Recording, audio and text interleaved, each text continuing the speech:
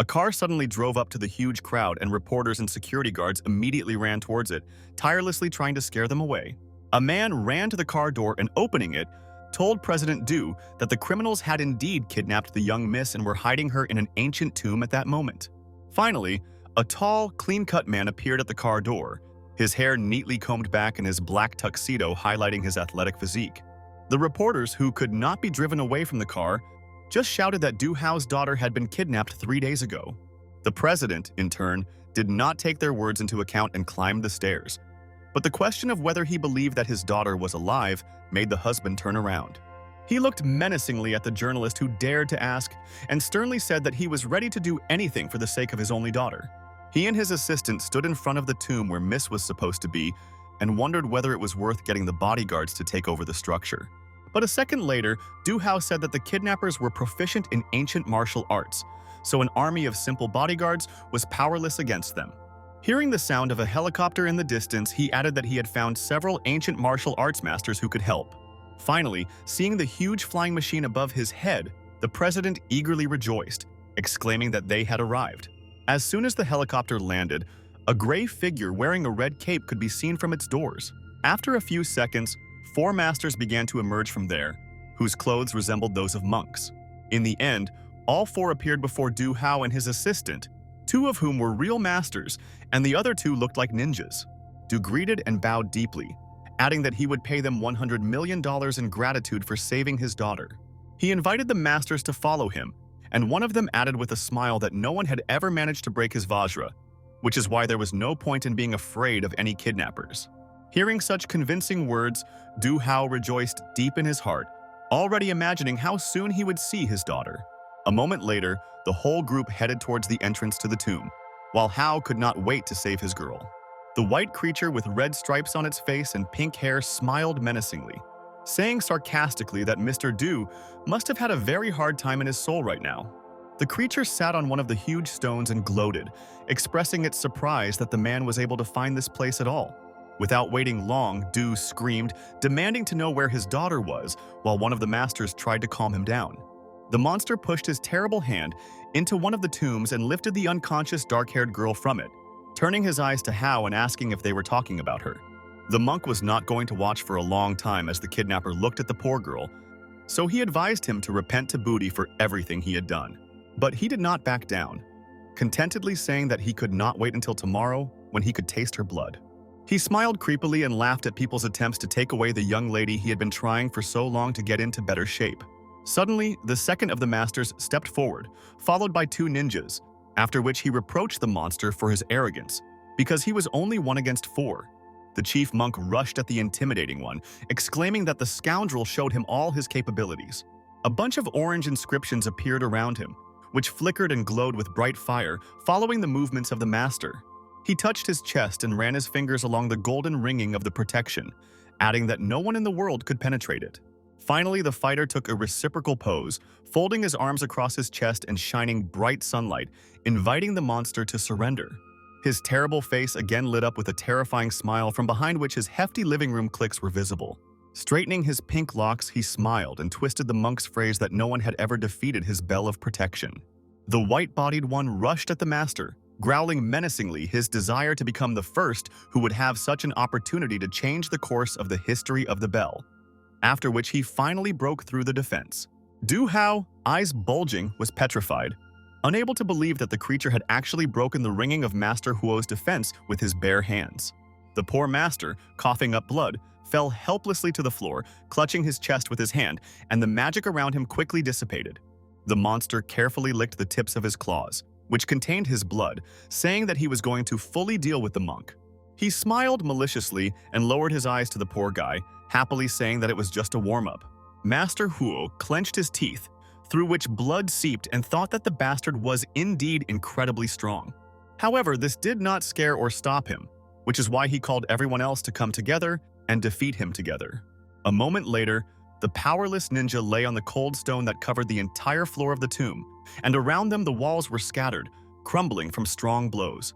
In one of the walls, one could see the head of another master, literally imprinted into the many-year-old marble. Against the background of this terrible picture, the monster's contented laughter could be heard, rejoicing that he had defeated all the masters of the world, making him proud of himself.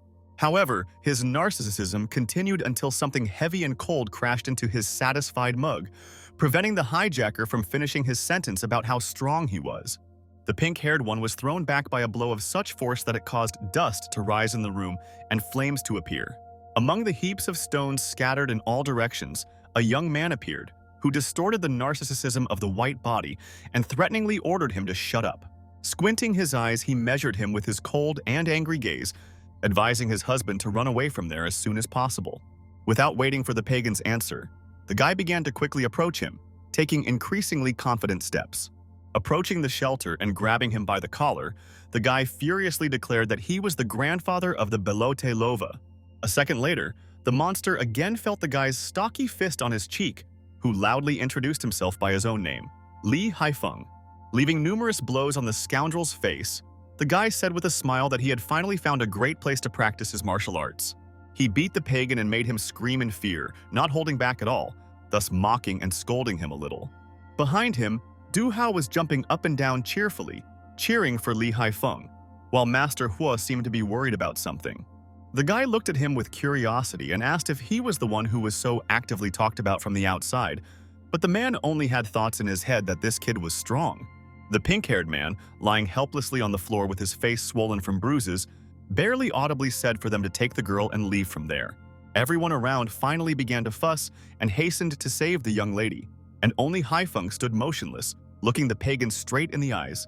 Suddenly, Master Hua grabbed his colleague by the shoulder, slowing him down, after which both looked carefully behind them.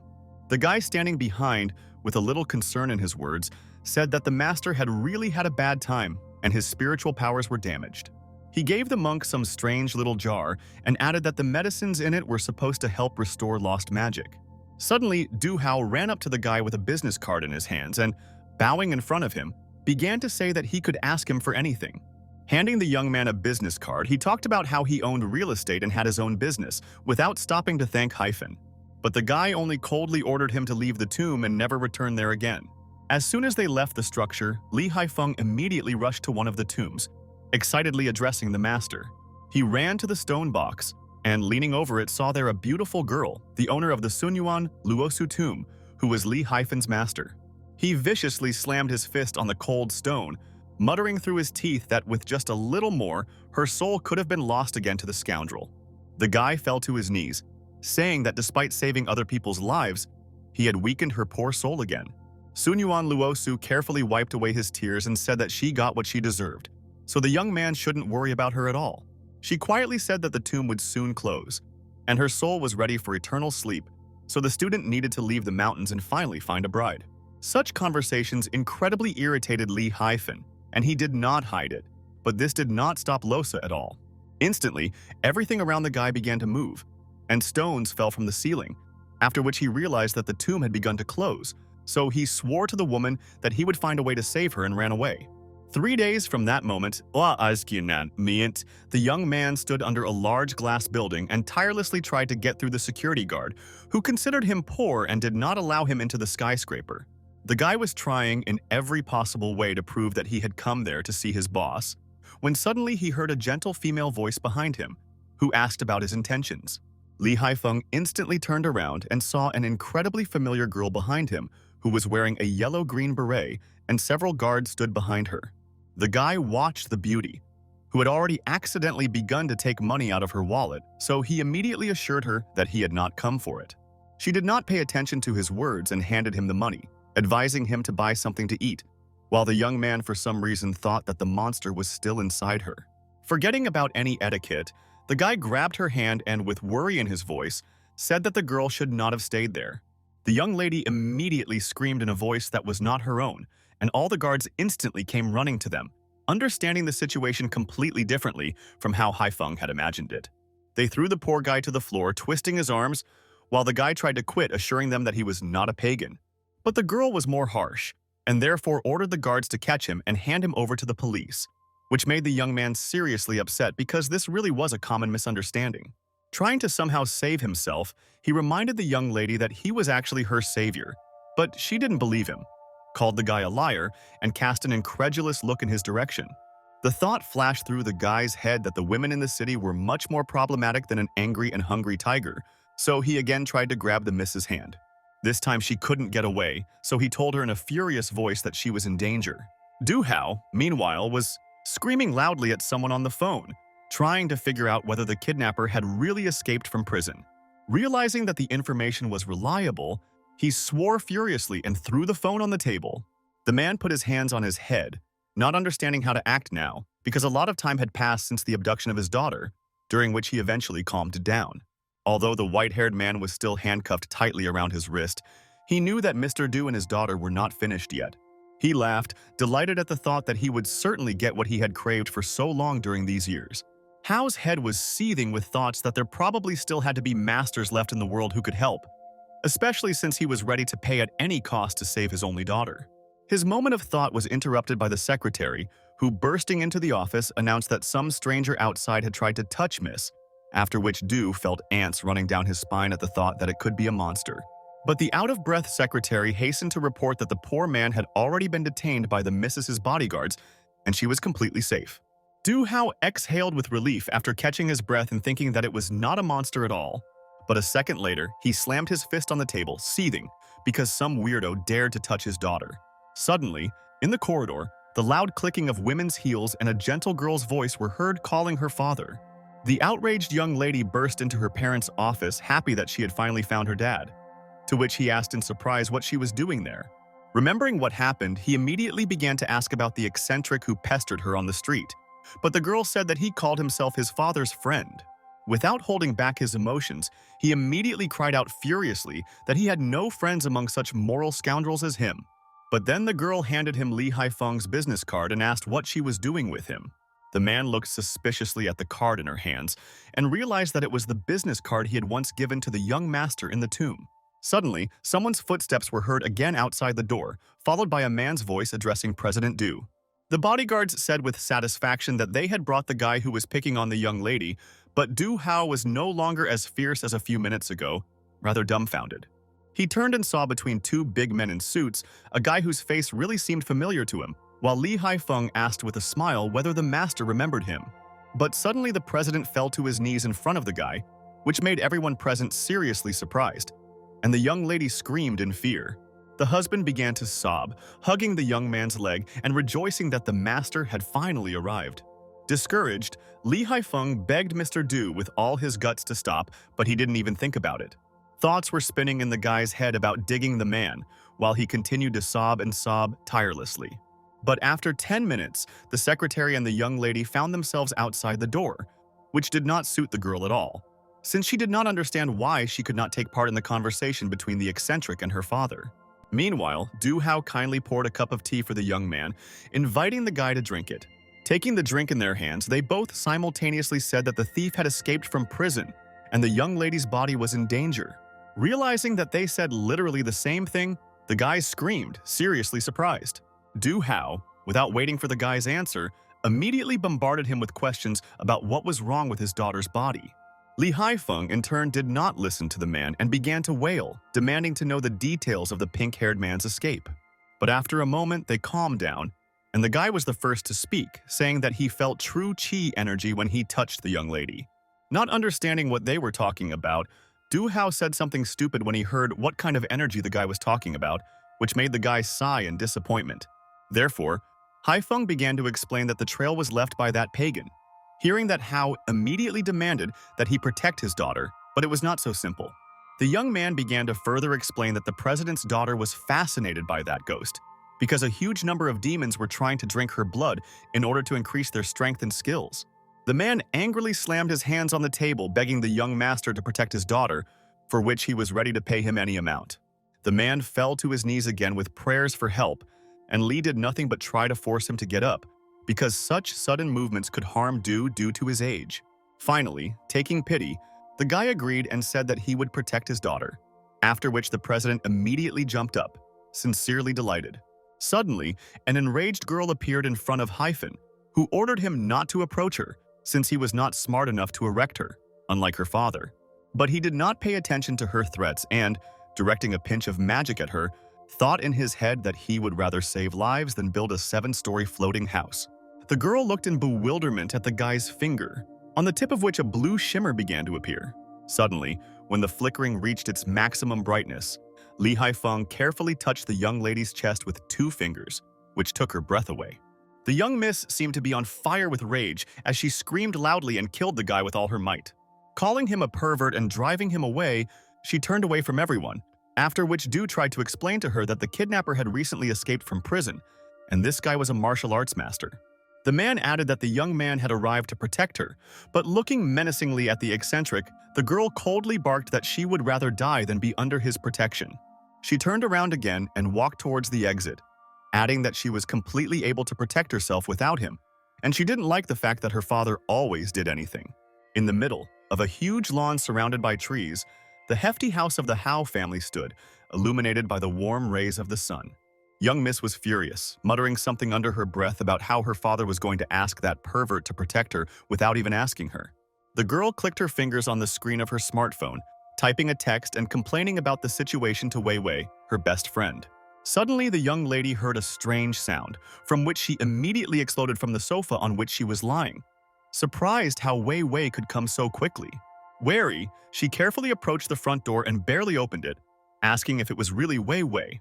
But when she opened the door completely, behind it she saw her father, who had a friendly smile on his face, and behind him was Master Li. As soon as she saw the guy, the girl slammed the door, shouting that she was not going to allow him to live in his own villa because she was fed up with it. Du Hao looked at the guy guiltily and said that he had spoiled Shishu too much, but the guy only nodded sympathetically. Delighted by this reaction, the husband joyfully told him that Shishu was a really good girl, after which he waved his hand and, turning in the opposite direction, said goodbye to the guy. Watching his enchanting speed, Hai-feng only had time to add that he would not break his promise. Li Hai-feng climbed onto the balcony of a hefty mansion, sat comfortably on it, and vowed to himself to protect Miss Dushu at the cost of his own life. Instantly, he heard strange sounds behind him, stood up, and realized that someone was trying to sneak up on him. He saw a girl lifting a large flower pot from a stand, on which something like a key was sparkling. The girl carefully took it out and squeezed it tightly in her fist, smiling contentedly.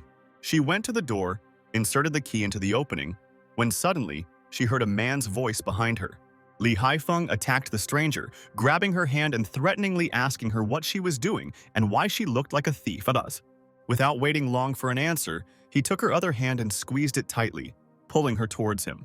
The next moment, the girl found herself on her knees with her hands behind her back, only managing to scream. The poor woman did not immediately understand what had happened, so she was seriously scared inside. Suddenly, an angry scream from Shushu was heard from behind the door, asking Wei Wei or if everything was okay with her. Li Hai-feng did not immediately understand that the stranger was a friend of the young lady, because as soon as he realized this, he immediately began to apologize. Noticing that the guy was getting upset himself, Wei Wei told him not to worry too much. Luo Mei Wei once again assured the guy that everything was fine with her, while a dissatisfied Du Shi sat next to her, obviously annoyed by the whole situation. The young lady screamed furiously, trying to drive the guy away, but Wei Wei tried to calm her down because the bodyguard was just trying to do his job. Angered by her friend's lack of support, Shu loudly declared that the pervert tried to touch her twice that day. Li Hai-feng immediately said guiltily that he was not a pervert at all. He was just trying to check the pulse and blood speed to reduce the qi level. But the girl did not pay attention to his excuse and again ordered the guy to leave the room. However, the guy did not retreat so easily and therefore introduced himself again and reminded the young lady that he was her bodyguard, who would not leave her one step until the kidnapper was free. But Shu did not tolerate such impudence, and therefore, taking out a knife from somewhere unknown, she again called the young man a pervert. She pointed a knife at him while Wei Wei tried to convince her friend to lower the weapon, but the guy himself still considered this a misunderstanding and therefore could not understand the mad woman. He took a confident step towards her, saying that he promised Mr. Du to protect his daughter and he always kept his promises. Hai-feng approached the miss almost to the shelter, saying that he would allow her to hit him if the girl then agreed to his protection. Leaning even closer, he allowed the knife to enter his chest and smiling maliciously, he said that he would allow the girl to hit him in exchange for an apology. The eyes of both girls were filled with indescribable fear, and the puzzled expression did not leave their faces because they did not expect to see this at all. Seeing what was stuck in the bodyguard's chest, Shu screamed that she had just killed a man. She was trembling all over, but at the same time frantically tried to dial the ambulance number, ordering the master not to move. The guy turned around and took a few steps in the opposite direction, assuring the young lady that he was fine and in excellent physical shape. With a smile, he looked at Shu and said that she could hit him again if she wanted, but the girl protested. Lee Haifeng flashed a wide smile and said with satisfaction that in that case he would protect her from now on as promised. The guy happily asked where his room was, since President Du had promised it to him if he agreed to protect his daughter. Having barely regained her ability to speak, Wei Wei quietly said that she was on the second floor, from above. While Haifeng was already casually starting to climb the stairs, Shu finally decided to ask him what to do with his chest. A smile appeared on the young man's face again, and he said that such injuries were nothing to him, and therefore the girl should not worry about him. In the end, after such a busy day, the guy got to his room and slammed the door with relief. After propping them up, he grabbed the knife that was still sticking out of his chest, remembering the surprised look on Miss Du's face when she saw the weapon in his body. The guy pulled it out, and the wound instantly began to heal, burning a little, radiating heat. The guy threw the knife on the floor and decided to look around his chambers, which were even nice. Suddenly, there was a knock on the door, and then the voice of Luo Mei Wei was heard, who said that she had brought him a first aid kit. The face of Wei Wei could be seen in the doorframe, holding a first aid kit in her hands, and reporting that this was all she found. And behind her stood a dissatisfied Shi who continued to be sarcastic. The young lady noticed that the young man was really feeling well, which surprised her and seemed strange to her, but she still said that she would bear all the costs of his treatment. Li Haifeng smiled sweetly and thanked her, but said that there was no need for this at all because martial arts were indeed a magical thing. In the blink of an eye, Du Shi finally noticed that there was no trace of injury on his chest, causing her jaw to drop. Anger flared in her eyes and she instantly rushed towards the guy, declaring that he wasn't even hurt, while poor Wei Wei watched in bewilderment on the sidelines.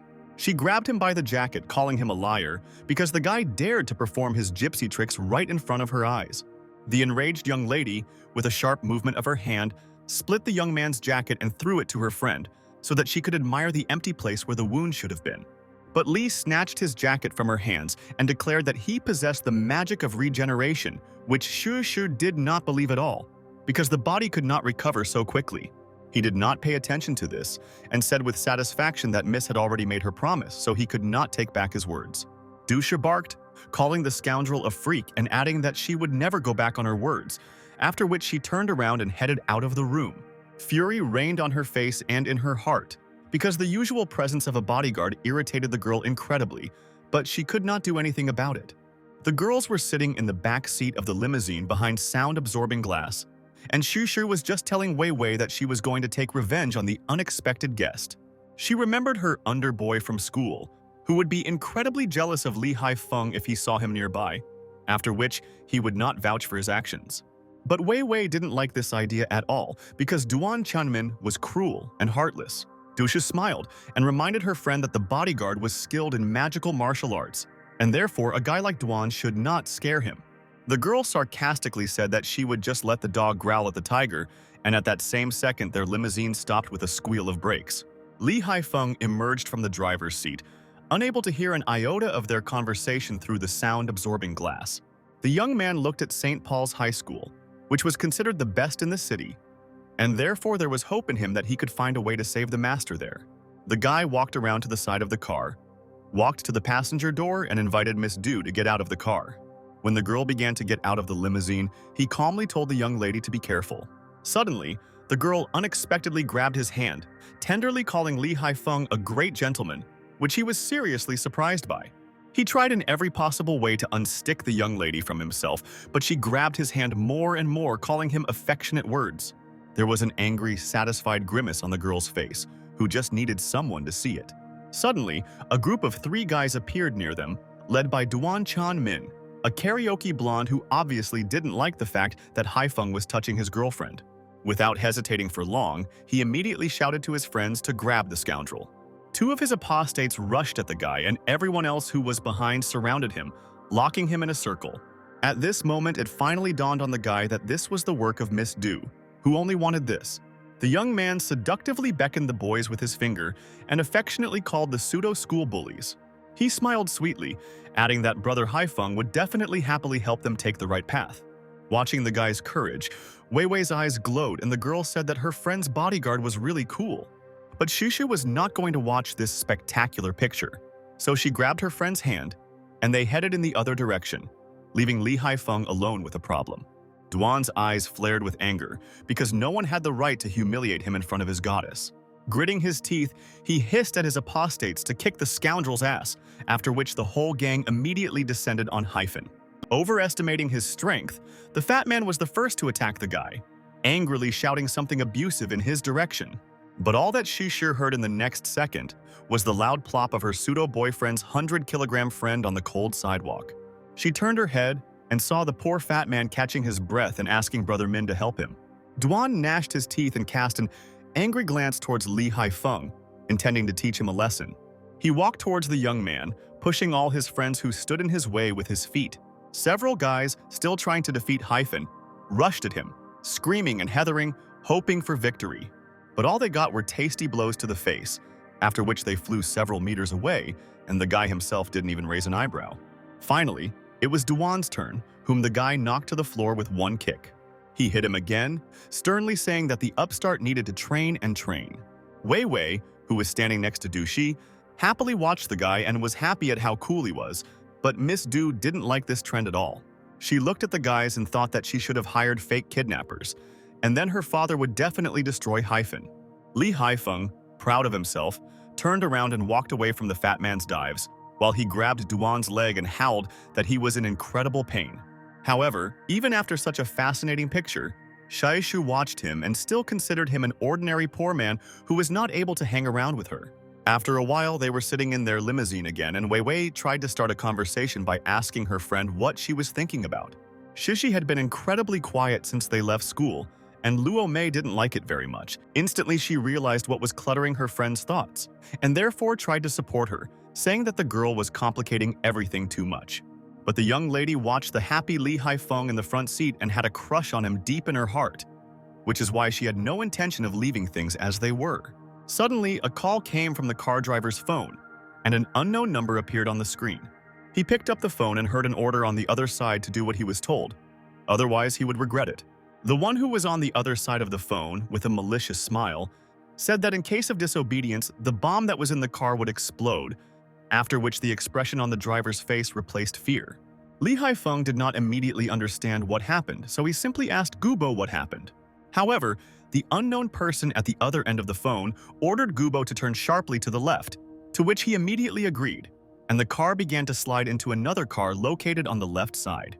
The poor girls in the back seat were thrown from side to side, causing them to squeal and scream. Finally, realizing that they were in trouble, Haifeng ordered everyone to do as he said. The girls stopped screaming and clung tightly to each other, trying to calm down and think soberly, convincing themselves that everything would be fine. Wei tried to convince her friend that the thieves only wanted money and Mr. Du would certainly have saved them. But suddenly, in the car on the right, Li saw a man holding a weapon. The limousine was pinched on both sides, with guns pointed at it, and therefore the bodyguard abandoned it so that no one would resist, since they did not need shooting at all. The man in the camouflage shirt carefully held a Cuban cigar between two fingers and tried to get Brother Du to sign the document with a grin.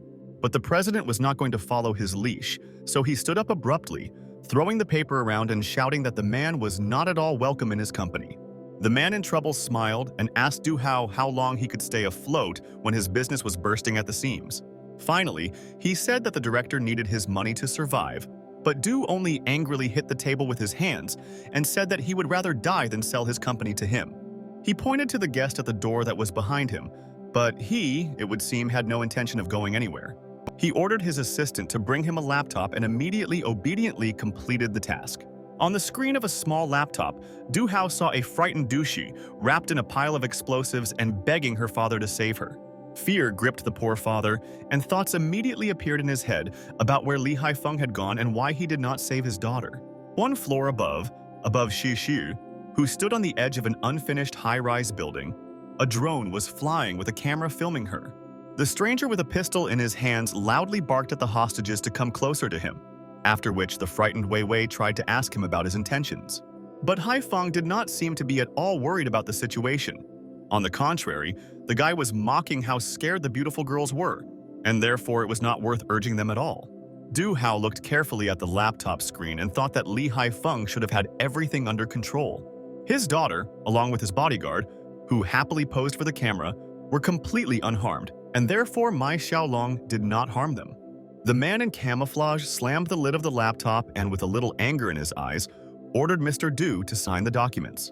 As soon as Li Haifeng saw that the leader of the criminals could no longer see them, he immediately attacked the guy with a gun in his hands, knocking it away from him and knocking him down. The man, not realizing how far he had been thrown to the edge of the floor, took a step and immediately realized that it was a mistake. A second later, the kidnapper flew with all his might to the ground from about the 10th floor, screaming in fear and waving his arms. But fate took pity on him, and almost at the last second, with the collar of his jacket, he caught on one of the pipes protruding from the unfinished fittings. While Li Haifeng was beating the other pagan, he loudly ordered Gubo to find a car in which they could leave. But when he saw several more men flying towards him, Gubo immediately understood and rushed to carry out the tasks. He ran, and Li Haifeng, meanwhile, repelled all the scoundrels at the same time, leaving not a single one of them without a reward. Seeing that one of the criminals was pointing a gun at him, the guy immediately rushed at him, knocking out the weapon and knocking the stranger to the floor.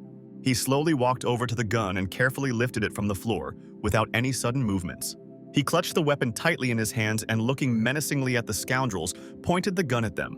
The thief standing behind the girls, seeing the bodyguard, stepped back out of fear but did not quite have time, which is why he received a bullet in the chest, which made Wei Wei scream. He ran up to Shishir and rushed to remove the bomb from her, surprised at how calm the girl remained throughout what had happened. Finally, the explosives fell at her feet, and the girl calmly said that panic would only make the situation worse.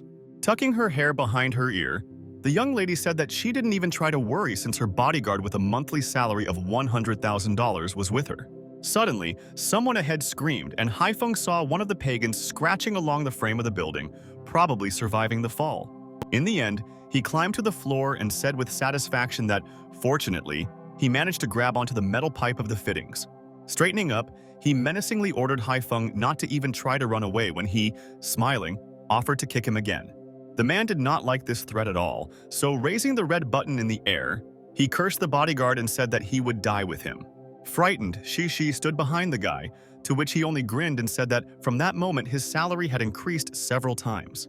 The young man decided to use his own magic so as not to endanger anyone, so he ordered everyone to flee, proceeding to deal with the last pagan, who was seriously surprised by the orange flames around the guy. Realizing that it smelled burnt, the bastard squeezed the control panel in his hands and pressed the red button. There was a loud explosion on the floor, shattering the concrete walls and columns into tiny shot glasses that flew in all directions. Gubo, who was trying to find the car, looked up in shock when he saw a huge cloud of small stones and fragments flying towards him. Two doctors in the intensive care unit tried their best to pump the guy out, but his heart beat slower and weaker, and his pulse gradually disappeared.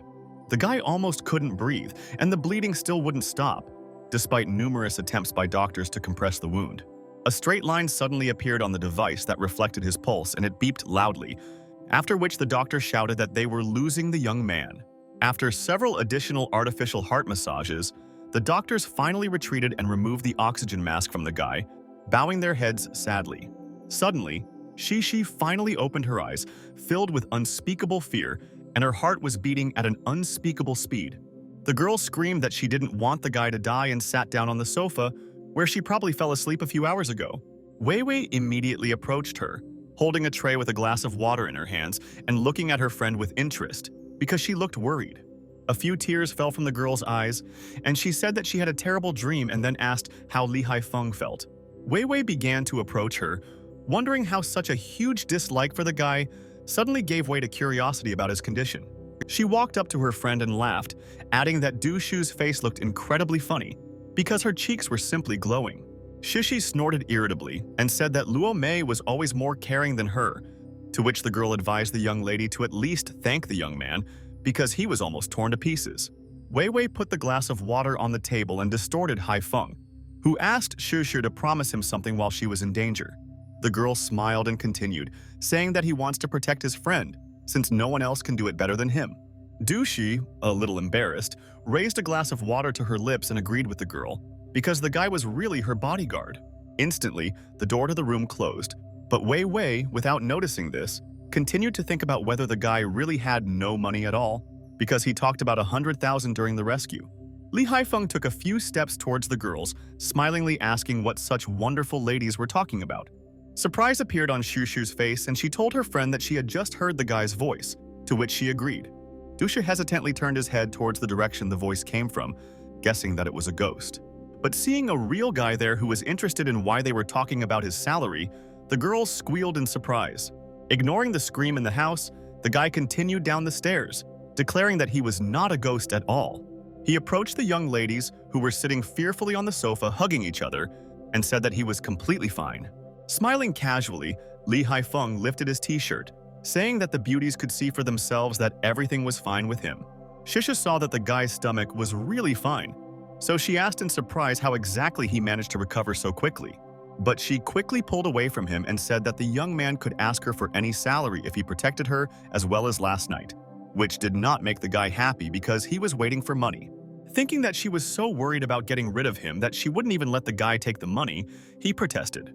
Snorting indifferently, the girl said that she was going to transfer him 200,000, but if he did not insist, she would not do it. The poor guy immediately began to cry that he was just joking, and Miss Du shouldn't have taken his jokes seriously. But suddenly, he was interrupted by a call coming from the young lady's laptop, where a video call was displayed on the screen. She immediately pressed the key and accepted it, realizing that her grandfather was on the other side.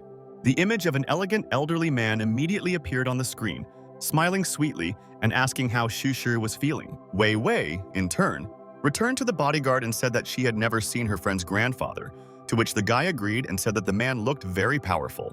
The grandfather, seeing some other strangers behind his granddaughter, suspiciously asked her who they were. The young lady immediately said that it was her security guard and best friend, after which she asked her grandfather why he called her. Grandfather clasped his hands in concentration and said that his granddaughter needed to attend his birthday party with Du Fu, as it was her family duty to marry into the Hamasaki family. The girl's face was immediately replaced by horror, and no tears came to her eyes, and she cried out, not believing that her grandfather was talking about marriage. She angrily slammed the lid of her laptop and shouted that she would never marry Hamasaki in her life. Surprised, Lee Haifeng indignantly asked how her grandfather could so heartlessly force his grandson to marry that Japanese man. Shishi furiously clenched her fists and hissed that he was not her grandfather at all, and that her father had contacted the Japanese a very, very long time ago when he was dealing with Hamasaki. She began to talk about the death of her mother during childbirth, after which her father had to remarry and raise a son for the family business. But her father loved her mother very much, so he refused such an offer, deciding to raise only Shushu. After that, they packed their things and, together with their father, left from there to other parts. So the girl was under no circumstances going to return to that place. Haifeng bowed his head sadly, saying that the girl was an ordinary tool to achieve a goal in the hands of her grandfather. Wei Wei also sadly added that she now understood why her friend never talked about her grandfather. Water immediately rushed to her friend with hugs, trying to support her and saying that she would never let her marry such a freak. Understanding the situation, Lee Haifeng immediately assured Wei Wei that everything would definitely be fine with Miss, because he would protect her from her. Du Shi snorted displeasedly again, saying that she didn't like such heartfelt things and promises at all. But Wei Wei immediately screamed, trying to stop her friend because she was teasing the bodyguard too much. The guy, in turn, raised his hand and swore that he was telling only the truth, surprised how the young lady could think so about him. He immediately smiled sweetly at the girl and added that he would go with her to Japan and protect her, from which she only irritably folded her arms over her chest, not intending to answer anything. Suddenly, Du Hao, who already knew about his grandfather's call, ran into the room, but Shushu hastened to tell him that under no circumstances would she marry Hamasaki. The upset man exhaled, saying that the girl was already aware of the situation. He rudely said that at tomorrow's birthday party, he would try to have a serious conversation with him because he would not allow his only daughter to marry a stranger. The next day, at Du Jiaishu's feast, there was noise and noise because there was a huge crowd of people who came to congratulate the master, Du Hao. And his father retired to one of the rooms of the mansion and tried to talk about the engagement and wedding. The old man began to say that the support of the Hamasaki family would greatly help the business, since their family had a bunch of branches, some of which they lost. Du Hao announced that he thought it best to marry his nephew to the daughter of the Hamasaki family, whose name was Shizuka. But after shaking the ash off his Cuban cigar, the father said that he had played chess with Naoki, the head of the Hamasaki family. He looked up at his son, who did not understand what was being said, and added that he and she had decided to get married. He continued that Shishu and Shizuka were supposed to play chess and the loser would get married. But right there, Du Hao shouted that she had never played chess, to which the old man only advised him to ask for help around him. The disgruntled man asked if his father knew that Shizuka was a chess prodigy. He was simply unable to find anyone who could help Shishu an hour before the game. However, the man clenched his fists and said that he would connect all his connections and try to save his daughter. He rushed to the door, angrily saying that there was no way he would find such a genius to help in an hour. But he immediately flew out of his father's office without wasting any time. Grandfather only managed to shout that this was the only way to save the grandchildren of the Du clan, and Hao could not come to terms with the fact that their family would get involved with foreigners. Finally, he said that the man needed to sacrifice Shishu because there was no other option, which made the girl standing behind the door, who was listening attentively to everything, go up to her forehead. Hearing her father's steps, she immediately turned around and ran, thinking about whether she was really the target of the Du family. Li Haifeng, meanwhile, was walking around the main hall and enjoying the aura of martial arts that hovered there. Without looking around, Miss Du suddenly rushed towards him, almost knocking the guy down. He grabbed the poor girl, who punched him and called him a liar when the guy didn't understand anything and tried to object. The guy grabbed the young lady's hand, trying to find out what happened, and she told him that old Du wanted her to play chess against Shizuka, who was their best. Haifeng did not understand which girl they were talking about and asked who Shizuka was, after which Shi pointed her gaze at the young lady, who was Japanese and belonged to the Hamasaki family. The guy turned around, looking for at least someone who matched Miss Du Shu's description. Finally, his attention was drawn to a girl in a pink kimono who had short purple hair and was looking straight at him. Shizuka walked up to them and asked Shishu if she was really Mr. Du's granddaughter. After that, she sweetly introduced herself and said that this was exactly who Du Shi would have to play chess with. But suddenly Shishu screamed, "How could a girl agree to this and sacrifice her happiness?" Shizuka covered her mouth in embarrassment, hesitantly asking if that wasn't her responsibility as a member of the Hamasaki family. But in an instant, Li Haifeng carefully touched the girl's elbow, turning to her. He told the girl that she needed to find a Bluetooth earphone because the game would start soon, and he would try to help the young lady as soon as he could. After the convincing words of the bodyguard, Du Shi confidently stated that she would definitely win this fight, and Li Haifeng, in turn, smiled and told Shizuka that Miss had a terrible character. She looked at him suspiciously and asked who he was, and the guy immediately introduced himself as Miss Du's bodyguard, extending his hand to her. Shizuka shook hands and said that she was jealous of the girl's character, which Haifeng was a little surprised without understanding why. But the Japanese woman simply continued to say that Shishu posed an indescribable challenge with just her appearance. However, Shizuka took hold of her kimono and said that even in this case she would not play. Haifeng held his cheeks, saying that he simply did not understand why Shizuki was so different from girls of her age. Somewhere behind him, at the same moment, he heard the excited voice of Wei Wei, who called him to her and waved her hand. The young man ruffled Shizuka's hair and advised her not to give up, because the girl needed to give it her all and show that she really was the best. After such warm words, something flared in the eyes of the lawn, and she once again repeated the guy's words about herself. The huge doors of the hall opened, and old Du appeared, congratulating everyone at his festive party. Spreading his hands, he addressed all the guests, saying that, as a sign of gratitude, he had prepared a small surprise for those gathered. Shizuka, who finally decided that she really wanted to show off her full strength, turned to Haifeng and announced that she would play. The guy was happy and advised her not to give up, thinking that the girl was incredibly beautiful. He watched her image and thought about whether he should start thinking like a monk who had already seen the whole world. The young man approached Wei Wei, who handed him the right and an earpiece, with the help of which Shushu would be able to hear what he would say to her. The girl told him that Haifeng needed to hurry since the host had already begun to announce the start of the duel between the two beauties. Shizuka was the first to take the stage, followed by Dushu, who waved sweetly to everyone, believing that Haifeng would not let her down. The host announced the start of the game. The rivals bowed to each other and began the fight. Li Haifeng held the walkie-talkie and quietly whispered to Shushu to select white pieces while closely watching the game. The girl chose white, and the host immediately said that it was a symbol of weakness, so Miss Du had to be very confident in her own abilities.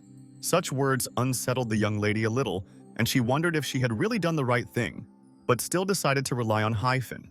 The grandfather, watching his granddaughter, did not understand why she did not argue, but on the contrary, took the initiative into her own hands.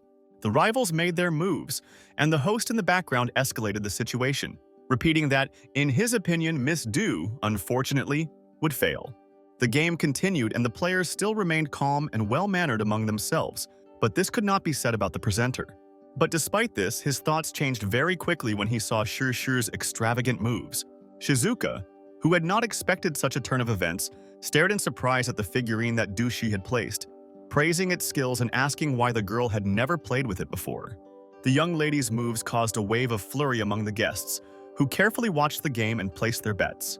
Meanwhile, Shizuka's head was in chaos because she had met a lot of brilliant people, but not so skilled in chess. This was her element. Lee Haifeng sat behind all the guests and with a smile dictated to his client the process that she needed to do. Shizuka's father raised his glass of wine and said that he had never heard rumors that Du was so skilled at chess. The grandfather, who was talking with him, said that he was surprised by his granddaughter's talent, and he should ask her father about it.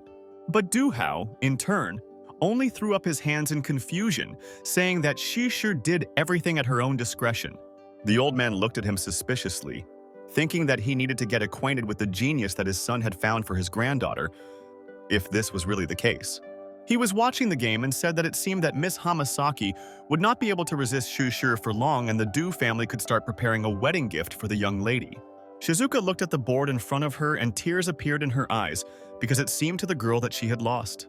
Seeing this, Lee Haifeng forgot about the right and shouted to the girl not to give up, but because of the noise, she did not hear it. Du Shu, who heard the guy perfectly, was seriously surprised and asked him to repeat what he had said. After a moment, she looked at Shizuka and said what some wanted to tell her. She said that there was no greater failure in the world than trying to stop, and Shizuka seemed to have an epiphany. The image of Lee Haifeng immediately in her head, who sweetly tried to support her and ordered her not to give up under any circumstances. Having gathered all her strength into one whole, the girl tightly grasped the fabric of her own kimono and decided not to back away. She gently wiped away the tears with her fingers as a small smirk appeared on her lips. Shizuka tried to concentrate on the game again, looked at the board with concentration, picked up a piece and declared that she would not give up. Shishi smiled, but she had some strange plan in her head and quietly muttered that everything would change from now on, moving the chip. Shizuka was petrified, unable to take her eyes off the playing board because her opponent's moves simply stunned her. The people immediately buzzed like a beehive, shouting that it was a mistake that gave Hamasaki a chance. Lee Haifeng smiled excitedly, muttering that he couldn't help but give a beauty like Shizuka a chance. But suddenly his attention was attracted by a blonde guy with a glass of wine in his hands, dressed in an evening suit the same color as the wine. He watched the game with disgust and muttered that it was just kindergarten. After the next 30 minutes, the game was still going on, but it was already close to the end because both opponents were a little tired. Shizuka sighed and was a little happy and said that they were finally done, which Shushi agreed with because she thought everything was fine. The host, meanwhile, commented and analyzed the entire course of the game, talking about the most exciting moment, thanks to which Miss Hamasaki could have won if Shu had not given up her chip. The guests carefully watched the screen on which the recording of the fight was played and agreed with the presenter. But instantly the man joyfully exclaimed that the game ended in a draw, raising a white flag. The blonde stranger in a burgundy suit was displeased and indignant, not believing that he would have to marry Shizuka. He said furiously that his sister would never marry Hamasaki, just as he would never marry them. The guy approached Hamasaki and taking her by the chin said that he did not like Japanese women because of their depravity, although they served their men well. Instantly, a man grabbed Du Gongfen's hand, ordering the guy to show a little respect to the girl. The guy, who had a rather hot temper, immediately gave the stranger a knee blow, shouting that he had no right to talk to him. Chairman Hamasaki looked at Old Man Du and asked if he was going to stop his grandson, but he only said that nothing short of a fight could convince the young man. Poor Shizuka stood with her hands covering her ears while a serious fight was going on behind her. Suddenly, Lee Haifeng approached Du Gongfen and grabbed him tightly by the hand, saying that this fight should have been stopped, which seriously angered him. Old Man Du immediately noticed the burning body of the bodyguard and immediately thought of the ancient warriors who had such an ability. The guy, in turn, twisted Du Hao's nephew's arms and grabbed him by the shoulder, saying that this should have stopped him. But the fighter was not going to obey him, so he broke free and shouted that there was no need for this. Having briefly enjoyed the will and without waiting for an opportune moment, the guy immediately swung his fist at Lee Hai-feng. But in the blink of an eye, the angry voice of old Du was heard behind them, who ordered the guys to stop. Grandfather again spread his hands with a smile and declared that this was the end of the game for today, expressing the hope that the guests liked it. Naoki approached him, offering to discuss matters with the wedding in person if they could not decide because of chess. Shizuka's entire attention, meanwhile, was focused on Lee Hai-feng, who stood behind all the guests and carefully watched the hall. Finally, the banquet ended, and standing by the car, Shizuka said goodbye to Mr. Bodyguard, saying that she was glad to meet him, to which he agreed.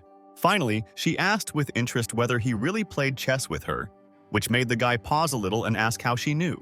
The beauty said that she had read Miss Du's biography, which spoke of her inability, and her father recently reported that Shi was looking for a certain foreign genius, who Hai-feng turned out to be. Dusha herself stood nervously near her jeep, not understanding where Hai-feng had been fiddling around for so long, and Wei Wei, who was watching her, only laughed at her friend's jealousy. Miss tutted at her, saying that she was worried that Shizuka wouldn't be up to something behind their backs since she was too close to the bodyguard. Wei Wei laughed, saying that Shi could not live a day without accusations, to which she attributed her experiences to intuition. Lee Hai-feng immediately heard the angry voice of the young lady, threatening him to stay in the mansion and go home alone if he did not immediately return to the car. The young man hurriedly said goodbye to Shizuka, waved his hand to her, and rushed towards the car. Stopping for a moment, he glanced at her car and the girl herself, sitting inside looking in his direction. As night fell, the Du family mansion looked even better than in daylight, as the moonlight made it a little eerie. The girls, who had just gotten out of the shower, were running around and cheating, tickling each other and laughing loudly. In an instant, Shi accidentally slipped on the smooth tiles and fell with such a crash that it could be heard at the other end of the house. Lee Hai-feng, who was busy listening to music, also heard this strange sound and immediately thought of Miss Du. The guy immediately rushed to the door and into her bathroom, blaming himself for not being there for her in the situation that could have just happened. He burst into the room where the young lady was at great speed, loudly begging that this was not one of her stupid tricks. But suddenly in front of him he saw two girls wrapped in towels, who, with their eyes wide, pointed their fingers at him and screamed in surprise. The guy tried his best to stop, but the inertia was against him, so he simply flew towards the beauties. Lee Hai-feng knocked Shi down mid-flight, shouting that it was an accident, and both simply fell to the floor, waving their arms in the air. Miss Du immediately yelled at the bodyguard, calling him a pervert, but he only tried to stop her and assure her that he had no intention of breaking into her bathroom. Plus, he reminded the girl that she wouldn't see him again in a few months, so she didn't need to worry at all. When Hai-feng had already turned around to leave, Shi suddenly asked Wei Wei to leave, because she wanted to tell the guy. The friend looked at her in surprise but still went, before adding that Dushu should not insult the guy. Luo Mei also threw Shi a dress, since standing in front of a guy wrapped in a towel was not entirely decent. The girl went around the corner to change clothes and asked Hai-feng if he would be willing to leave if she gave him 100,000. The guy stared at the floor in confusion, but after 10 seconds of thinking, he said that he needed to do this. Shi finally returned to him and asked with interest why he was trying to protect her with such great desire, and also what she would do when she finally completed her task and left. Lee Hai-feng said that the girl's father would definitely be able to find someone better than him because they had an incredible amount of money. Dushu did not answer and simply left the room, saying that Hamasaki was not as simple as he thought at first glance. She slammed the door in front of the young man, and he only thanked him for his concern, adding that Shizuka Hamasaki was incredible. In the schoolyard in the morning, there were still a bunch of students talking, playing something, or just arriving at school. But suddenly, the hum of their conversations was interrupted by the loud roar of a motorcycle engine, which suddenly drove up to the school and stopped with a squeal of brakes. Everyone around them cheered, happy that Zhong Meijia had finally returned to school. The young lady on the motorcycle, slowing down, carefully drove into the schoolyard, gasping from time to time. Lee Hai-feng stood and watched the picture warily, because he had never seen this girl before, not only at school, but also in the city. Wei Wei, who was standing next to him, also beat joyfully that Zhong Meijia had indeed returned, but the young man only asked who it was. Luomei immediately explained in detail that the young lady was the hottest goddess in the school, as well as Simran's fiancé. The guy asked who Simran was, watching as the blue-eyed blonde took off her helmet and her long hair began to flutter in the wind. Shi, in turn, was outraged that after staying in their city for so long, Lee still did not know Simran, so she advised him not to even approach him and his fiancée, as he would regret it. Meanwhile, the blonde was approached by a guy who grabbed her by the waist and pulled her towards him, happy that his future bride had returned to school. Seeing her boyfriend, the young lady threw her helmet into the hands of some stranger and immediately stuck to him. Hugging him with her other arm, she asked him why he didn't take a few months to study. The student, who was holding a helmet, smiled and asked Brother Jean if he should have sent an explanation to the school administration, saying that the blonde was soon to become his bride. But the young man only angrily barked at the student, saying that the people he would like to see already knew about everything and were soon to arrive. Jung Meija looked at her boyfriend in surprise and asked who they were talking about, and meanwhile he said that in Japan he met a chess genius who was super cute. However, right after that, he quickly added that the Japanese woman was in no way comparable to his goddess, Jung Meija. Shisha suddenly ran up to Lee Haifeng, who was watching all this with his mouth open, and slapped him in the face, saying that with such success the guy would be late for his first lesson. The bell rang, and all the students immediately rushed to the classroom, sitting at their desks, while Hyun ran through the corridors trying to find his class. Finally, he found the right room, flew into it and sat down at his desk, after which the teacher immediately entered the classroom. One of the school children leaned over to the guy and said that a new student from Japan was supposed to come to school, but Haifeng almost did not listen to him because he was dying from the heat. But the guy continued to say that the students at their school were very rich, so it was not news that children from Asia wanted to transfer to their school.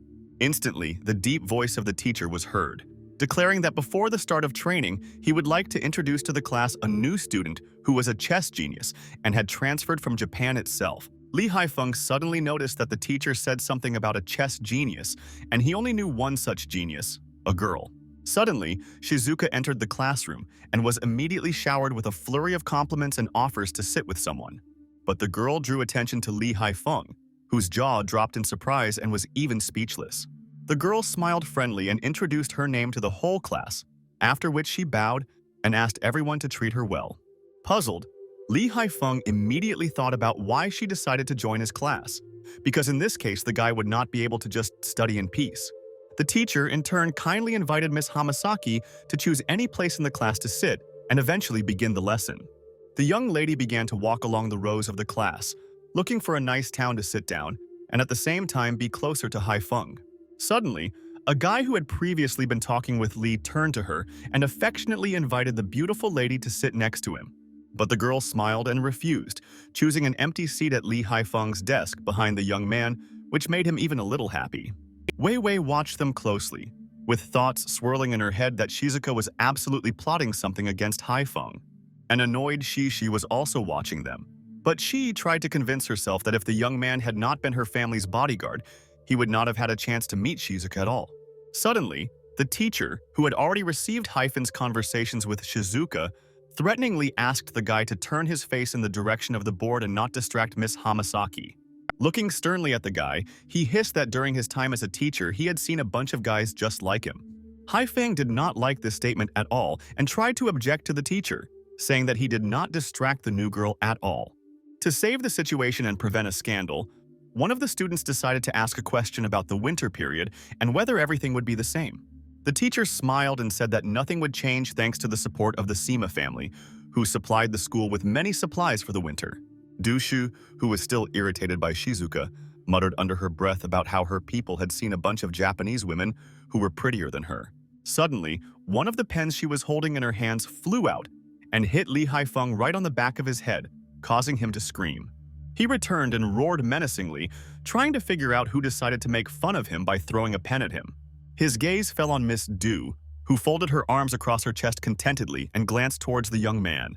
Hearing the guy's voice, the teacher got angry again, telling him to conduct lessons instead of him, and he also added that the guy had no right to talk to Miss like that since he was an ordinary bodyguard. This time, rage flashed in the guy's eyes, and he had a desire to take revenge on both the teacher and his client. The guy sitting next to him said that Miss Du's authority was incredibly high, so she had to be treated with special respect if Haifeng did not want to ruin his school days. Lee twirled the pen between his fingers and sighed, saying that at least Shizuka was on his side. As the break began, the young man finally approached Shizuka and invited her to have dinner with him, and the girl, a little embarrassed, only asked if Shishu and Mei Wei would be at dinner. The girls, who were standing nearby and heard their conversation, joyfully approached them, agreeing to the proposal, or rather, it was Mei Wei's consent, because Shukishu was still dissatisfied. In an instant, all the classmates around turned their heads in the same direction and screamed when they saw Simran in front of them. With a playful smile on his face, the guy walked towards Hyun and Shizuka, holding a bouquet of red roses in his hands. He walked up to Shizuka and handed her a bouquet, inviting the girl to dinner, while everyone around them watched in stunned attention, their eyes searching for Jung Meijia. His eyes sparkled with an unknown light, a smile appeared on his face again, and the guy babbled how glad he was that he was able to see the girl again. Suddenly, Lee Haifeng intervened among them, snatched the bouquet from the young man, and answered with a smile that he, of course, could invite the young lady to dinner. Despite Simran's stunned look, Haifeng handed Shizuka a bouquet and again reminded her that she could go to dinner with them. Simjan was furious, but trying to calm himself down, he pretended that he didn't care about what happened. Remembering Simran's funny face, Wei Wei laughed, calling Hyun a wonderful joker, but Shushu's face still remained unchanged. Arriving at one of the most luxurious hotels in the city, Haifeng and Simran got out of the car, showing each other dissatisfied faces. Lee looked at the hotel in front of him and realized that it looked quite expensive, and the guy still hadn't received his 100,000 for the job. Suddenly, he almost tripped over the step that Simjan had set for him, causing the guy to scream and threaten the young man to watch his feet. But the next second, some huge creature attacked him with a dagger in his hands, which looked very much like a man hiding under a huge black robe. The frightened girls screamed, calling the man a ghost, and ran away, expressing their desire not to die so early. But they were dumbfounded when they saw that the ghost did not even look in their direction but was running after the bodyguard. Shishu stared at him in shock, saying that the bastard really only attacked Lee Hyun. The stranger in the black cloak actually rushed at the guy, waving his arms and tightly clutching a sharp dagger in one of them. As soon as he approached him, Haifeng grabbed his hand, piercing him with a cold gaze. He tackled the man to the ground, twisting his arm and pulling it behind his back, causing him to whine in pain. The young man looked menacingly at his unfortunate opponent and said that he was too weak to be brought and therefore asked who he was. Dusha suddenly noticed somewhat and pointed a finger at the pagan's pants, which were similar to their school uniform. The bodyguard leaned down and grabbed the man by the collar of his cloak and hood, tearing off the top part.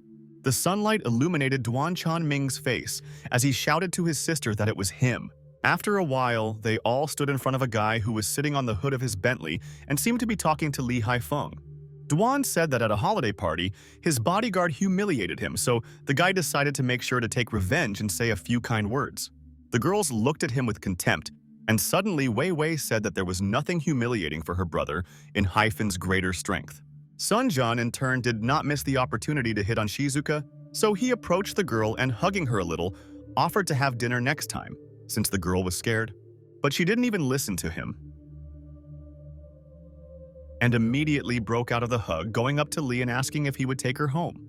Haifeng looked suspiciously at the girl, and then at Simjan, whose face was again filled with rage and resentment. He walked up to Shizuka and, looking at her uncertainly, tried to object. Instantly, Shishi approached Simjan and grabbed his hand, saying that she would happily share her bodyguard with Shizuka if she liked him so much. With a wide smile, she returned to Simjenya and asked the guy to take them home from Wei Wei, with which he could not but agree, but did not hide the displeased expression on his face. Shizuka looked at Miss Du, puzzled, not knowing whether it was a joke or whether the girl was really serious. A little embarrassed, Haifeng said that the girl had a peculiar sense of humor, so sometimes it was difficult to understand her. Their car pulled up to the huge old estate where Shizuka lived, and the guy immediately thought that it was not far from Miss Du's house and they could just go together. The girl, smiling sweetly, got out of the car and invited the guy to visit her, which he did not hear at first and stared at her in bewilderment. But after a second, he understood everything and, holding the back of his head, sheepishly agreed, laughing a little. The guy blocked the car and casually began to walk around it, approaching the girl, when he suddenly felt something strange. He looked around carefully because he smelled a very familiar smell, which caused a little excitement. The dead silence of the late night was suddenly broken by a loud scream coming from the Du family mansion. Shishi and Wei Wei ran away with all their might, and behind them loomed the figure of a very familiar ghost. Hyun immediately apologized to Miss Hamasaki, saying that he urgently needed to return to the estate, while the girl only looked at him in surprise. However, he did not wait for her answer, quickly jumped into the car and said goodbye to the young lady, pressing the gas pedal with all his might. Shizuku called her Crimson Guard, and he immediately ran over and asked if the lady would like him to follow the guy. However, Miss objected and ordered him to check the area, obviously worried about something. The Crimson Guard raised his eyes and said that he felt two incredibly powerful gods, one of which was not far from them, and the other was moving with unspeakable speed. A loud explosion was heard in the Du estate, and among the pile of dust that appeared on the ground, the figure of Hyun appeared, who found himself right in front of the monster. Seeing two frightened girls behind him, he loudly shouted to them to run away, holding his own hand, from which blood was coming.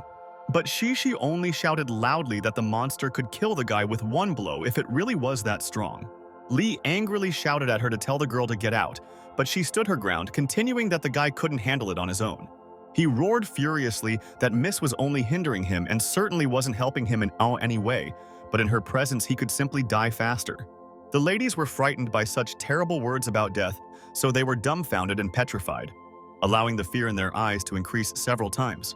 A mean smile appeared on the Belotelov's face, and he sarcastically asked if they really thought it was so easy to escape from him.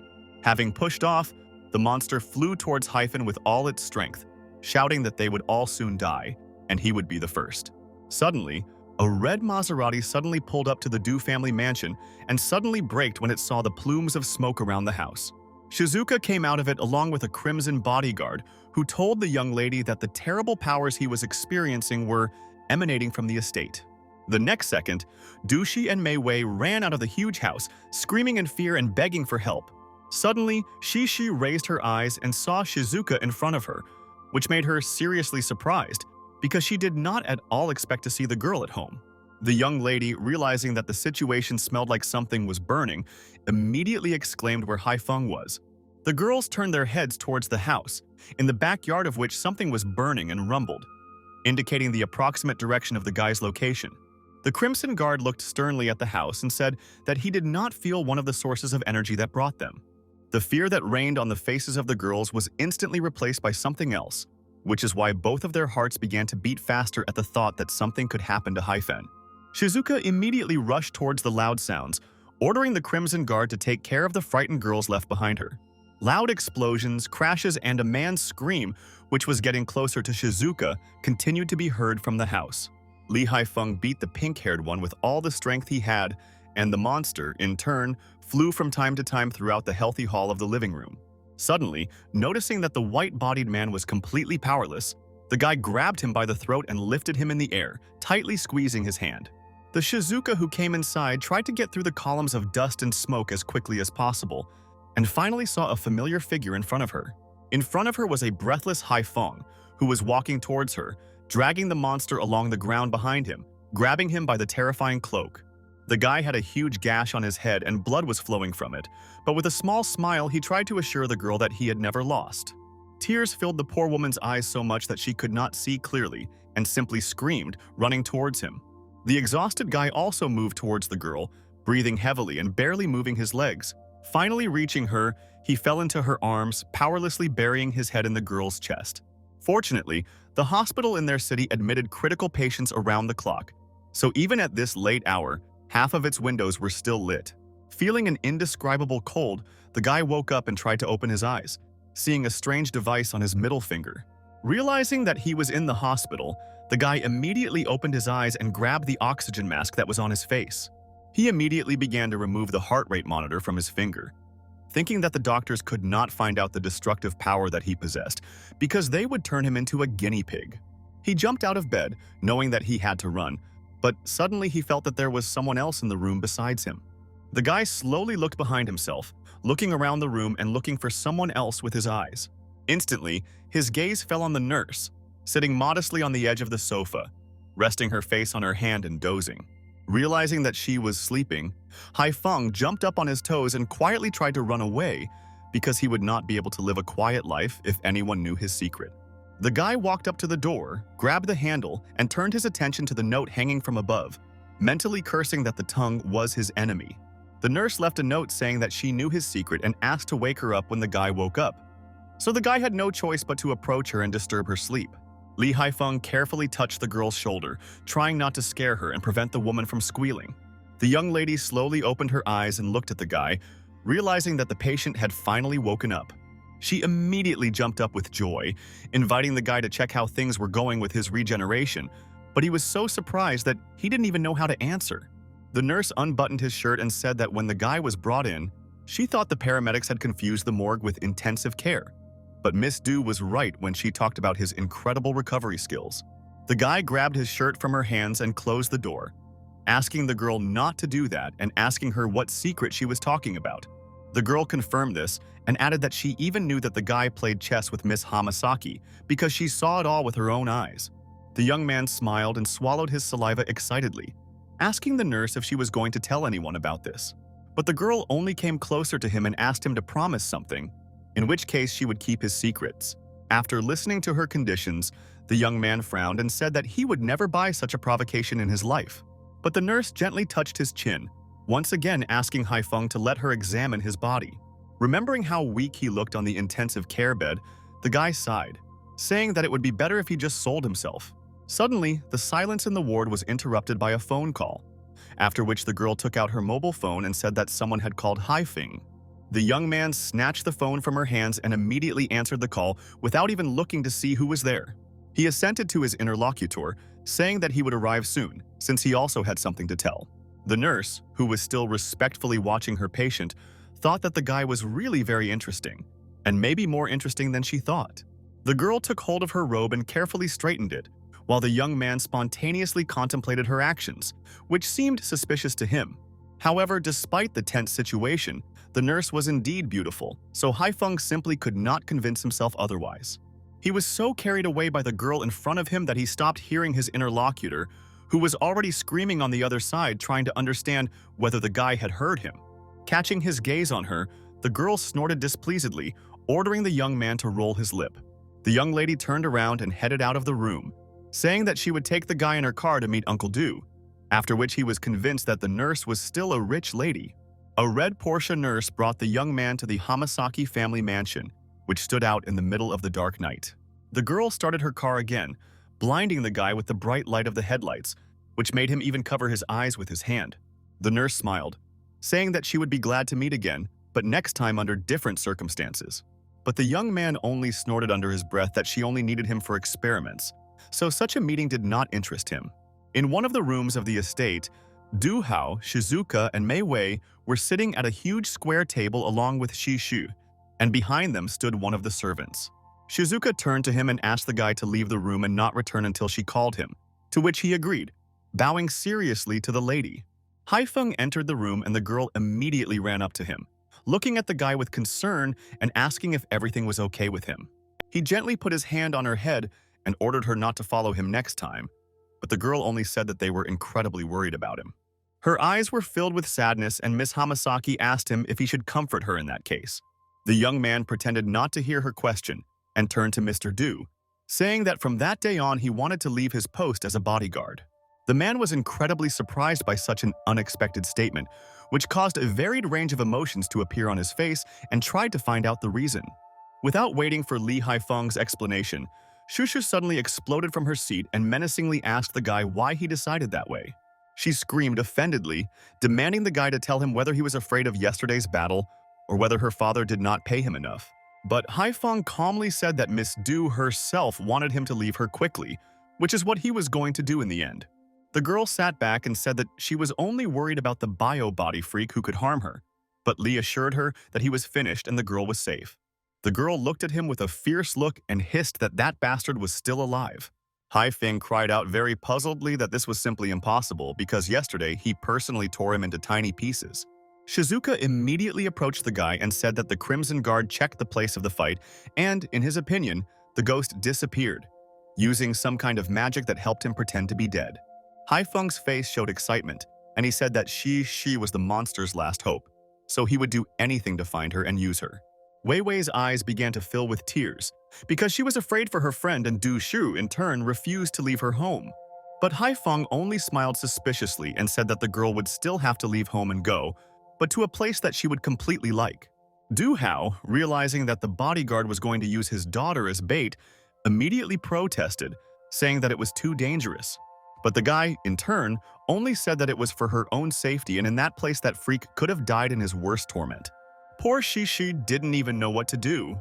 Her thoughts were mixed with feelings of anxiety, fear, and a little curiosity about what awaited her. Shizuka and Haifeng were flying along a city highway in a huge black SUV, disturbing the city noise with the roar of a powerful engine. Having arrived at the destination, the guy got out of the car and said contentedly that he had never thought about how cool it was to be the driver of such a wonderful car. Shishi watched the young man and, as always, muttered to herself that that collective farmer was beginning to irritate her. The friends met and confidently walked somewhere, while Wei Wei talked about the mercy of the school to provide them with all the equipment for going to the mountains. So now, they did not need to worry. As the group slowly walked towards the school, all the other classmates watched, amazed at how Haifeng managed to gather 3 such wonderful ladies around him. Sim John was calmly talking with one of the young men about the victories of their team, when suddenly he pointed his finger at the group of arrivals. The young man turned his head and saw Shu Shi from Wei Wei in front of him, happily waving at him, followed by Hyphen and Shizuku. Instantly, Simran grabbed Dushu's hand tightly and dragged him along without explaining anything. He led her to Lee and Shizuka and suddenly turned to the young lady, inviting her to join his team, called the Knights Alliance. Haifeng took a confident step forward and, making a respectful grimace, stated that Shizuka had already walked with him, after which he thanked him for the offer. Other school students who witnessed the conversation suddenly opened their mouths in surprise, not expecting such a bold answer from Hyphen, who probably did not know about the alliance.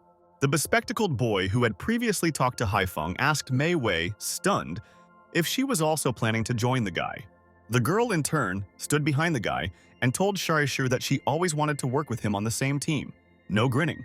Dosha looked at her friend with frenzy and asked her if she really wanted to abandon the Alliance of Knights, which had existed for many years and consisted of the most successful students of the school, from the richest families.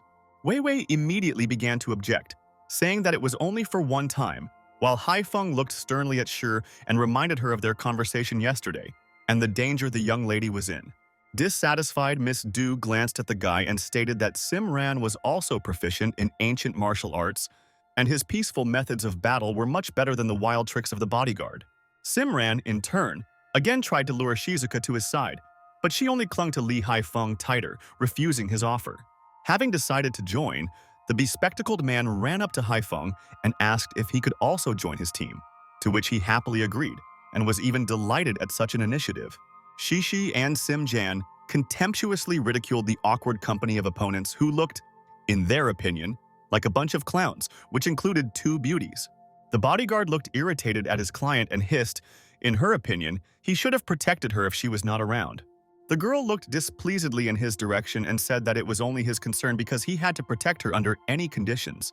Shizuka could not stand such insolence and shouted to the girl not to be rude, but Lee only took the girl by the shoulder, trying to calm her down. He and his small team turned around and went about their business, wondering what else they needed to buy for their trip to the mountains. Du Shai was watching Shizuka and still couldn't understand why she was so friendly with the guy, because it looked incredibly suspicious. The girl was annoyed by the guy's warm attitude towards this young lady, and gritting her teeth, she thought that she would definitely take revenge on the impudent man as soon as they returned home. A few days later, the friends were already among the high mountains of China, which looked incredibly powerful and powerful compared to the people, who seemed like ants in comparison. Haifeng loudly reminded his team of their first rule, which was to stick together and keep up with each other, to which everyone unanimously agreed. Some guy from Sim Jan's team pointed his finger at him and laughed, mocking the fact that the guy seemed to be planning to survive in the forest. Shishi added that the bodyguard had never had experience in the mountains and took everything too seriously, but they didn't need to worry because there were about 3,000 guards in the mountains watching over the Sim family. Hearing this, the bespectacled man laughed, saying that it sounded encouraging, but Haifeng's expression did not change. The guy was thinking about how pathetic it was. Suddenly, Shizuka touched his shoulder, who said that she would always be on his side, which made him happy, adding that he saw her real side when she did not allow Shishu to offend her. The girl blushed a little and was embarrassed, quietly saying that she usually didn't behave like that, and then she just got angry. Instantly, behind them, they heard the angry voice of Miss Du Shi, who laughed at the oil painting in front of her eyes. Not going to endure such horror in front of her, she loudly shouted for everyone to start getting ready, because it was time to start. Sim Jan's team immediately scattered to their cars, and the drivers pressed the gas pedal to the floor, trying to get ahead of their opponents. A small smile appeared on the bespectacled man's face, to which Haifeng reacted irritably, asking the guy what was the matter. The guy put his hand in his pocket and pulled out a car remote control, saying that they also had an SUV and were no worse than their opponents. The young man inserted the key into the car door, turned it, and something clicked, after which the door opened. The irritated guy sat down in the driver's seat, fastened his seatbelt, and fiercely grabbed the steering wheel in front of him with his hands. Shizuka ran up to his window, worried about whether the guy could handle the mountainous terrain without having any experience driving in it. But he just shouted furiously that this was not a problem for him at all and pressed the gas pedal to the floor. The SUV roared and rumbled and at the same second quickly moved away and flew forward in the hills. Shizuka and the bespectacled boy shouted excitedly after the guy, who was rushing in an SUV over the mountain roughness. The guy couldn't keep the steering wheel in the correct position, and the SUV didn't obey him at all, when suddenly the guy saw a huge tree in front of him, right in his path. The poor guy screamed and tried to do something by slamming on the brakes with all the force he had. At all its speed, the huge black Jeep almost crashed into a decrepit oak tree in front of it, but finally stopped. Haifeng fell helplessly onto the steering wheel and sighed with relief, realizing that in a split second, he could be lying dead in the wrecked car. He got out of the car and answered an incoming call he saw on his phone, while his friends were already running worriedly towards his SUV.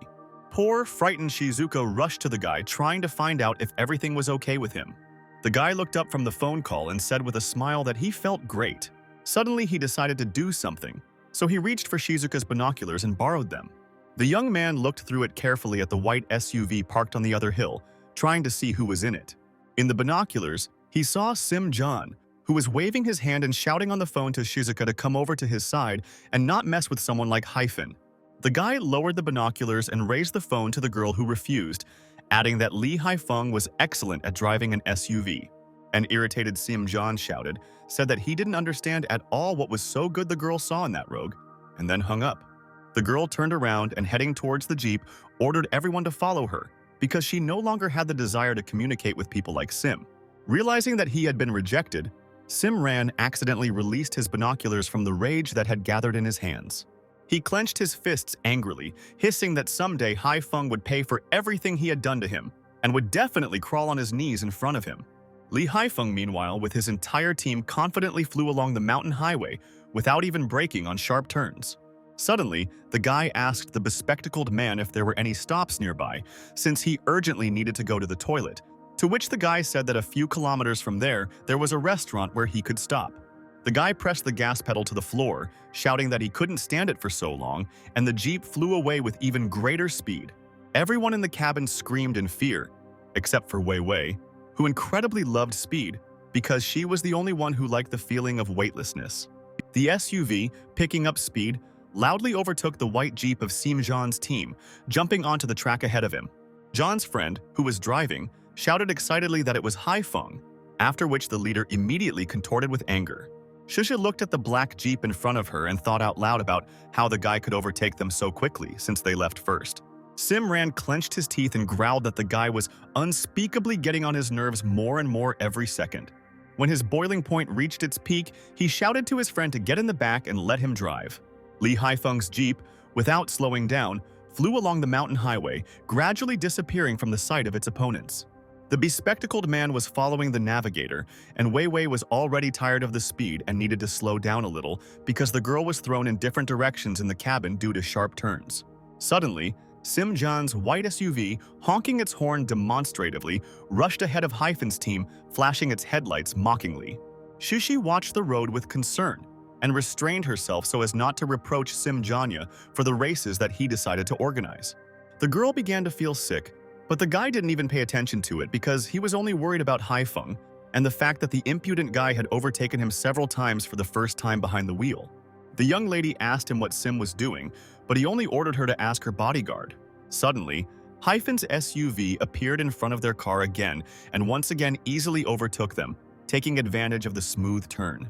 Simjan was not going to tolerate such impudence any longer, and therefore threateningly told the girl and friend to fasten their safety belts and get ready. The speedometer needle rose to 230 and the snow-white Jeep roared, jumping over the high hills of the mountain landscape. Poor Shushi, along with everyone else in the car, screamed in fear, begging for them to stay alive after such dangerous adventures. Finally, Hyphen's black SUV reached its destination and braked sharply at a restaurant located on the outskirts of the road. The guy jumped out of his driver's seat and flew towards the restaurant, thinking only about the toilet, which he incredibly needed. He ran so fast that he did not notice the man walking down the street and almost knocked him down, which the stranger did not like very much.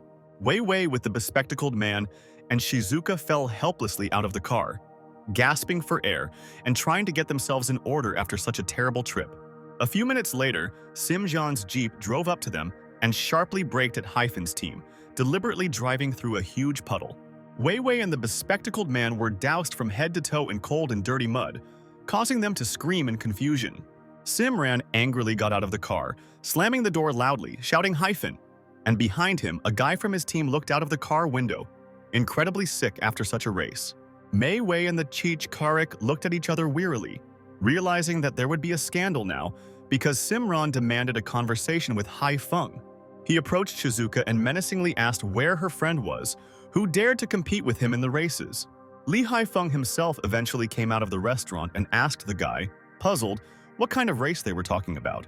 Wei Wei, at that time, tried to explain to Simran that they just needed to hurry to the restaurant, since some people urgently needed to go to the toilet and they had no intention of overtaking him. But this angered the guy even more and he pushed the bespectacled man towards him, threatening him with his fist for opening his mouth at all. Shizuka immediately came to his defense, smiling mockingly and asking what kind of problems reigned in the dispute. Sim immediately calmed down and awkwardly holding the back of his head, tried to explain that he only wanted to praise Hyphen for his wonderful ride. Haifeng immediately approached him and, putting his hand on his shoulder, said that the guy could have just called him and not demanded a personal meeting. Shishi, meanwhile, was overjoyed at the sight of Mei Wei and immediately rushed towards her, waving her hand sweetly. The girlfriends immediately rushed into each other's arms, and Shizuka was left alone to watch them. She watched the girls and was a little jealous of how calmly and openly they could express their emotions, unlike her. Instantly, she felt someone's heavy hand suddenly fall on her fragile shoulder, causing the girl to shudder. Haifeng loomed over her, trying to encourage the girl, emphasizing that she had a wonderful, quiet character that many liked. She looked up at him and excitedly asked if he really liked her character, despite Shaishi and Wei Wei's strange looks on her.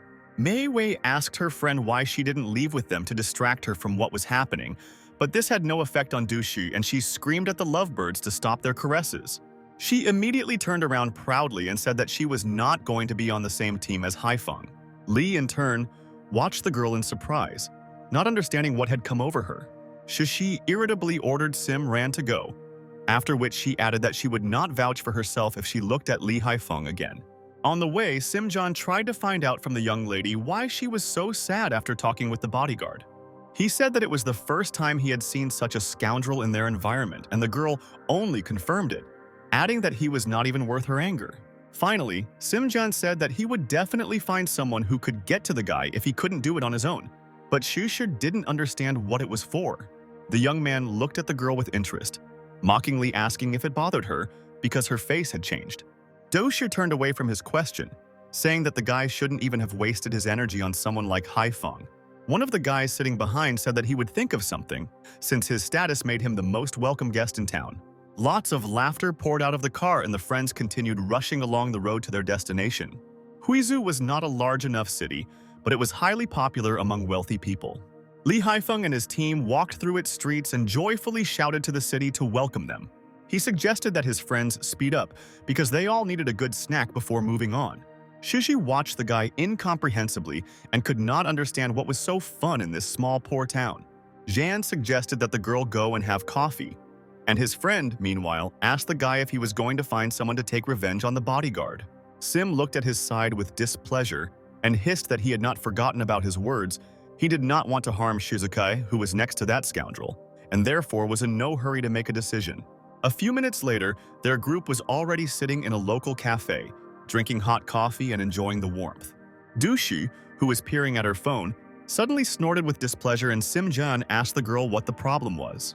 She hung there for a moment, peering at the mobile phone screen and trying to find words because the girl incredibly did not understand something. She stared at the photo of Hyun and Shizuka and couldn't understand why the two looked so happy together. She looked at the young man's sincere smile and realized that she had never seen him smile like that before. She moved the phone towards Sim-jun and, almost pushing it into his face, ordered the guy to look at the screen. The young man's eyes instantly widened in surprise, and his eyebrows frowned, signaling simmering anger. The young man saw in front of him a photograph of friends sitting cheerfully in some restaurant and drinking on one of the evenings they spent together. Sim-ran gritted his teeth and growled in rage, resenting Haifeng for even spending time alone with Shizuka. Suddenly, Shushu suggested that her friend go and find the doves, and they could find out what they were doing. Jan suddenly threw the young lady's phone at his friend, who was sitting opposite him and innocently sipping coffee, which made him seriously scared. They got up from the table, and the guy told his friends to move and find out as quickly as possible where Haifeng and Shizuka were now. Shizuka, meanwhile, was holding on to Hyun, who had apparently had a little too much at the restaurant during the wedding celebration. Suddenly, he did not see the porch in front of him and flew to the floor with all his might, almost pulling the poor girl with him. Shizuka scratched the back of her head wearily, watching the guy who could barely control himself and had difficulty speaking from fatigue. Behind them were their friends, who also felt incredibly tired and were trying to find a place where they could rest, so the girl offered to help them. Instantly, Hyun grabbed her hand, asking Shizuka not to go anywhere and not to leave him alone. The girl stopped and looked at him in amazement, not understanding what was happening. Suddenly, the guy pulled her towards him and hugged her, saying that the girl looked incredibly beautiful that evening. He looked at the young lady with a special look, the way no one had ever looked at her before. Haifeng hugged Shizuka tighter and placed his head on her shoulder, almost falling on the girl with all his weight. Barely keeping his eyes open, the guy whispered inaudibly that he was incredibly sleepy. Shizuka smiled shyly, saying that she had never thought about such a sweet and affectionate side of the guy. Shishi and the guys, meanwhile, were walking through some forest, trying to find the guy, because the city residents said that last evening some family celebrated a wedding there. In the blink of an eye, Sim-janya finally fell on the two men standing a few meters away, and the guy's eyes immediately widened. He saw Haifeng in front of him, sweetly handing a bill of several $100s to a man. The stranger took the money in his hands and smiled, adding that the guy was always welcome there. But not even a second had passed since those words, when suddenly Haifeng felt someone's heavy fist on his face. Not expecting such a blow, the guy flew into the brick wall behind him, and Sim-jun exclaimed what kind of Shizuku it was. The young man immediately screamed furiously, cursing Janny and trying to find out why he hit him. Shishi and another guy tried to restrain a young man who accused Hyun of human trafficking, and Lee himself in turn said that John was looking for a fight. Finally breaking free from the bonds of his friends, Sim-jun rushed at the guy with his fists, shouting threats to the guy.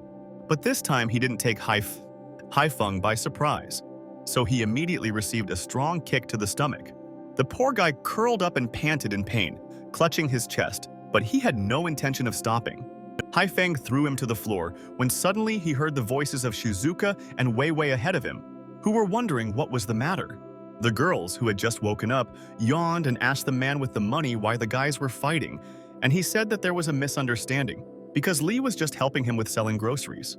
Hearing this, Sun John finally stopped, staring at the stranger in surprise and asking what he said. Folding his arms across his chest, Lee said that the mountain was covered with snow, and it was now impossible to climb there, which is why they had to suspend work. John's friend worriedly asked him what they should do now, since the plan to climb the mountain had failed, but Sim said that they would wait until the snow melted, since he needed to return to Zufan. Suddenly, Shizuka Tishaorn appeared in front of him with a basket of mushrooms in her hands, who said that no one would leave to work on their own because they were a big team.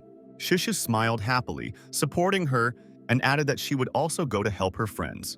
Within an hour, the girls stood together on the main shopping street of Huizu and sold baskets of mushrooms. They tried their best to attract as many local residents as possible, and Haifeng and the bespectacled men who were closely watching them only rejoiced at such efforts. Suddenly, Simran appeared next to them, saying that thanks to their leadership skills, which were instilled in them since childhood, Haifeng was far from the only one who could pull this off. Suddenly, two strangers approached the girls, whose intentions obviously were not one of the best. One of them came closer, took the mushroom to his hand, and said that the product was probably not one of the cheapest, since it looked high quality. He took another step towards Shu and playfully asked if the young lady would like to give them a discount, to which the girl agreed. However, the eccentric did not stop there and, taking the young lady by the chin, added that she had a very beautiful face. Having understood what was happening, the girl was immediately filled with inexpressible rage, from which her temples swelled. She kicked the guy, causing her to overturn a basket of mushrooms, after which she screamed for help and called her a pervert. Lee Haifeng, seeing this, immediately asked the other guy with glasses to go and call someone, to which his friends agreed. The stranger did not retreat, so he again reached out to Shu, mocking the girl's reaction to his usual touch, but his hand was suddenly stopped by Haifeng. He pressed the guy's hand tightly to his body and politely advised the stranger to get out of that place while he was being kind. The men turned around and went about their business, and Du Shi immediately ran into Shizuka's arms, complaining to her about what had happened. Hyun immediately approached her and menacingly asked the girl if she knew the rules that shouting and punching a problem would never solve a problem. But the young lady angrily asked what she had done to deserve such an attitude towards herself, when suddenly Sim Jean appeared in front of her, who indignantly turned to Lee, intending to reproach him. However, he did not have time to do this because his friends heard strange cries for help, which were very similar to the voices of those strangers who were just picking on Shu. Haifeng helped Shizuka collect the scattered mushrooms, and one of the guys said that they would catch those scoundrels, after which he ordered the bespectacled man to find the source of the screams. Glasses and another of the guys laughed cheerfully, telling John that Haifeng reacted incredibly quickly to the situation. Sim John immediately barked at them, ordering them to close their companies and get to work, after which they immediately fell silent. Shish's face suddenly showed sadness and shame for what she said to Haifeng, not knowing how he tried to resolve the situation. Jean, who was watching the guy picking mushrooms, sarcastically said that it would be better if he thought about how to get out of Shu's favor instead of collecting goods. Li Haifeng glanced irritably at the guy but did not say anything, continuing to do his job. One of the guys leaned over to Sim and whispered to him that Hyun might not agree to become the bodyguard of the Sim family, but John just snorted, adding that this loser would not have helped his family in any way. Suddenly, the guy loudly announced that he had decided to climb the mountain, which had been covered with snow the previous night, in order to conquer it, which everyone was seriously surprised by. Li Haifeng looked up at him with an indifferent look and said that he would never have committed such rash acts if he had not wanted to compete with him. Simran immediately shouted loudly that the guy was taking on too much, and he, in turn, had planned to do this a long time ago, and it did not depend at all on the fact that Haifeng had once climbed that mountain. Shizuka intervened and supported Hyun and said that it was indeed dangerous because snow was an incredibly serious problem. Shisha suddenly showed great excitement and anger in her eyes, with which she looked at the girl and decided to make a completely rash statement. The young lady returned to Sim Jean and shouted loudly that she would definitely go with him. She was immediately barked at by Li Haifeng, who did not like this decision since he was responsible for the girl. She, in turn, did not pay attention to his words and added dissatisfiedly that she was not a porcelain doll who needed to be constantly looked after. Mount Hui Zufeng was famous for its height and difficulty of climbing, and especially for the deadly glory of tourists who decided to climb it during snowfalls. The head of the mountain rescue service, who sent a search team into the mountains half an hour ago, coldly informed Haifeng that there had been no news from them yet. Li did not like such forecasts at all, and the guy repeated that without experience and skills, students could have problems as the snow became more and more. But the rescuer just shrugged his shoulders and said that the snowy zones and wild animal zones were spotted in different colors, and if the students stepped into the red zone and got on the trail of wild animals, they could no longer be saved. Without thinking for a long time, Haifeng menacingly told the rescuers that he himself would go in search of friends. But suddenly, Wei Wei and Shizuka appeared on his way, making it clear that they would not let the guy go alone. The bespectacled man who joined the young ladies said that under no circumstances would he let the guy go on a journey alone, because they were a team and had to act together. The rescuer immediately intervened in the conversation, forbidding the friends to go somewhere because something could happen to them. Li said that he was the bodyguard of Shi, who was in the mountains, and only he could save her. And Shizuka, in turn, supported the guy's words, asking the rescuer to retreat. The man calmed down a little and said that in this case they definitely needed to take communication devices so that in case of danger they would immediately inform the rescue service. His friends agreed with him and immediately turned around, heading towards the exit from the rescue tent, preparing for a long journey. They walked along huge snow-covered slopes that seemed simply endless to the poor. Suddenly, Wei Wei fell helplessly into the cold snow, saying that she no longer had the strength to go on. Her example was followed by the bespectacled man, who also plopped down on the snowy ground, breathing heavily and trying to catch as much air as possible. Haifeng and Shizuka also sat down, and the guy asked his friend how she felt, after which the girl told him that everything was fine. Suddenly, on the branch of one of the trees in front of them, Wei Wei saw a blue ribbon that was developing in the gusts of wind.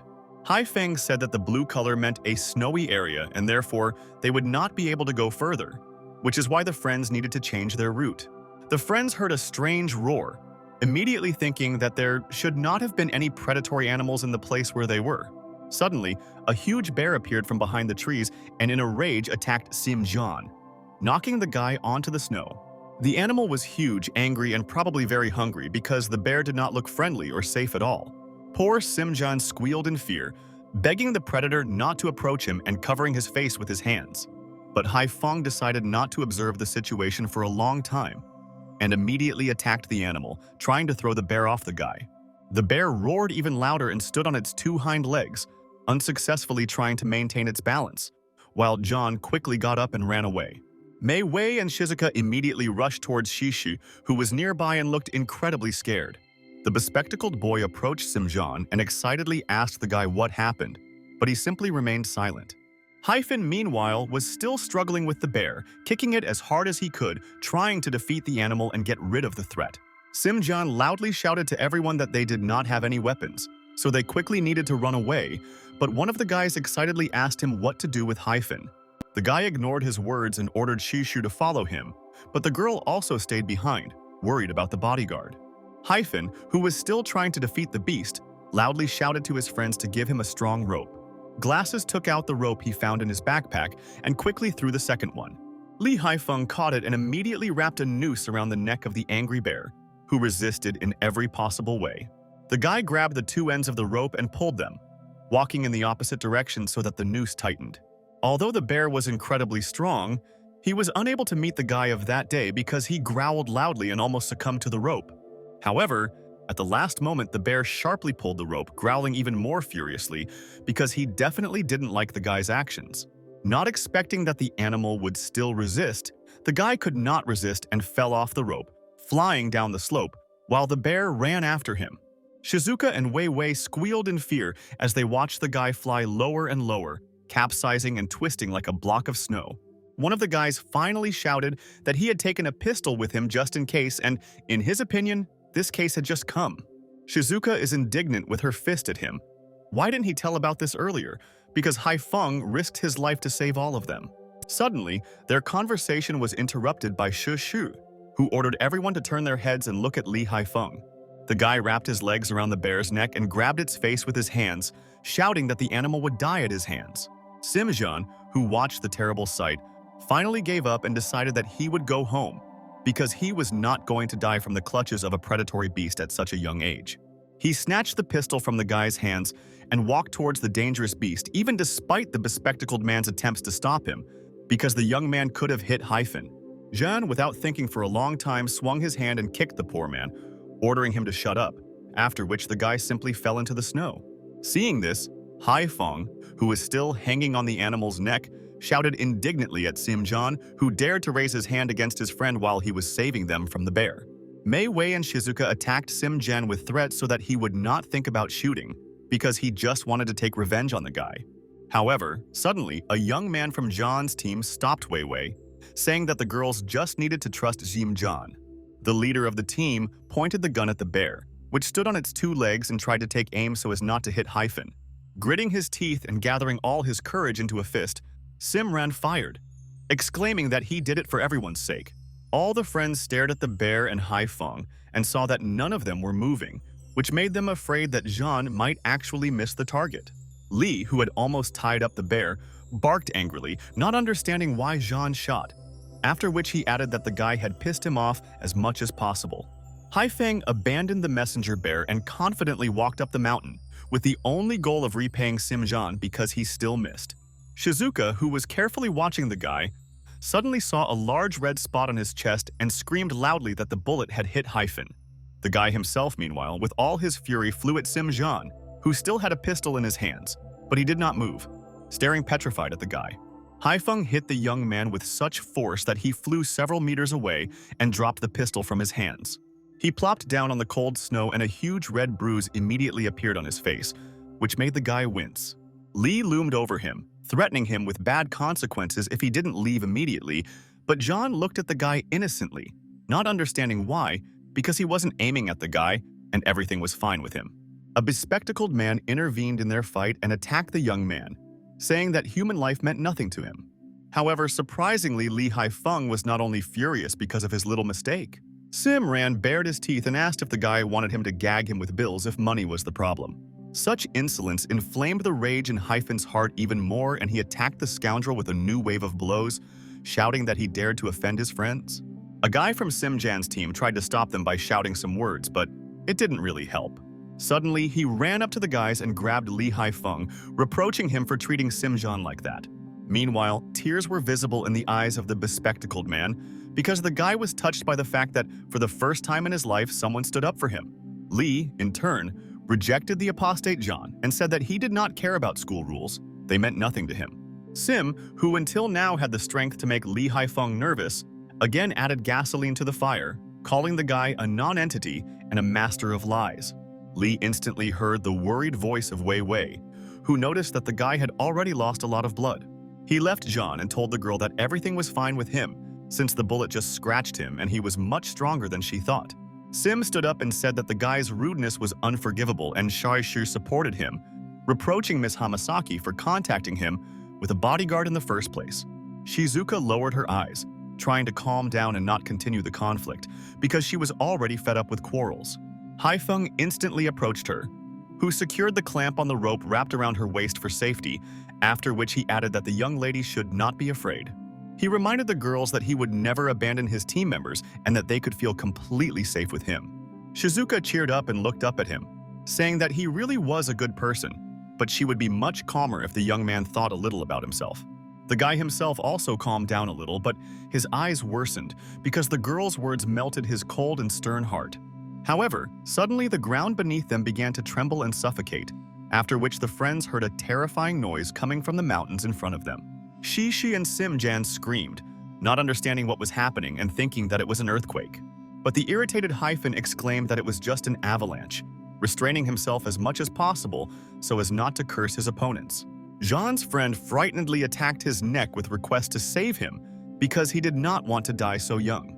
Lee Haifeng threw the rope that he had wrapped around himself and his friends to the opposing team, threateningly ordering everyone to do the same. After that, everyone immediately took off and ran away from the avalanche, trying to escape. Simjan's mouth wouldn't close and Lee was incredibly annoyed by this, so in an instant the guy simply barked at the guy, ordering him to shut up and run faster. The avalanche was approaching, and since Simjan was the last to run, it began to absorb him first, covering the guy with snow from head to toe. The rescuers, in turn, did not stop watching the mountains from behind binocular lenses with the hope of seeing students there, but suddenly one of them screamed loudly, having seen several. The husband told others that he saw the avalanche and immediately thought that the poor students of St. Paul's School were doomed. Under the huge layer of snow that the avalanche had pushed, something suddenly moved and a second later a hand came out. The poor friends were waist deep in snow, and they were also completely wet, which made them freeze much faster. Wei Wei struggled to get out of the snow trap and at that time was looking for Shishu with her eyes, when she suddenly saw her friend on the edge of a large slope and screamed. Suddenly, the snow fell under Du Shu, and the unconscious girl flew down, dragging behind her the rope to which everyone was tied. The frightened Wei Wei screamed, and all the other 6 friends flew after Shishu because they were connected by a rope. Suddenly, the middle of the rope caught on a small branch sticking out from the mountain, and the friends hung in the air. Haifeng immediately pulled Bei Wei, who was closer to him, towards him and grabbed the girl by the waist, holding her tightly. He calmed the young lady and looked down, seeing a huge abyss beneath him, a fall into which would be fatal. The guy looked at the girl and asked her if everything was fine, to which the girl shook her head, sobbing. The lives of all 7 friends literally depended on a branch that could break every second and they would fly down. Lee loudly told everyone that the branch looked pretty strong, so they all needed to find a way to get out of there.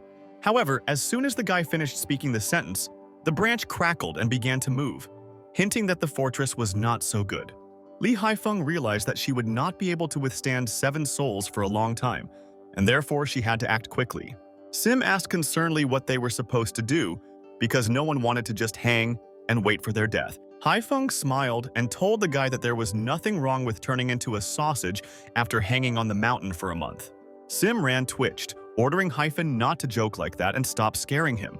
However, the guy in turn only scoffed, asking the young man whether the snow was blocking his ear canals, since it seemed that he did not hear him at all. But suddenly, Wei Wei for some reason decided to put her hand on the guy's face, which made his heart beat at a breakneck speed. The young man displeasedly ordered the girl to stop touching him, but the young lady only added with a smile that he reacted very nicely to her touches. Jean's friend, whose nerves were also on edge, grabbed his head and ordered the girl not to joke like that, because it could cost her life. Shizuka also looked at the young lady and said reproachfully that her caresses were completely inappropriate in this situation. Seeing Shizuka's gaze, Wei Wei decided to mock and irritate the girl, noticing that she was very lucky to be in the strong and courageous hands of Hyphen. Mei Wei laughed, saying that if she were Hamasaki, she would not rush to conclusions because she was the one in Hyphane's hands. One of the guys shouted irritably that at that moment they had much more important problems than fighting over a guy. Miss Hamasaki's eyes lit up with rage, and the girl hissed under her breath that the guy belonged only to her. From all these screams, She Shu, who was still hanging in the air unconscious, slowly began to come to her senses. As soon as the young lady opened her eyes, she saw a multi-meter abyss in front of her and was seriously scared. The poor thing squealed and began to twitch, causing the rope to be pulled tighter and tighter. The bespectacled boy in horror shouted to the girl not to move, or they would all die.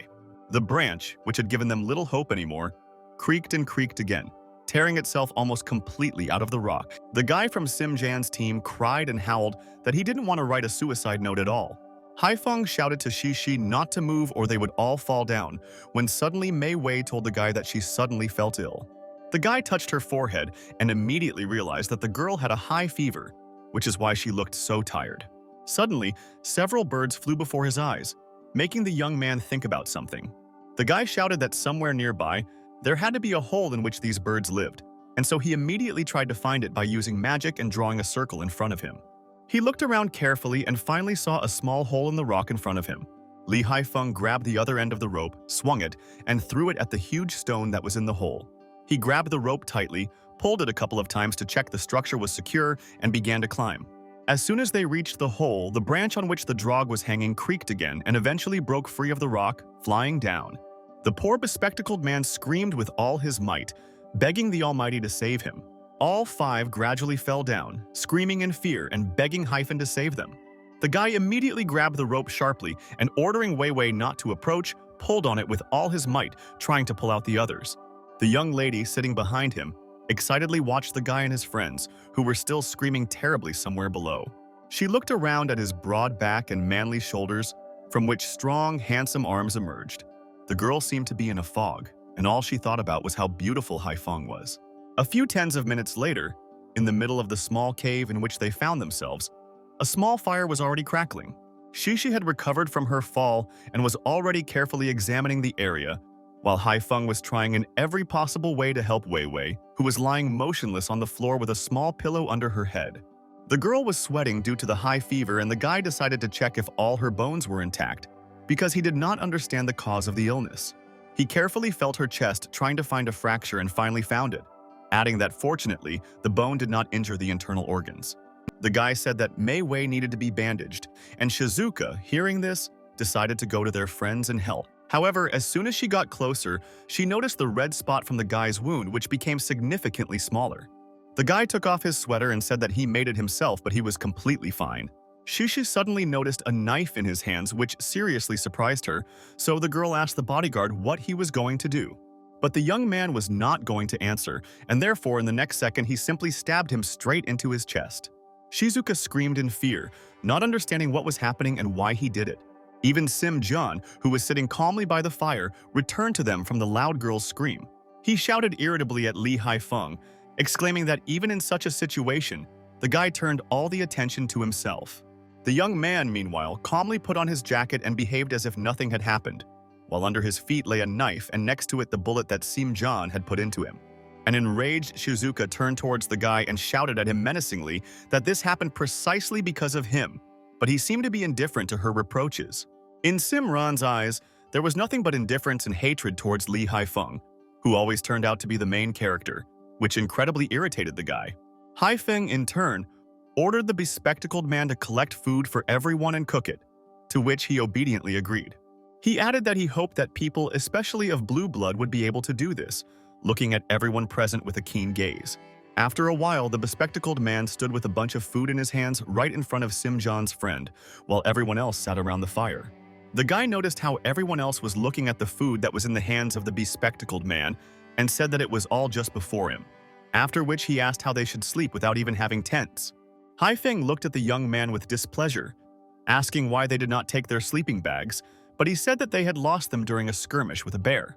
Rolling his eyes, he said that it was not his problem at all, after which Sim and his friends screamed, exclaiming that they would freeze to death. The bespectacled boy smiled and said that lighting a fire was not at all difficult, especially for someone like them. Not paying attention to his joke, Lee loudly declared that that evening everyone could take a piece of bread and sausage, after which the guy advised not to eat everything at once. Sim-ran's team was not satisfied with such conditions, and they immediately protested, not intending to agree with what Hai-feng said, since it was Ran who was their leader, and they only listened to him. The leader himself looked irritably at everyone around him and agreed that food was the most important resource for them. So he definitely needed to take the situation into his own hands. Shishi was also not keen and was unhappy that she had to share her own food with others. The anger inside Lee Hai-feng boiled every second, because the guy could not tolerate such a disdainful attitude towards himself. Suddenly he could not stand it and angrily barked that he would no longer try to save everyone else, and from that moment it was every man for himself. Having calmed down a little, the guy approached Wei Wei. He asked the girl how she was feeling when he saw that she had woken up. The girl stood up and whimpered in pain, after which she added that she would die right in that cave. The guy sat down next to her and told the girl that she had a fracture, the pain from which would go away only if she connected the broken bone. He said he had Chinese medicine, but to be sure of her condition, he needed to be sure where exactly the fracture was. Wei Wei looked into his eyes with hope and allowed him to do everything that was necessary for treatment. The guy got a little nervous, hinting to the girl that she needed to undress so that he could quickly find the fracture. She was confused and asked him if he wanted to help her or if she needed to do it herself. But without waiting for an answer, the girl carefully grabbed the jacket and tried to take it off, without making sudden movements so as not to cause pain. Lee Hai-feng felt incredibly awkward, but the guy tried his best not to show it. He raised his hand and slowly touched the girl's chest, after which she immediately whined from the unpleasant sensations. The poor woman grimaced, and several tears fell from her eyes, but suddenly she felt an indescribable warmth on her chest. Using magic, the guy tried to find the exact location of the fracture and finally came across it, realizing that it was one of the ribs. He apologized to the young lady for causing her pain, but he needed to make sure that everything was in order with the position of the rib. Finally, Hai-feng removed his hands and, breathing out a sigh of relief, announced that he had finished. Wei Wei immediately clung to the guy, sincerely thanking him and hugging him tightly. Instantly, the irritated voice of Shu Shu was heard behind them, who incredulously asked what they were doing. She looked sternly at Hyphen and asked why he took off the girl's jacket and groped her chest. The guy turned his head in her direction and said that he simply cured the girl because she had broken a rib and was not feeling well. But this did nothing to calm down Miss Du Shu, and she sarcastically asked the guy if he had a good time. Not intending to answer, the guy stood up, cleared his throat and suggested they go to bed by the fire, because the further they moved from it, the damper the air was. Several days passed from that moment, and one fine morning Sim-jan suddenly could not find Lee Hyphen on his sleeping bag. Angry, the guy shouted loudly that the scoundrel had simply run away from them. The friends who were awakened by his scream approached the guy, trying to find out what happened, and he immediately began to complain about the runaway when they lost Hyphen's attentiveness. The young man reproached Shizuka for not seeing the selfishness and meanness of Hyphen, but the girl immediately snapped, reminding him that it was he who shot the bodyguard, endangering others. Simran was surprised at how much the young lady trusted that scoundrel, But Shizuka only once again confirmed this, sternly folding her arms across her chest and making it clear with all her appearance that she was not joking. After some time, the friends still sat around the fire, having breakfast with the remnants of the food they had left. One of the guys from Jean's team took a bite of a stale pie and immediately spat it out, hissing that he had never eaten anything worse than this food. Sim immediately turned his attention to Haefine, noting that the guy was never worried about their condition and how to save them, but he took the rope and got away while he had the opportunity. However, Shizuka did not remain silent and said that if they had chosen Jean as leader, he would have completely abandoned them, leaving them to their fate much faster than Lee. Suddenly, a rope was thrown over the stone near which the guy from Simjan's team was sitting, and immediately pressed him to the stone so quickly that he did not have time to react. The poor man screamed in a voice that was not his own, begging his friends to help him, but everyone sat stunned, motionless. From the hole they heard screams of a voice they knew, and suddenly the friends saw Hyun, in whose hands there were several fish and the carcass of a hare, which he had probably recently hunted. As the guy held on to the rope and climbed up it, it tightened around the stone more and more, pressing the guy closer to the stone, which therefore blocked his breathing. But finally, Lee Haifeng climbed up and the rope relaxed, allowing the poor guy to catch air. Satisfiedly raising his hand, in which the food was set on fire, he announced that he had returned. The young man, caught in the rope, recoiled painfully, reproaching the guy for almost strangling him. He scolded Lee Haifeng, trying to come to his senses and recover from what happened. Haifeng, in turn, approached Mei Wei and affectionately said that the booty should have helped her recover faster, after which he smiled sweetly and asked the young lady to show him her wound. The girl sighed tiredly and unbuttoned her jacket, asking the guy to do it more carefully. The guy offendedly told the girl not to say that, because from the outside it looked as if he wanted to deliberately hurt her. Suddenly, behind them, the voice of an irritated Shaoxi was heard, who reproached her friend for acting like a little girl. However, Mei Wei did not give up, and made it clear that the girl would not envy her, because it was not Du Shu who was injured, and not Haifeng who helped her.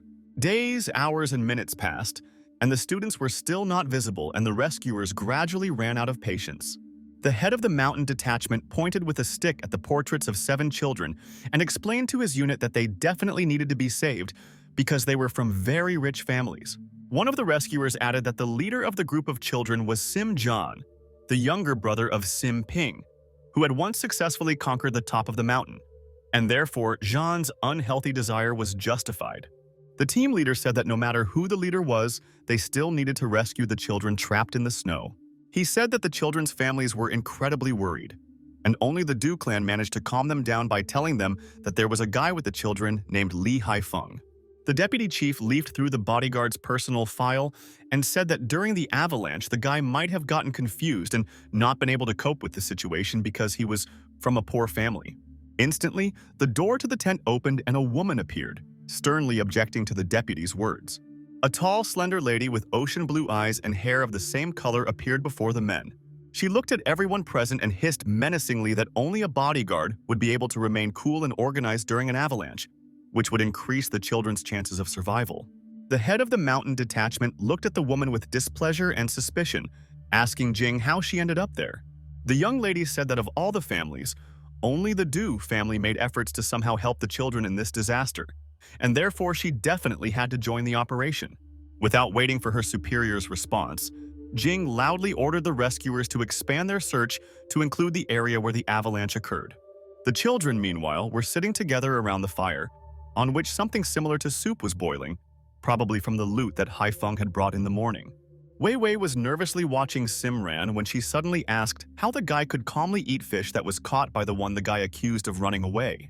The young man did not tolerate such impudence, so he immediately shouted out that the fish of Hyphen did not seem worthless to him, and even if he was dying of hunger, he still would not eat it. The guy sharply asked why they were still sitting in the cave if they had a rope from which they could get out. Without stopping to fry the meat, Haifeng dryly said that the rope was 30 floors high, and this would not be enough to go down the slope. Simran immediately grumbled irritably at how the guy dared to look down on him, because if Haifeng once managed to do it, then he could do it too. Lee serenely turned a piece of meat on his club over the fire, despite the guy's reproaches and noticing that he didn't look down on anyone. But after that, he stood up and threateningly told Janya that the guy didn't give a damn about him. Sim immediately became seething, shouting loudly at Hyphen, But then his friend appeared and advised the young man to ignore the bodyguard.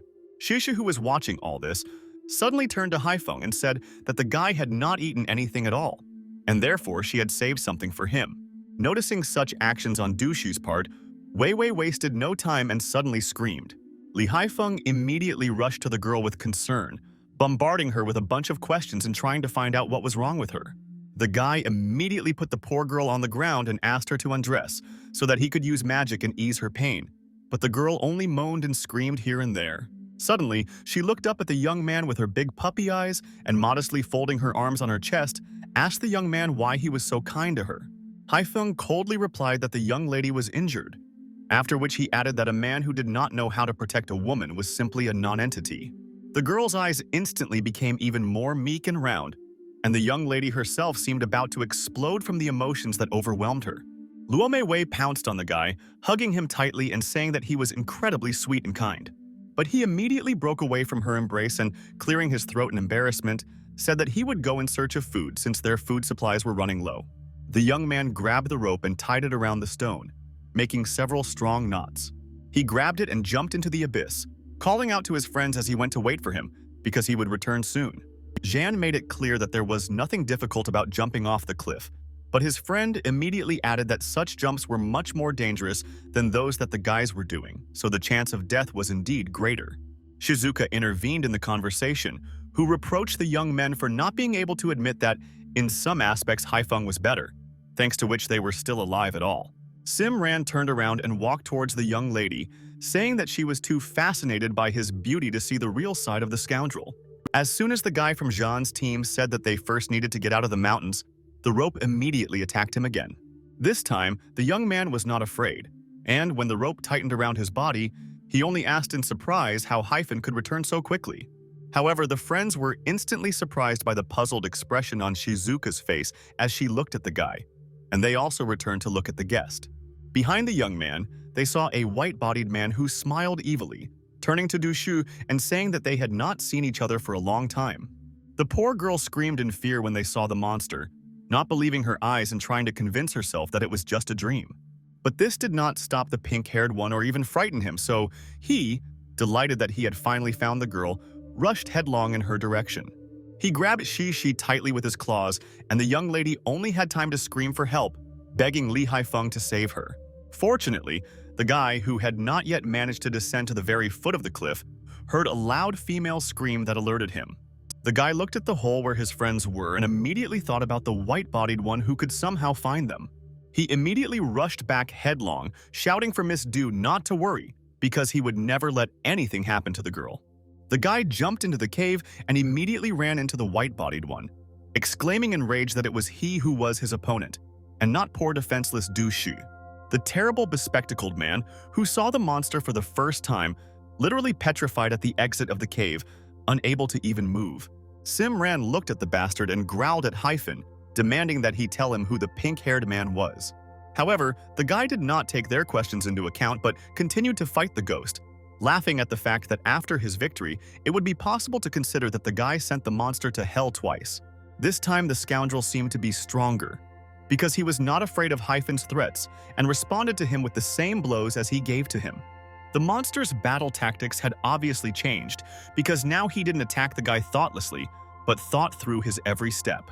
Instantly, gathering his strength, he rushed from his place, flying with incredible speed towards Hyphen, while the frightened girls behind him stood leaning against each other, not moving. Li Haifeng, who did not expect such a turn of events, backed away and both jumped out of the cave, finding themselves above a multi-meter abyss. The monster grabbed the guy by the arms and pushed him down so that he would fly first, taking all the weight on himself. Seeing this, the poor bespectacled man screamed at the top of his lungs, worried about Li Haifeng, who could have died. Following his cry, thin girlish voices were heard, screaming after the guy, slowly following him with their gaze as he fell into the abyss. However, suddenly, the rope tightened and both men hung in the air, while the monster, feigning curiosity, asked the guy why he was so eager to protect Du Shu, who hated him. The enraged guy called the scoundrel a devilish freak and barked that it was none of his damn business. Freeing one hand, the guy charmed the magic circle with it and loudly ordered the monster to finally close his mouth, after which the magic cut off all 5 fingers of the scoundrel's left hand. The monster looked at his hand in shock and screamed in pain, instantly beginning to hate the small master even more. The white-bodied man looked down and came up with a few ideas, which is why he pushed away and told Li Haifeng that they would definitely see each other in hell. The guy looked at him in confusion, not understanding what the bastard was going to do because they were at the height of a 15-story building. But instantly, the pink-haired one flew up to the guy from the other side and powerfully hit the guy in the chest, taking Hyphen by surprise. Blood poured from the guy's lips and the guy began to breathe heavily, trying to catch at least a few drops of air with his mouth. The stunned friends who saw this screamed in fear, trying to touch Haifeng, but he did not react to them. But deep down, the guy knew that he couldn't give up, and therefore, gathering all his strength into a fist, he screamed loudly. The guy opened his eyes and attacked the monster, growling that he was the only one who would die in this fight. Shizuka found a dagger among the pile of their things and, pushing it to the edge of the cliff, shouted that she would not let the guy die. However, instantly her hand, in which she was holding the knife, was grabbed tightly by someone and dragged back into the cave. Sim Jan loomed over her, menacingly saying that that scoundrel would definitely end all of them if the girl did what she had planned. Seeing what Shizuka was about to do, Haifeng barked that they should not even try to cut the ropes, since this was the only chance to get out of the cave. John smiled contentedly because his words were confirmed by Li himself, but this did not reassure Shishu at all, and the girl worriedly asked what they could do in this case. Sim stood up and declared himself the leader of the team, adding that the death of one person was a much better option than the death of the entire group. Snatching the knife from Shizuka, he ran to the rope and cut one of them, throwing the knife to his friend. The young man who barely caught it looked at the captain in shock and said that it was incredibly low of him. But within a second, the friends heard a desperate cry, reminiscent of the voice of a pink-haired monster that flew down. Haifeng, whose rope remained intact, was left hanging in the air and watching as the scoundrel fell into the abyss, trying to awkwardly wave his arms. After some time, the friends again sat in a circle around the fire, trying to recover from what had happened. Haifeng lay exhausted on the cold ground, placing someone's backpack under his head so that the ground seemed less stony to him. Taking advantage of the situation, John said that with such injuries, the guy would not be able to live long, so the team could not count on him and had to find another way of rescue. An irritated Wei Wei immediately turned in his direction and attacked the guy, reproaching him for daring to speak out like that about their savior, to whom his friends thanked for his life. The guy was cold against him, so he blurted out that they couldn't stay there for long and just wait for someone to save them, which is why he again noted that he became the leader of the team. Hearing this, Shizuka rose from her seat and, shouting that she would not take part in this, approached Haifeng, who was innocently sleeping next to her. Sim immediately shouted at the young lady, not understanding what her problem was, because the guy, in his opinion, was just trying to save his friends. His friend, in turn, decided to come closer to the edge to check whether there was still rope left below. He looked at the torn rope that the ghost had been on and said that it was long enough to go down if they tied both ends together. Simran smiled contentedly, adding that today temper was on his side, and he would certainly save the team without the help of Li Haifeng. Dusha looked at him in disbelief, worried that that scoundrel could be waiting for them downstairs to deal with all their friends at once. Jan's confidence suddenly disappeared and the guy calmed down, agreeing with the young lady's assumption. Shizuka, who did not like such plans at all, loudly announced that in any case she would stay with Hyphen and wait for the guy to wake up, since the girl trusted only him. The son said that the young man would not have lasted long without the help of doctors, so it was extremely stupid for the girl to follow someone who already had one foot in his own grave. He tried to convince Shizuka to leave with him, but Miss Hamasaki was determined and did not react to his requests and promises. Unable to bear the young man's impudence, she returned and scolded Janny, reminding him that it was because of him that everyone ended up in the stupid cave. Sim's inflammatory nature did not allow him to remain on the sidelines, but his friend calmed him down in time, advising the guy not to say something that he would later regret. Simran indignantly turned around and headed in the other direction, grumbling under his breath and complaining about the young lady who was going to die with Hyphen. Shisha's position remained unchanged at this time, and she courageously declared that she was on Jimran's side. The girl took out a note from her pocket and threw it to Shizuka, asking the girl to give it to the bodyguard when he woke up. The girl stared in surprise after Miss Du, who confidently walked towards the exit behind Simjan, because they did not understand how she could leave her bodyguard in such a state. The young lady stopped for a few seconds, looked at them, and said dryly that the guy would understand everything as soon as he read the note. Jing, along with several rescuers, circled the mountains in a helicopter and tried to find the children. But after unsuccessful attempts, they finally decided to go to the very epicenter where the avalanche was. The woman added that Uncle Du Hao told her about Li Haifeng's skills, so she was sure that everything was fine with the team. Shizuka and Wei Wei, meanwhile, sat on both sides of the fire, guarding Hyphen's dream lying nearby. Suddenly, Wei Wei suddenly felt a pain in her chest and the girl screamed in surprise. Hyphen immediately jumped out of his seat, looking worriedly at the young lady and asking what was hurting her, and she, in turn, was happy about his awakening. The young man snorted and, sitting down on the cold floor, said that he had no intention of dying there. Shizuku told him that Simran took Du Shi with him, but before leaving she left him a note, which the girl gave to the young man. Li Haifeng carefully unfolded the piece of paper and carefully began to read what was written there. The bespectacled boy, who had been guarding the entrance to the cave all this time, suddenly began to jump around and wave a torch, exclaiming that they were there. Everyone else looked in his direction in surprise and suddenly heard the sound of a helicopter, glad that it was supposed to be a rescue team. Shizuka stared in surprise at the guy who said that their salvation had arrived, not understanding why the guy wasn't talking about himself. But the guy menacingly stated that he needed to find the ghost, since there was a chance that he could be alive and had the power to harm Shu Shu. The bespectacled man returned to his friends and asked Hyphen with interest which ghost he was talking about and what connected the white-bodied one with Lee. Hamasaki looked at her friend with the same interest, asking if they were people or some other creatures. Lee smiled and said that they were ordinary people who inherited ancient martial arts from their ancestors. Paying attention to the girl's perplexed face, he continued that in a past life they managed to become ancient warriors who could change their bodies during reincarnation. The bespectacled man's eyes widened and he asked his friend in surprise whether he really only needed a sound sleep to recover from a terrible fall from a cliff. Haifeng agreed and added that in the forgotten martial world, his strength would be nothing compared to the power of others. Finally, the friends stopped talking and approached the opening of the cave to look at the helicopter, which had been circling above them for several minutes. Lee came out first and, looking seriously at the helicopter from above, raised his hand, signaling that they were indeed in the cave. A rope immediately fell from the helicopter, along which Jing gracefully and quickly descended, finally finding the children. She landed on 2 legs and sternly asked the guys if there were only 3 of them, to which they agreed. Haifeng began to tighten the belt around Wei Wei's waist, who was worried about Shu Shu, but the young man assured her that he would definitely save her friend. Mei Wei immediately said that she would go with the guy, since they all had to get out of the mountains at the same time, just as they entered there. The guy refused such an offer and repeated once again that he promised Wei Wei to save Du Shi and bring him back safe and sound. The young lady began to cry and in a trembling voice asked the guy to promise to return alive and together with Shu Shu. The young man gently touched her cheek, wiped away her tears and promised Wei Wei that he would definitely return. Jing and Hyphen stood under the helicopter and watched as the bespectacled man climbed into the cockpit last to make sure that they were successfully settled in the helicopter. Haifeng looked coldly at Jing, who stood motionless next to him, and ordered the woman to go with them.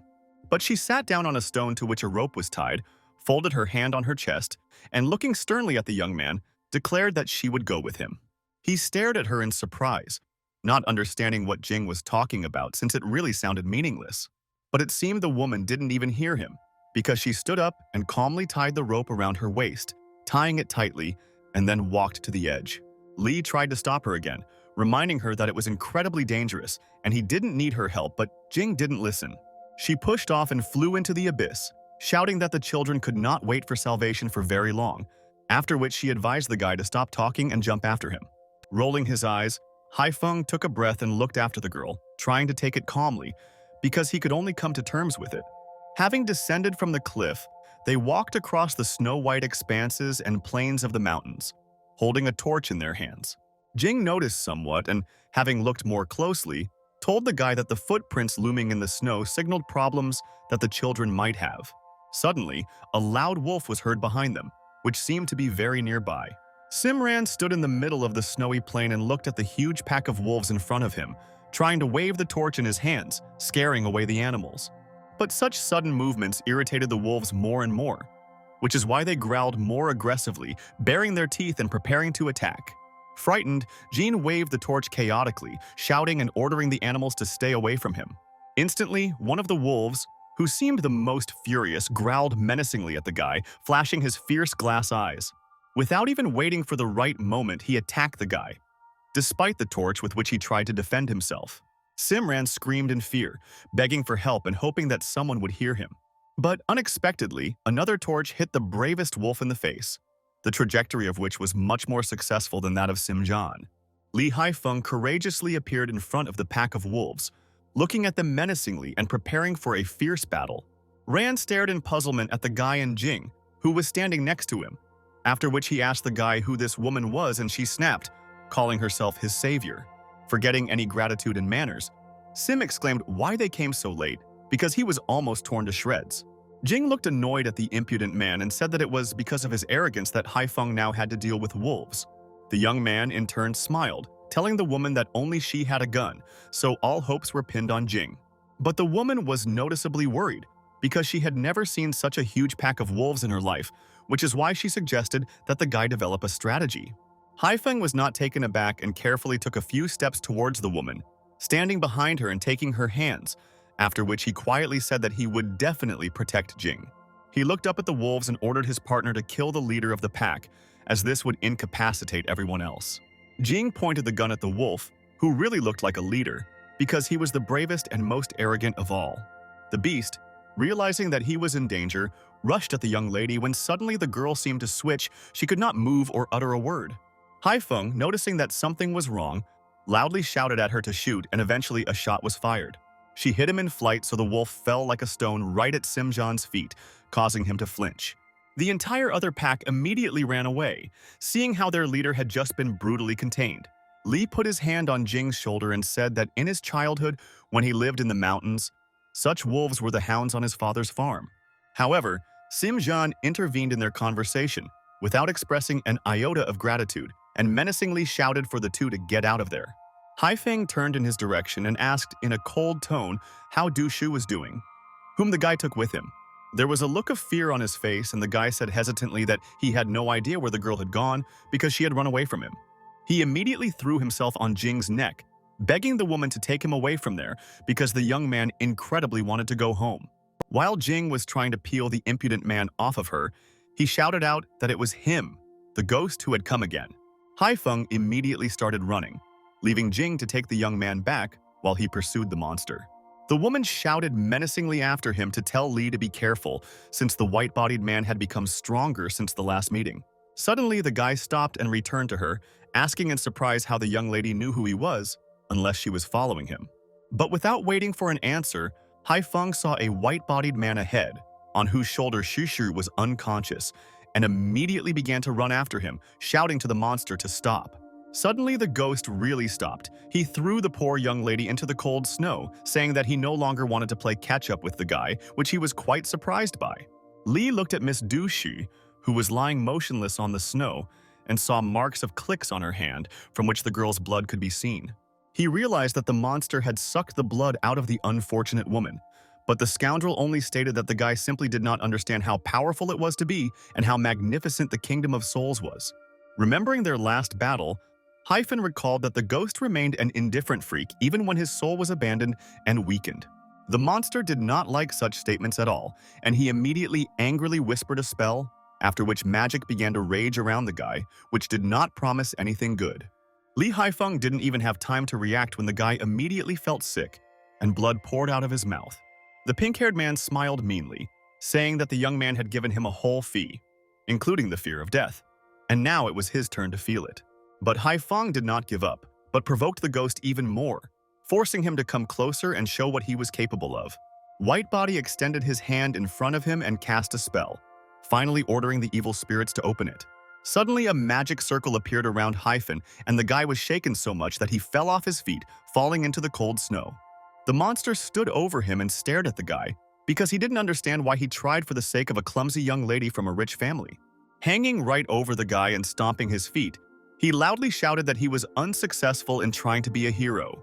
Shishi, who woke up from such a noise, saw a terrible picture in front of her, and shouted to the young man to run away without her, saving his soul. But the guy found the strength to raise his head and look into Shishu's eyes, full of tears, which made the young man's heart sink. Noticing his weakness, The ghost called him names and kicked the guy so that he flew into the air, spitting out clots of blood as he flew. Hyun fell with all his might into the snow, under which there was a pile of small stones, each of which painfully cut into the guy's body. The young man was breathing heavily, and the white-bodied one continued to mock, remembering the guy's mentor and reminding him of all the stupid things that he said to his student. Instantly, a huge dagger appeared in his hands and he jumped towards Lee Hyun, stabbing the knife directly into his chest. The guy croaked heavily, threatening the monster for even daring to remember his master with an unkind word. The frightened Shishu was choking from the tears that flowed like rivers from her eyes because the girl could not look at what was happening to Hyun. The pink-haired man glanced menacingly at the girl, who begged him to stop and not hurt the young man. Dosha found the strength to get up and walk towards the pagan, trying to stop him and distract him. The ghost laughed, surprised that the girl was still able to get up, but he praised her skill and lust for life. Shishi rushed to Hyun, shouting to the guy to drink her blood, which could help him, but he sharply refused, saying that he would never harm a girl for his own benefit. The monster smiled sarcastically and growled that Lee Hyun had no chance of salvation, because now only death awaited him. Poor Dusha screamed and begged the guy to run away and leave her as she could handle it.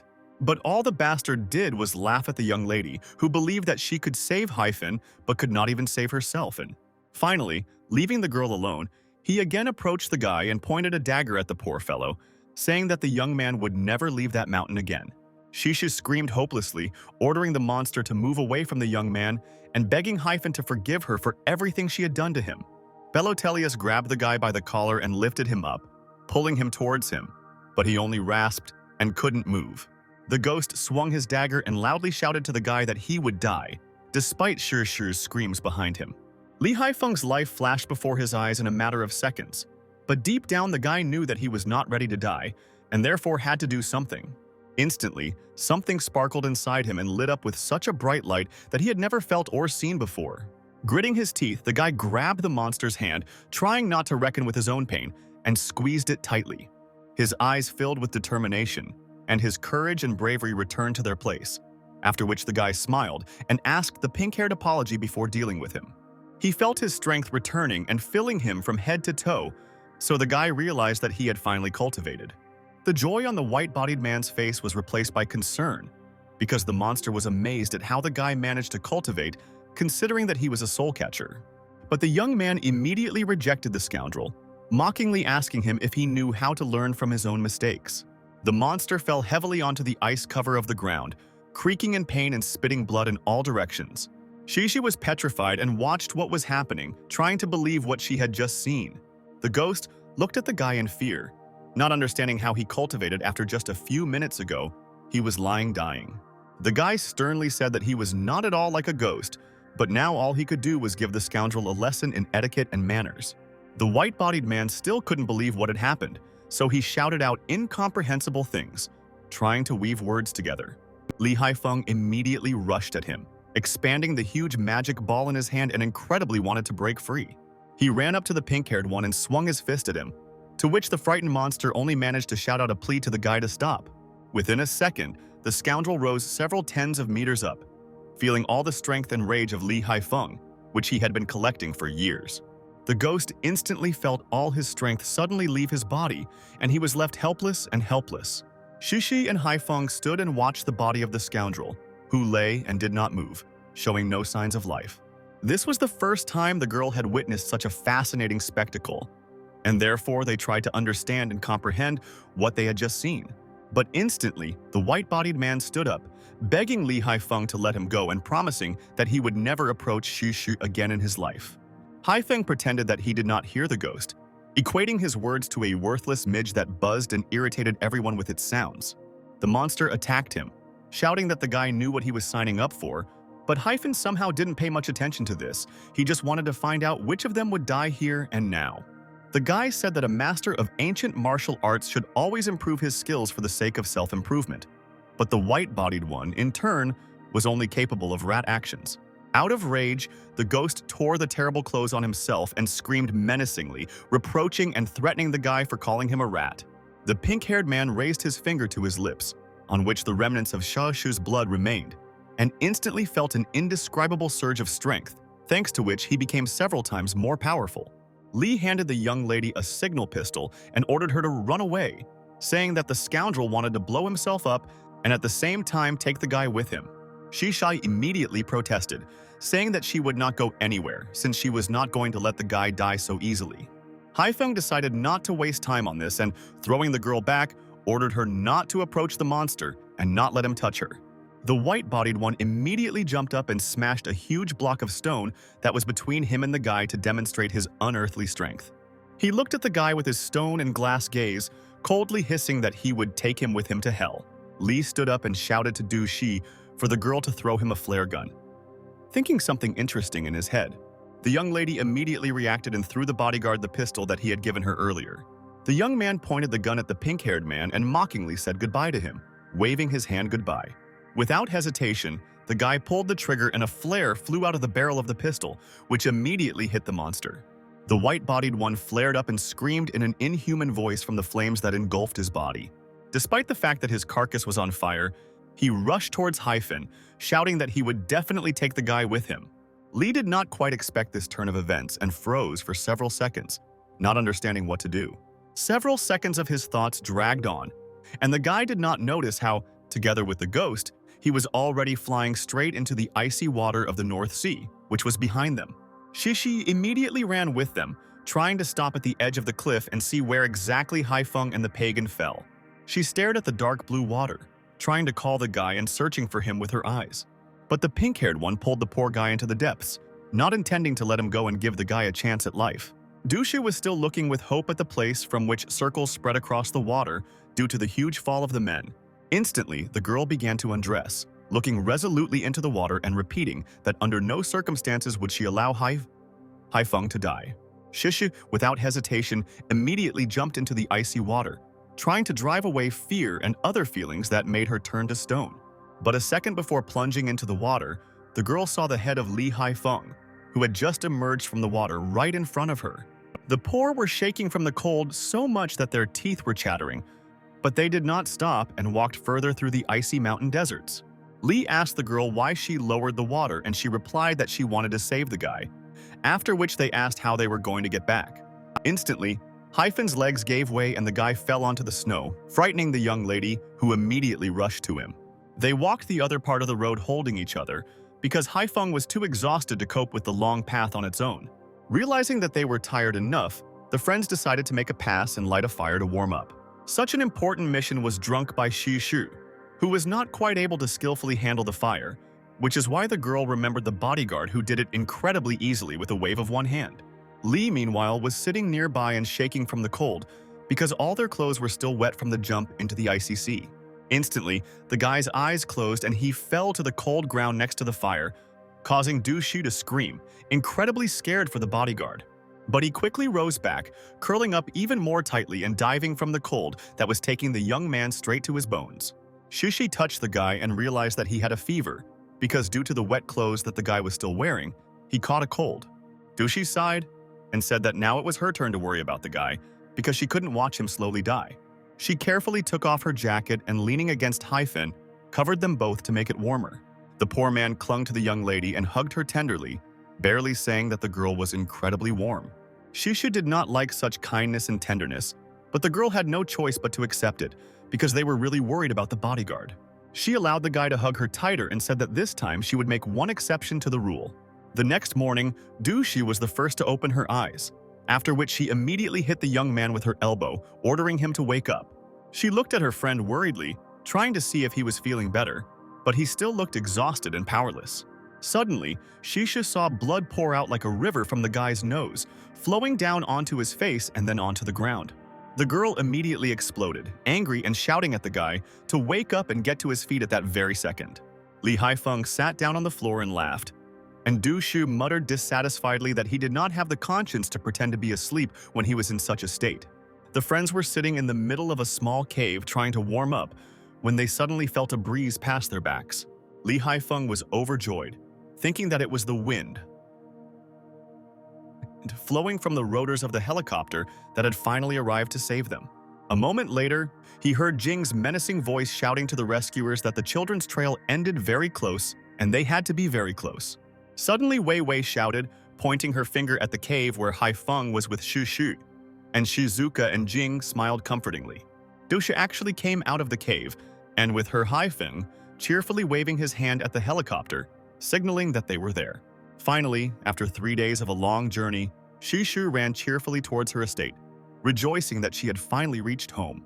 The young lady and Wei Wei plopped down on a large, soft sofa and could not enjoy civilization and comfort after the terrible weeks in the mountains. Instantly, Shizuka, who was sitting on the sofa opposite, asked Du Shu whether she would stop clinging to Haifeng after everything that happened to them. Shishi immediately mockingly began to fantasize and tell Shizuka that the guy managed to see her hidden side, but Haifeng immediately stopped the young lady, reproaching her for her long tongue. Miss Shi laughed as she looked at Shizuka's confused face, obviously jealous of Haifeng. Lee, meanwhile, stood in the middle of the room and said that he needed to tell the girls.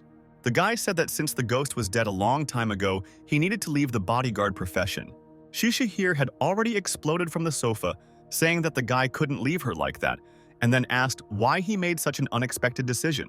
An excited Mei Wei immediately ran up to him, noting that the guy didn't have to leave them at all, but Lee only said that sooner or later he would have to leave.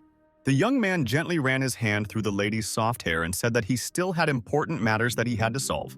Therefore, he repeated again that he could not stay, when he suddenly saw a frustrated Shizuka sigh in front of him, saying that they were destined to separate again. Not intending to be bored for long, the young man immediately returned and, waving his hand to everyone, said goodbye that he had gone to Mr. Du for his salary, and perhaps when their destinies would intertwine again. Shishu did not intend to let the bodyguard go, and therefore decided to create a danger for her heel, the point that Haifeng so desperately defended.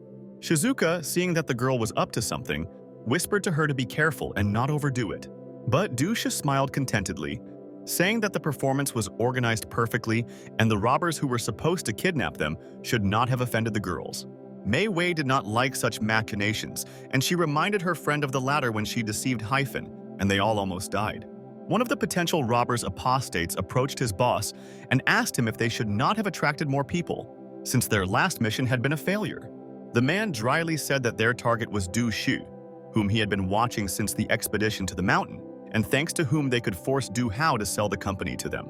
In addition, the leader added that along with Shu there would be 2 more girls, who would be much more difficult to protect than one, so his plan was ingenious. Instantly, a gray Mercedes with tinted windows drove into the clearing where the operation was planned, through which even the sun's rays did not penetrate. Haifeng, who was driving, muttered displeasedly at the girls who decided to go with him to collect their salary, to which Shu Shi constantly repeated that he was still her bodyguard. The girl playfully told the young man to shut up and pushed him in the face with her hand, ordering him to watch the road. Suddenly, the young lady pushed the guy again, but this time harder, and he accidentally turned the steering wheel so that the car skidded, causing everyone to scream. Suddenly, the bodyguard saw the leader of the robbers and his gang in front of him, which surprised him, while the man informed all his apostates that the object had entered the territory. Li Haifeng got out of the car and addressed the strangers, dryly asking them to get off the road and let them pass. In the blink of an eye, a bunch of men surrounded him and began to beat him in their hands, and one of them even had a pistol which he immediately pointed at the guy. The leader of the robbers hissed furiously that they were not going to retreat until they grabbed the girls, who were still standing confused by the car.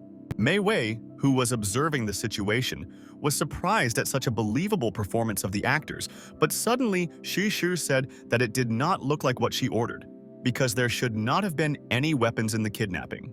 Li, who immediately understood what was happening, reproached the robbers for somehow doing a bad job of kidnapping, probably underestimating the guy and his strength. Still looking into the eyes of the leader of the scoundrels who stood in front of him with a gun pointed, the guy suddenly heard Shi Shu's terrible scream behind him. The girl was grabbed by one of the boss's apostates and put a gun to her head, threatening the young lady with a shot. Instantly, the man holding her distorted the girl's words, and it seemed to her that it was still a game, and therefore she reproached the stranger to play better and hold her tighter.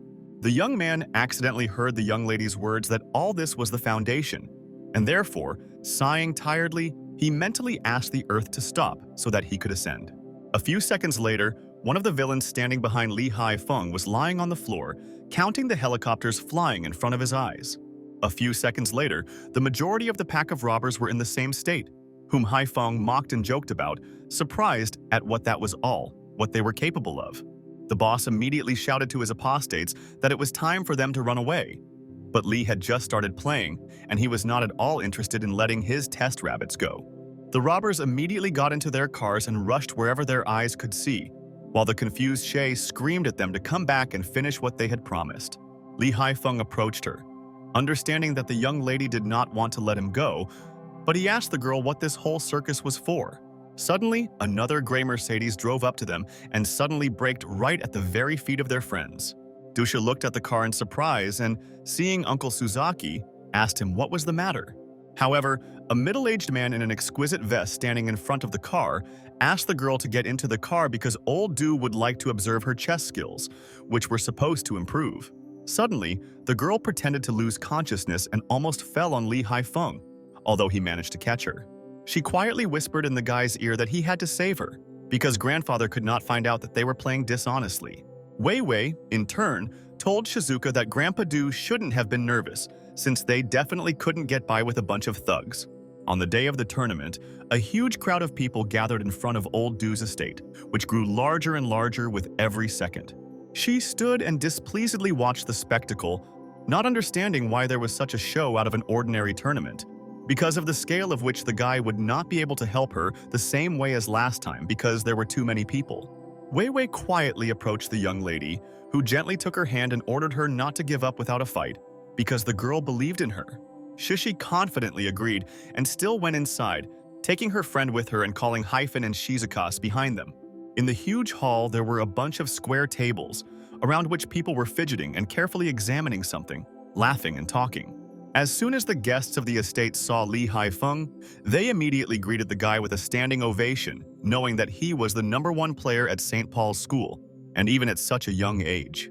Lee, not at all used to such fame, was surprised and asked Dushi if it was about him, but the girl just snorted and told the guy to come back.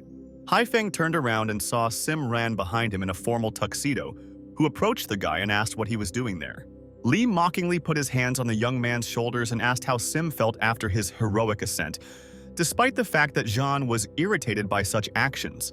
Remembering this, Haifeng said that he remained the same scoundrel that he was, after which the guy added that he still had to leave Sim on the mountain. Frustrated, Jean turned around and told the guy that he was only a bodyguard, unlike him, who had an invitation from a top-notch player. Lee Haifeng looked at the guy incredulously and gave him a cold look, but said nothing, remaining calmly silent. Deciding to throw something at Zhenya's back, he made it clear that the young man could show respect for the ass who saved him from above. Suddenly, Duan Chenmin appeared next to them, who said that according to rumors, Sim would have remained on the mountain if not for Lee Haifeng and his courage.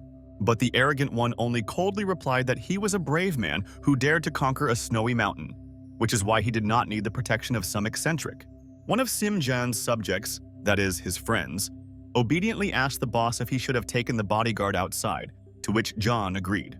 Lee Haifeng was outraged by this attitude towards him, because they were simply going to send the guy out without noticing what a scoundrel Simran was. Duan Chenmin intervened in their squabble and said that Brother Lee would not go anywhere because he had arrived with him as a guest.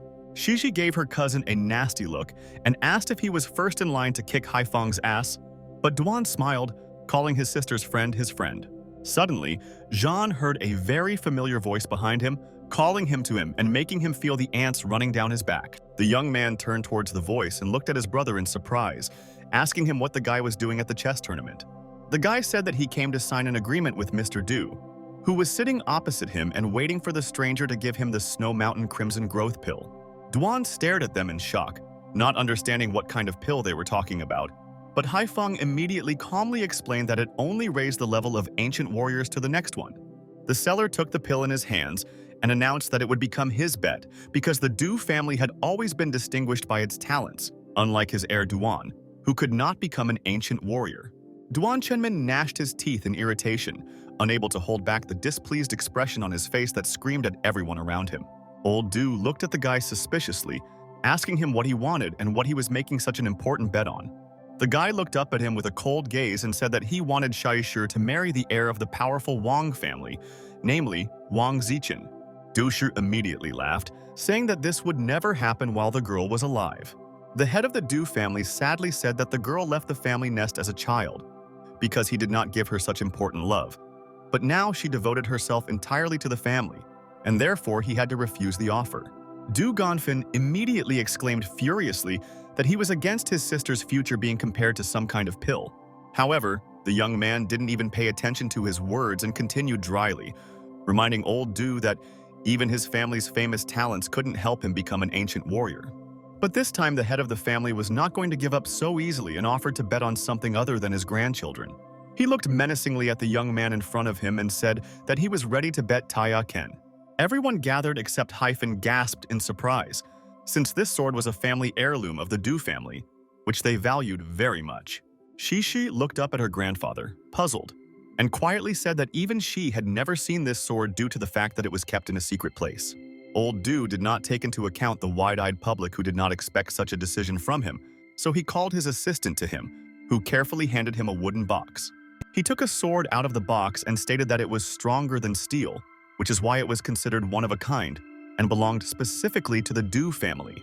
The husband swung his sword and hit the table in front of him, after which the room was illuminated by a bunch of small lightning bolts emitted by Taya Ken. Even Hyun himself was amazed at such a powerful sight, because the young man had seen something similar only a few times in his entire life. Old Du returned to the cellar and asked him menacingly whether the family heirloom could be a serious enough bet. The guy smiled contentedly and said that the sword was incredible, so he willingly and happily accepted the bet. But still, something deep down in his soul did not approve of such an agreement, so he hissed nervously, "How could such a powerful sword be exchanged for the most ordinary pill?" Dwayne intervened in the conversation, saying that the sword was a useless crowbar that no one could use until they mastered a decent level, so it was stupid to exchange it for a pill. Old Du threateningly snapped that the young man had an unspeakable talent that could manifest itself as soon as he took the pill. But the guy was belligerent and therefore reproached the man, calling him a non-entity who was not worth such strength. The tournament guests who were still watching the performance began to whisper, not understanding why Duan did not want to cultivate and behaved so horribly, especially towards his grandfather. Mr. Du growled fiercely at his nephew so that he would not pretend to be innocent, because the man knew very well that the young man used his powers much more than anyone else. Duan annoyedly stated that the old man was talking nonsense, but Mr. Du continued, saying that the guy was left as the only heir of the Du family after he took Shi Shu. The young man did not believe his grandfather's words, shouting that under no circumstances could he become the heir of the entire family, and the man had no right to own a sword. The stranger, who continued to rejoice at the agreement, chuckled at the family battles that were going on before his eyes, after which he recalled the signed agreement, the terms of which could no longer be changed. Old Du calmly returned to the table and invited Mr. Sim to continue the conversation, because he was not going to change anything. Duan looked at his grandfather hopelessly and asked him one last time not to put down the sword as he would try to refine his cultivation in another way. However, Hai Feng, who noticed his excitement, approached the young man and put his hand on his shoulder, trying to calm Duan and hint that he had an idea. Li whispered that Sim's victory was not guaranteed, so he might not receive the sword. So the young man simply advised Duan to watch the game. Old Du moved the first chip and the game began, attracting the gaze of all the guests of the tournament. Even an hour after it started, there were still a lot of people crowding around, interestedly watching the fierce fight. They were incredibly passionate about the level of the game because the opponents were considered high-quality professionals. Instantly, Du Gongfen disappeared from Li Haifeng's field of vision, and the guy worriedly asked Shu Shu where he had gone, but the girl just shrugged. One of the guests cast an irritated glance at the couple, who were interfering with their conversations to watch the exquisite game. Realizing that something had gone wrong, Haifeng immediately turned around and headed for the exit, worried that the young man might get into some kind of trouble because of his hot head. Haifeng was wandering around the vast grounds of the Du family mansion and trying to find Duan when he finally noticed a guy near a small fountain in the middle of the garden. Li approached the guy, but he only embarrassedly asked why the young man was looking for him, believing that Haifeng was going to mock him. Bowing his head, Duan said that he had sacrificed his entire life in order to increase his cultivation level, but today was the first time he realized how helpless he was. Something struck inside Li Haifeng, and the guy remembered himself several years ago, but he immediately tried to drive away the sad thoughts that revealed his weaknesses. The young man advised Duan to just wait for the right moment and cultivation would manifest itself, but this did not reassure the guy, and he asked Li to tell him how he felt that his time had come. Remembering the white-bodied one, Lee Haifeng said that Duan did not need to follow his example at all, because everyone had their own individual way to level up. Suddenly, Duan Chenmin fell to his knees in front of the guy and began to beg Lee to help him and teach him what he could do. Lee Haifeng was confused and awkwardly scratched his head, saying that he had reached a new level on the verge of life and death, and Duan looked at him in shock, not believing his ears, but the desire to move to the next level was stronger. A moment later, the guys were running along a huge cliff, heading towards its edge, which Haifeng did not like at all, and he asked if the guy was really going to jump off the cliff to get a new level. Seeing Duan's truly serious intentions, Haifeng said that if jumping off a cliff could reveal cultivation, everyone would have done it a long time ago. He handed Chenmin a small package and said that it would help him open his first vein, without which cultivation of the second vein would have been impossible. Anticipating something good and exciting, Duan smiled and asked where Lee got the package from. Haifeng took out a huge needle from the small package and warned the young man that he could be paralyzed, and it was also incredibly painful. Duan Chenmin didn't have time to say a word when he suddenly felt something sharp in his body and screamed with all his strength. But within a second, the young man's physique increased noticeably and he became taller. Noticing that, Lee smiled, glad that the magic item worked. He said that the last needle had to be inserted into the head area, so the guy needed a little time to prepare because it was dangerous. Duan, who suddenly felt a surge of energy, immediately ran to the edge of the slope and exclaimed while jumping. Haifeng stared at the madman, not understanding how to act because it seemed that Duan really was a fool. The guy continued to fly down the slope, but his level still did not change, from which his heroic courage began to change to fear. Lee exclaimed for the guy not to move and threw the needle at him, trying to hit the guy right in the head, or he would just fall to his death. Duan excitedly exclaimed to Haifeng that it would have been much easier to get in if he had done it a little earlier. But despite the situation, Lee was a truly accurate sniper, so the needle clearly cut into the young man's neck, causing him to scream, and his body began to chamber and emit light. Lee Haifeng did not take his eyes off him and watched the guy, preparing to save him if the magic did not work. Suddenly, old Du's assistant burst into the huge hall where the game was taking place and shouted loudly that the young master had just jumped off the cliff. The head of the family immediately exploded from his seat, dumbfoundedly asking his assistant if he was sure of his words. Sim immediately exclaimed that he had won, because the scoundrel took advantage of the fact that the enemy was distracted and he lost attention. The guy grabbed the family heirloom and mockingly said that he didn't expect the fight to be an ordinary waste of his time. Du Hao approached the old man, who instantly felt ill, and said that he would send people there to find out what had happened. The door of the hall suddenly moved, and Duan entered the hall with Hyun, who exclaimed that Du Hao's idea was no longer needed. The satisfied guy approached his grandfather and proudly declared with a grin that he had finally taken the path of a real ancient warrior. Old Du looked at his nephew in shock and at first did not believe that he had succeeded, and now his strength was different from the usual one characteristic of people.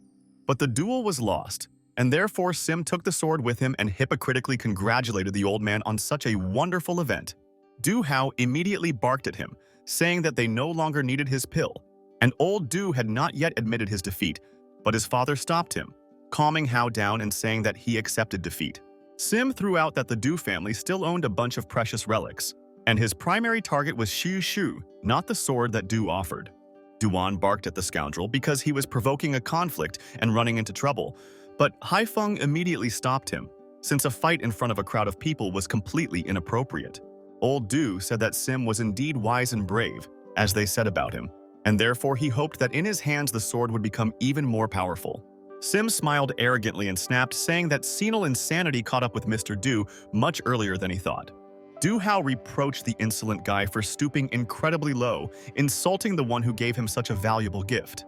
But suddenly Haifeng, who had been watching the performance until now, calmly said that mortals could not wield a sword, looking at Sima indifferently. All the guests came running to watch Sim triumphantly take the sword out of the Du family estate, trying to look at the relic more closely while the guy handed it over to his assistant. Lee, folding his arms across his chest, measured the guy with an unkind gaze, in which one could see condemnation and disgust. Suddenly, the assistant, who was just carefully moving the sword directly into the wooden box, suddenly had a sharp pain in his knee. The poor man screamed and, out of surprise, could not stand on his feet, letting go of the box from his hands and flying to the ground. He plopped down on the cold stone with his entire body and screamed in fear as to who dared to attack him. The The crowd of guests standing behind burst out laughing loudly, while Sim looked at the assistant indifferently, glaring at Do's nephew. Duan, who noticed this, snorted contemptuously and said that if he had, the assistant would already be dead. Sim returned to Hyun and asked if this was his business, but the young man only answered that the affairs of the Do and Sim families had nothing to do with him. Simran, standing next to his brother, indignantly pointed his finger at the young man and blamed him for what happened because he was the one who wanted to show off in front of the Do family. The elder Sim reassured his brother and said that in any case they had the Thai sword, and therefore there was no point in paying attention to such pathetic provocations. But suddenly the assistant screamed, taking a needle from his knee and telling the boss that someone had stabbed him with it. Haifeng smiled discreetly and whispered to Shu Shu, who had only one way to return the sword to the family. The young man said that adults decided things like adults, so the girl had to fight with him, after which he added that he would certainly help her. Shisha's eyes widened, because she was not at all prepared for such a turn of events, but she could not do anything. Sim Sr. hypocritically said that he considered the Do family worthy enough to accept their defeat, after which he ordered to pack the sword and turn towards the exit. Instantly, behind him, he heard the clear voice of Shu Shu, who ordered the guy to wait. She stated that she challenged Mr. Sim to a second game of chess, but this time against her. The guests who were behind began to whisper loudly, discussing the decision of the young lady, who decided to go against the one who had just beaten her grandfather. Without even turning his head, Sim showed sympathy and said that he understood her feelings, but he was not going to take revenge. The girl did not back down and blackmailed the arrogant man with the fact that he was simply afraid of losing to her, but Shai was not going to play empty-handed. Sim suddenly turned around and looked at her with an interested yet irritated look, asking what Do she was going to offer him. The girl loudly declared that she herself was the bet of the game, and if she lost, the young lady would marry the scoundrel's assistant. The poor baby's face immediately showed joy at the thought that he might have the opportunity to marry such a beauty. But Sim, who was not very happy with this offer, said indifferently that this bet was not enough for him. But instantly, Shizuka approached Shishi, who sternly asked the guy what he would say if the girl joined an existing bet. Both girls stood at the top of the steps, looking intently into Sim and his brother's eyes. Sim Sr. returned to Sim John and asked if Shizuka was the girl his brother incredibly liked, but he just tried to brush off the answer. But Sim already understood everything, which is why he smiled maliciously and said that everything was becoming more and more intriguing and interesting. He laughed and told Miss Du that he would be waiting for the young lady at the Sim family estate in 15 days, after which he turned around and, taking the box with the sword under his arm, headed to his car. Seeing that Sim was no longer watching them, the girls breathed a sigh of relief. Old Du barely smiled and said that the gap between his and the younger generation was huge, so they did not understand each other at all. Together with Du Hao, grandfather headed towards the estate, threateningly asking Duan as he walked what he was thinking when he jumped from the cliff and how he managed to take the path of the ancient warrior. The nephew awkwardly grabbed the back of his head and said that this happened precisely because of his jump from the cliff, which was very dangerous. Old Du was dumbfounded and suddenly began to feel how much his legs began to give way. The man could not stand it and suddenly almost fell, grabbing onto Du Hao, who had been nearby all this time. Shishi and Duan immediately ran up to their grandfather and, taking him by the arms, walked towards the estate together, leaving Shizuka, Chusuke, and Hyphen behind. Lee snorted that he would never have thought that some brat would dare to insult Mr. Du in front of the guests, but Shizuka was worried about whether he would be able to cope with the chess tournament, since Sim was the best. The guy smiled affectionately and said that he had no options other than winning, because the lives of the girls were at stake. As soon as Shizuka sighed with relief, one of the waiters appeared behind her, rushing straight towards the young lady. Without having time to break, he crashed into Shizuka and ran on, shouting after someone to wait for him. But when the young man finally realized that he had hurt Shizuka, he returned and opened his mouth in surprise. Haifeng's hand was visible on her waist, holding the girl tightly and looking straight into her eyes, asking if she was normal. They looked at each other, after which the young man hugged Shizuka to himself, which made the girl's heart almost jump out of her chest. The waiters, who realized that they were the third wheel in their presence, loudly shouted to the others that it was time to leave. A group of other workers standing nearby clumsily covered their mouths and walked towards the mansion with their heads down, embarrassed. Hearing the screams behind them, Duan and Shi, along with their grandfather, turned their heads to see what the waiters were running away from so quickly. Seeing Hyphen hugging Shizuka, Shi immediately flew furiously at the guy, shouting what he was doing. Old Du smiled and ordered Duana to bring his bride there too. But the guy only sighed in embarrassment, saying that grandfather had understood everything wrong. Haifeng and Shizuka, also flushed with shame, finally pulled away from each other and also stated that this was not what everyone thought. Dushi indignantly shouted at the guy, demanding that he say whether he kissed Shizuka, but Lee was not going to answer, and therefore pretended that someone was calling him. The young man walked away from the girls, who were staring angrily at each other, and actually answered the incoming phone call. From the other side came the excited voice of a bespectacled man who said that his mother was in the hospital and urgently needed an operation that cost 200,000 yuan. Hearing the amount made Haifeng's eyes widen, and his friends who noticed this asked what had happened.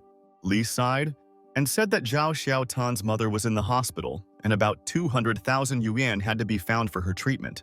Shishi immediately said that she could lend Li Haifeng 200,000 yuan without any problems, but the guy refused, saying that he didn't need other people's money at all. She attacked the young man, shouting that he would never find such a huge sum in a short period of time. But Shizuka immediately stopped the girl, reminding her of the guy's stubborn nature. Duan suddenly intervened in the conversation and said that he knew a way to quickly earn such a sum. He smiled and said that it was a martial arts competition, the winner of which took home a prize of 200,000. Dushi immediately reminded that the representative of their school was already Sim, and other schools in the city had probably already elected talented participants. Haifeng smiled happily and said that he would definitely defeat Simran just like he did before. The Sim family's estate was made of bricks and looked much creepier than the Du mansion. The Sim brothers sat at the table in the office and discussed something intently, sitting in front of each other. In the blink of an eye, Simran noticed the small purple flask standing in front of him and couldn't immediately believe his eyes. Sim the elder took the flask in his hands and said that it was a natural elixir from the root of rare trees that would help his brother increase his strength and strengthen his spirit. Simran said with satisfaction that with the elixir, Hoffen would never defeat him, to which Sim the elder added that the elixir was made by the ghost Huo specifically for his competition. Ran knew that Mr. Huo made this elixir, so the thought of defeating Hyphen pleased him even more. Sim Senior smiled and, clasping his hands, said that his brother should have prepared because the fight was already on Sunday. Jan looked ominously at the small jar in his hands and hissed with satisfaction that Lee would definitely pay before him. The weather that day was beautiful and sunny, so the students of St. Paul's School freely walked around the area in short skirts. Sim, along with his apostates, sat on a barrel, and his friends held an umbrella tightly over his head so that the sun would not bother the guy. Instantly, one of the guys pointed his finger forward, seeing Li Haifeng who had come to the fight. Sim Jan saw a guy in front of him with Wei Wei, Shizuka, and Shishi surrounding him on both sides. The girls were dressed in short skirts due to the unspeakable heat and confidently walked forward, seemingly not worrying about the fight at all. Sim looked at the guy indifferently, calling him a hillbilly and adding that he didn't understand Shizuka at all, who saw something in him. Suddenly, another of his apostates ran up to him, nervously shouting that they had a problem. The young man barely had time to slow down before sweeping the other guy off his feet, confusedly asking him what the problem was.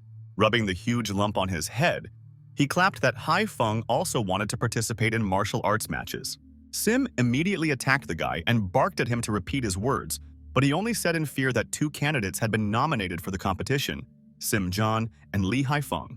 Jan clenched his teeth and hissed that this time he would completely defeat the guy because he had become much stronger, both physically and spiritually.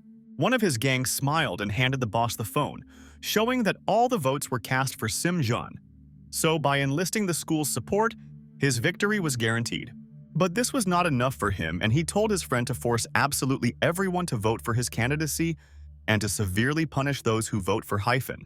They all started buzzing, shouting that they would vote for Sim John, when suddenly they heard the clear voice of Mei Wei, who said that she would vote for Hyphen. She was joined by Xu Shu, who bet 100,000 yuan on Li Haifeng's victory, after which Shizuka also made it, following her example. The indignant son approached the girl, asking her if she was really ready for such stupidity, but Hamasaki only confidently shook her head. She cast a menacing glance at the guy and said that she never doubted that Haifeng would defeat him. Sim John was bursting with rage, but he tried his best to restrain himself, consoling himself with the thought that he had a magical elixir. Meanwhile, in the villa, Du Shi, Haifeng, and the bespectacled man were conscientiously looking for something in the laptop when suddenly Zhao exclaimed that he had found it. Approaching the bespectacled man, Lee looked curiously at the laptop screen and asked him if there were any interesting candidates, after which the guy waved his head and invited him to take a look on his own. On the screen was an athletic blonde with green eyes who probably played sports and represented Shaolin College. Lee embarrassedly asked his friend on what website he could find such a beauty, but Zhao ignored his question, saying that the blonde was a multiple champion who also looked great. However, no matter how much of a champion the girl was, she looked like she was falling apart, and besides, she could boast of excellent abs. Zhao and Haifeng were so carried away by the study of the beauty that they did not notice at all how the girls approached them, who obviously did not like such activities of young men. The annoyed young ladies hovered over the guys and sarcastically asked if they were bothering them. Confused, Haifeng tried to explain to Shu, who was in charge, that they were simply looking for a worthy opponent or rival. The guys immediately changed their shoes and began to judge the blonde for her sloppy abs and terrible shape, which the girl needed to perfect for a very long time. But the girls, who leaned over to take a closer look at the laptop, calmly asked if the girl was a professional in her field, after which the bespectacled man showed them the statistics of Shaolin College, where she was in first place. Shizuka immediately screamed, remembering that girls were always weaker than boys anyway, and she asked Li Haifeng if he really intended to fight Han. But Zhao immediately said that the Shaolin Academy had a bunch of talented young people, but if, taking this into account, this girl was in first place, a duel with a guy was not a problem for her.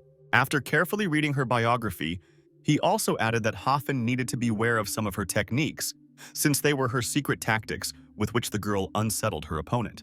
Hearing that the blonde could use the power of Bagua, Lee was truly surprised, because such a powerful power was usually not available at such a young age. Exactly a week had passed since that moment, and there were still a lot of anxious students around St. Paul's school. Zhao informed Lee that he, Brother Feng, Sam Ran, and Han Xiaoling were in the finals, which meant they had to fight each other for victory. But it seemed that Haifeng was deaf to his words, thinking that he needed to refresh himself before an important fight. Glasses ran a tired hand over his face, reminding Haifeng that they weren't there to fight. He said that there were only physical tests that day that had to be passed in order to get into the match, but Lee didn't listen to him and enjoyed the school buffet. The guy was stuffing himself with fruit and meat at the speed of light, when suddenly one crumb got into his throat the wrong way and he almost choked. The poor man grabbed his throat and hissed for water, but only the waiter with glasses of wine was nearby. Seeing him, the guy snatched the drink from his hand and immediately put the glass in his mouth, trying to quench his cough. He immediately drank a full glass of wine in one go, without even stopping to take a breath.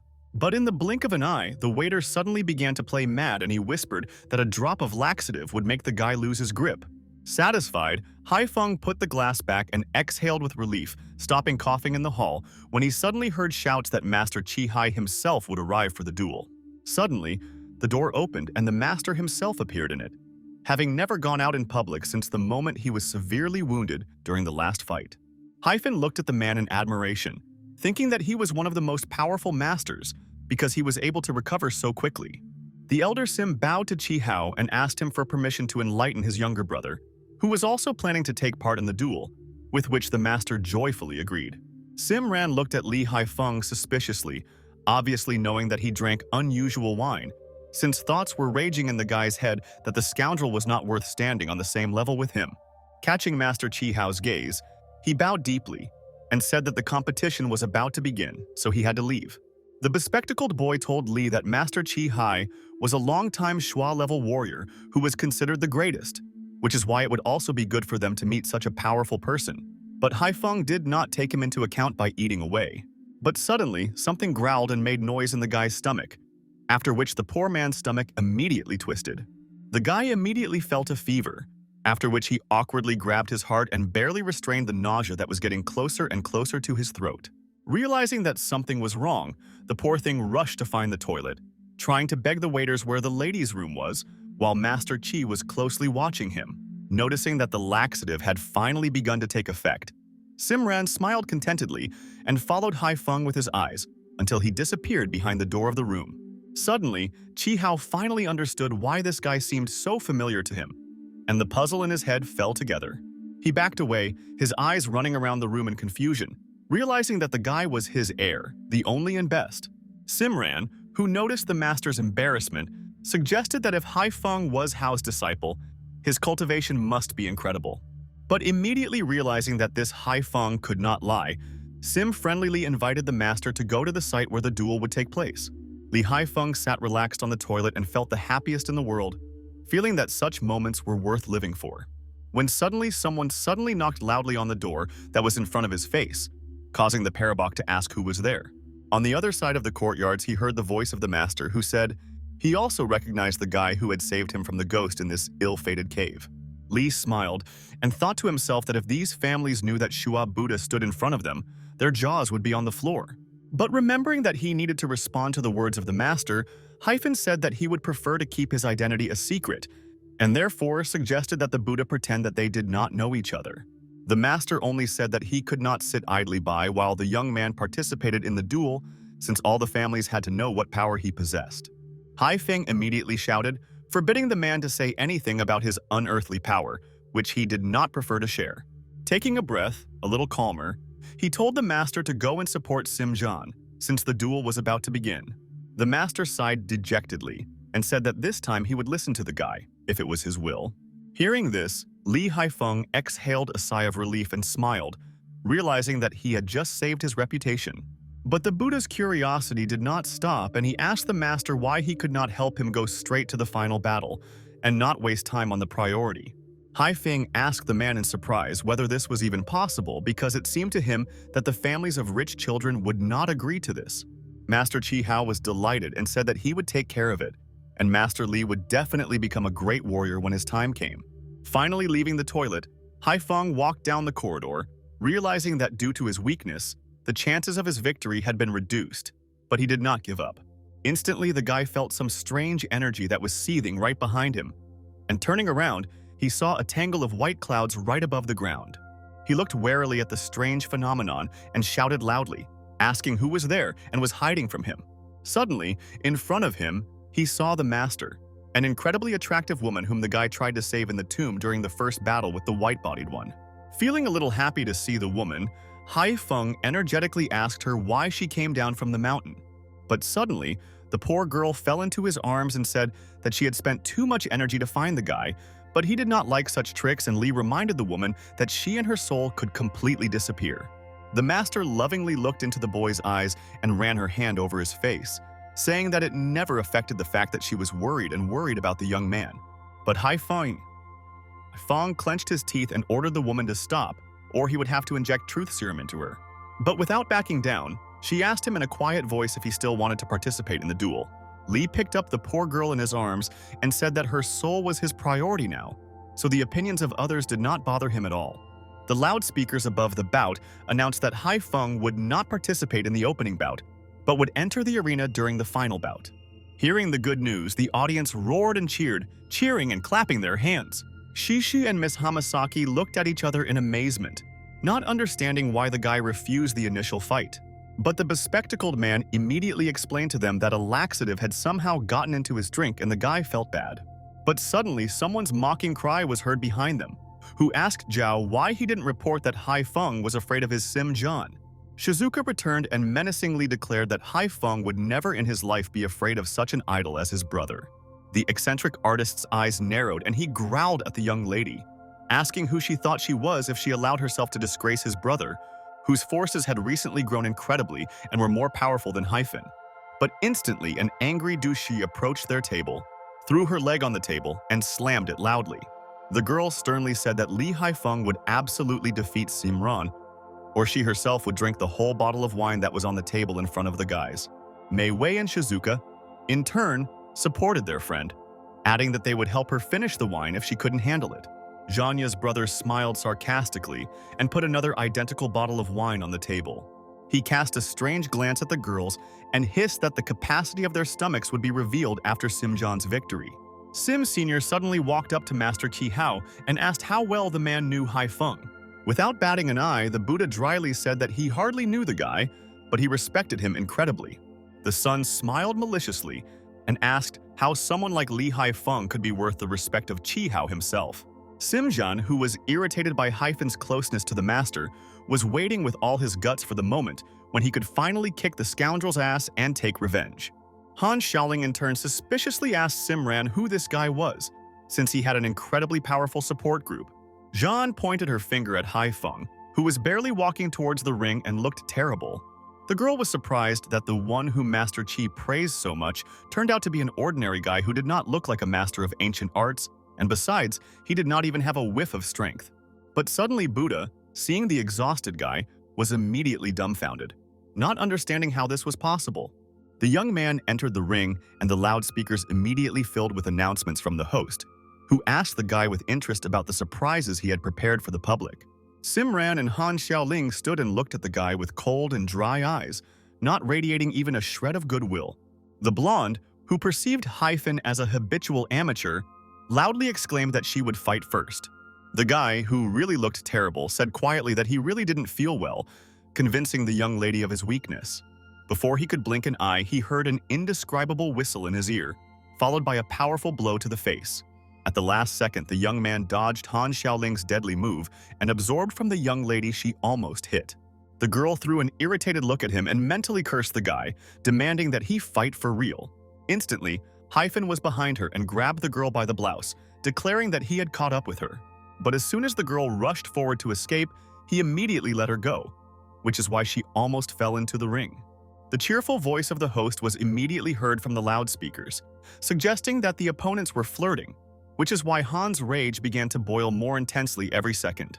Suddenly, the girl turned around and, shouting that the ring was not a children's playground, tried to localize the young man using her signature move. Li Haifeng immediately grabbed her hand, with which she was trying to attack, and turned her blow against the young lady herself.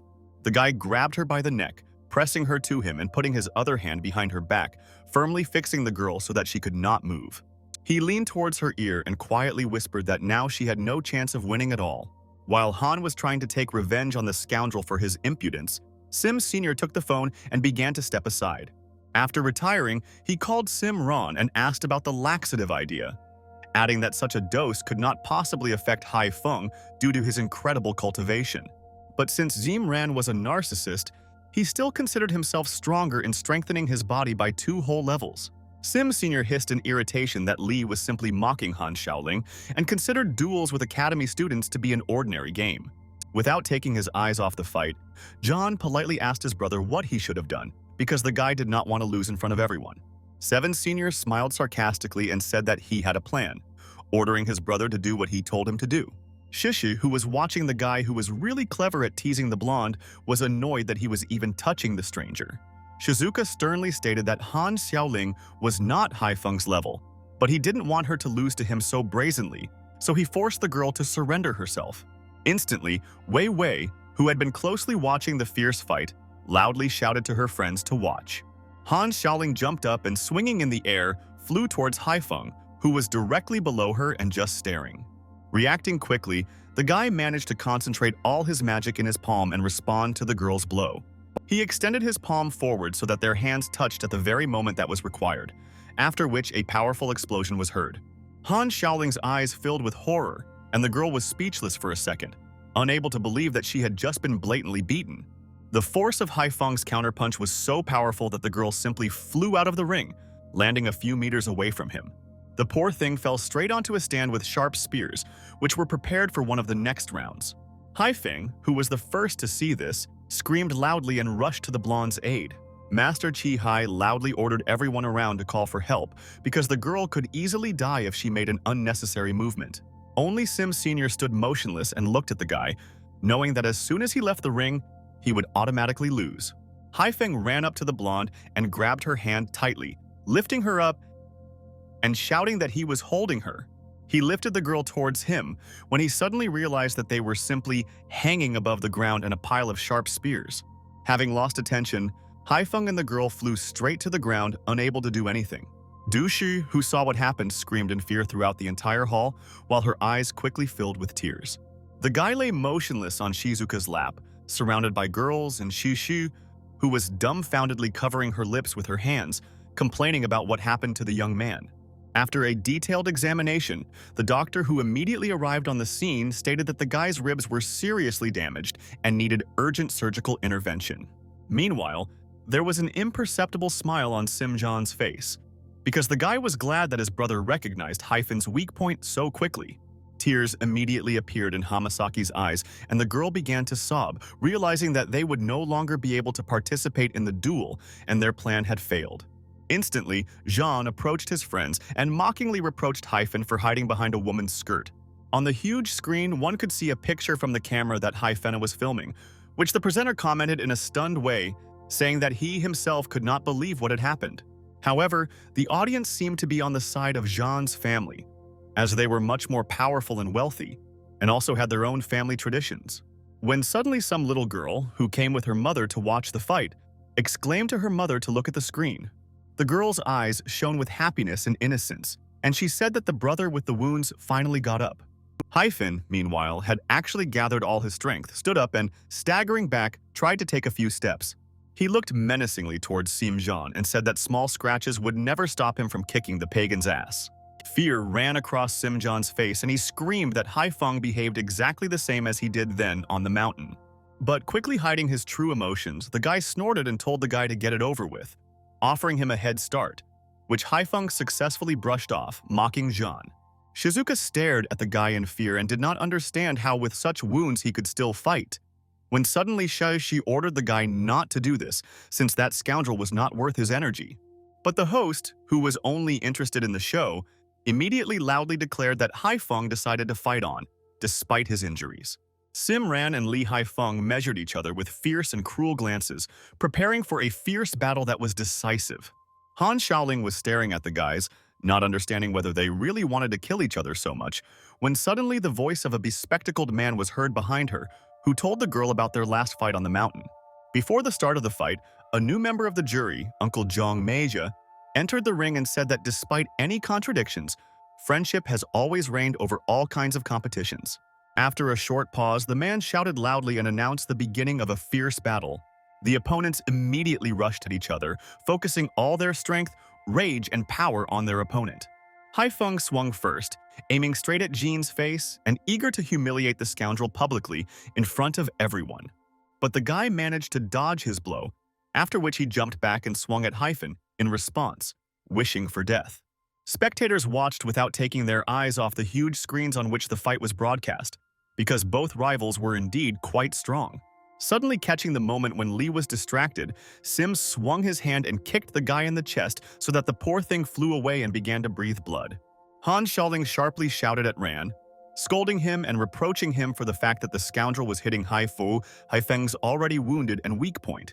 But the guy didn't care, and he growled that on the battlefield the young man was only his opponent, which is why Jean didn't care about his previous condition. Gritting his teeth in pain, Haifeng found the strength to stand up, laughing at the guy and saying that he just gave him a head start. Sim did not succumb to provocation and flew at him with renewed vigor, exclaiming that his fist incredibly suited the guy's face. The bespectacled boy asked in surprise why Haifeng did not attack and only dodged, and he also found it strange the amount of Sim Zhan's power that suddenly came from him out of nowhere. Han Shaoling replied to the guy that Li was simply studying his opponent in search of his weak points. Li Haifeng himself actually tried to research John before starting the actual fight, which he eventually succeeded in doing. The guy immediately grabbed Sim Jan by the jacket, causing him to scream in amazement. The next second, he pushed the guy so hard that he spat out a clot of blood from his mouth on the fly and flew to the opposite side of the ring. Shishi and Shizuka immediately shouted with joy, rejoicing at the guy's victory, and making sure that he really was incredibly strong. Hyphen, meanwhile, recoiled wearily, because no matter how much strength he had, the guy was weakened and wounded, while Sim, wincing in pain, lay in the ring and did not move.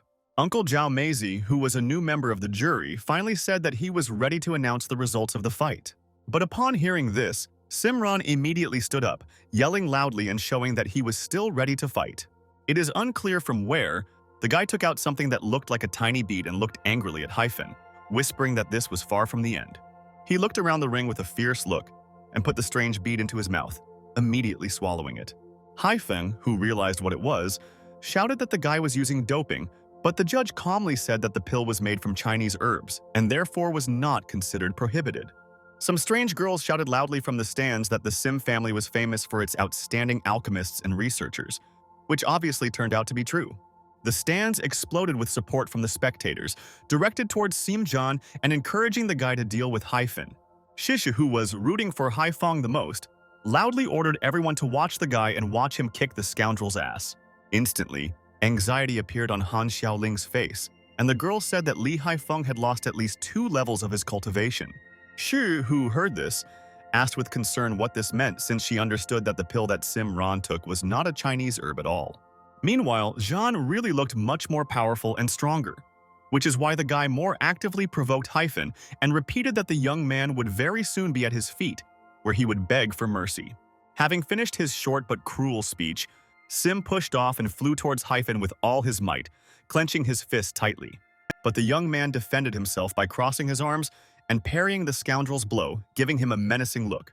Simjan, with rage boiling inside him, shouted that he would never let his own brother down in his life for the sake of the honor of his family. Feeling such inexpressible strength from the guy, Haifeng was confused for a second, which was his incredible mistake. He missed a powerful blow from the enemy, which caused him to fly away several meters without having time to react and defend himself. Realizing that it was time to take the situation more seriously, the guy immediately stood at the bar preparing for the next attack. But out of nowhere, Sim somehow found himself behind him and stabbed the guy in the neck as hard as he could. Although poor Haifeng winced from the pain that permeated his entire body, he had no intention of giving up. As soon as he stood up, Sim immediately grabbed the guy by the jacket and pulled him back, exclaiming that in no case would he lose to such an unfortunate person like him.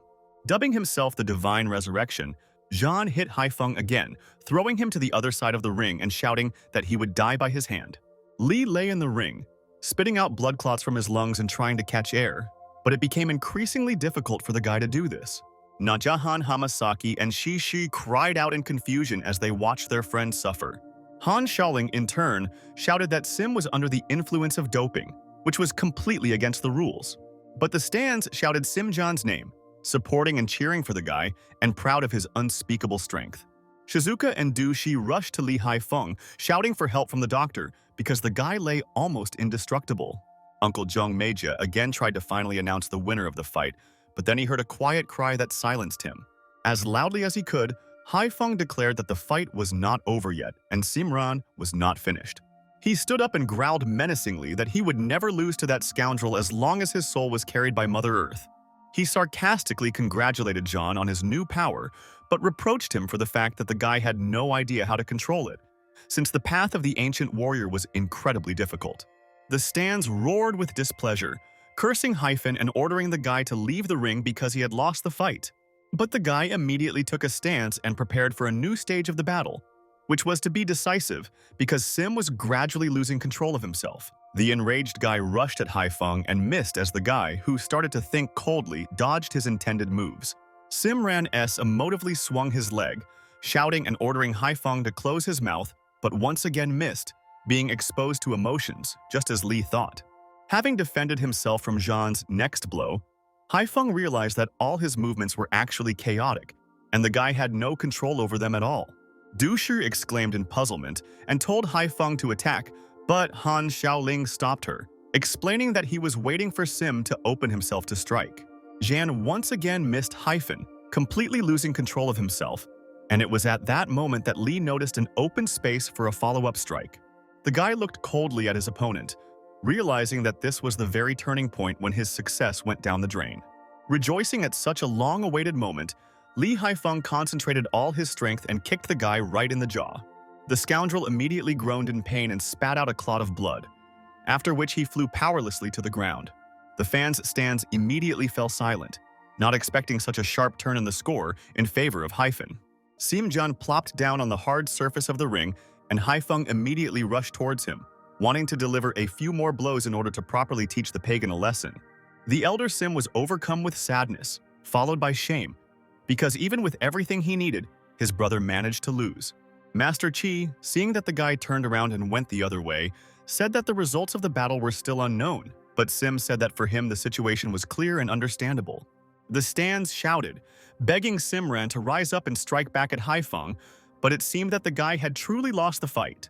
Instantly, he saw his brother indifferently walking away from the ring, not intending to watch the fight, and the young man shouted loudly, declaring that he would not lose. Sim-jan's eyes were filled with blood and a thirst for death because the guy could not lose and give up during the battle. Giving up his position, he shakily poured a bunch of other pills into his hand, repeating under his breath that he could fight.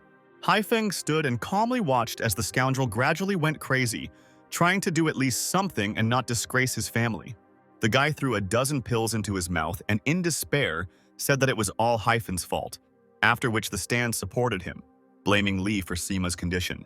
In the end, Shizuka, who received Sim-jan's sick fans, barked loudly at the guy to calm them down. Suddenly, the stands actually fell silent, but because they saw Hamasaki helping Haifeng, which made their mouths open in shock.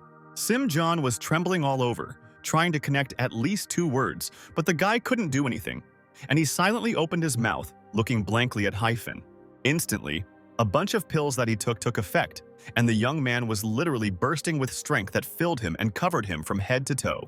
Haifeng stared at his enemy in puzzlement, not fully understanding how to react to such a turn of events. The guy just as calmly took off his jacket and chuckled, and said that Sim had chosen a bad time to show off his torso. The bloated opponent barked menacingly at Haifeng to shut up, continuing to mutter to himself that he could not lose. Sim-jan swung his hand and flew at the guy with his fists, calling out and wishing him death.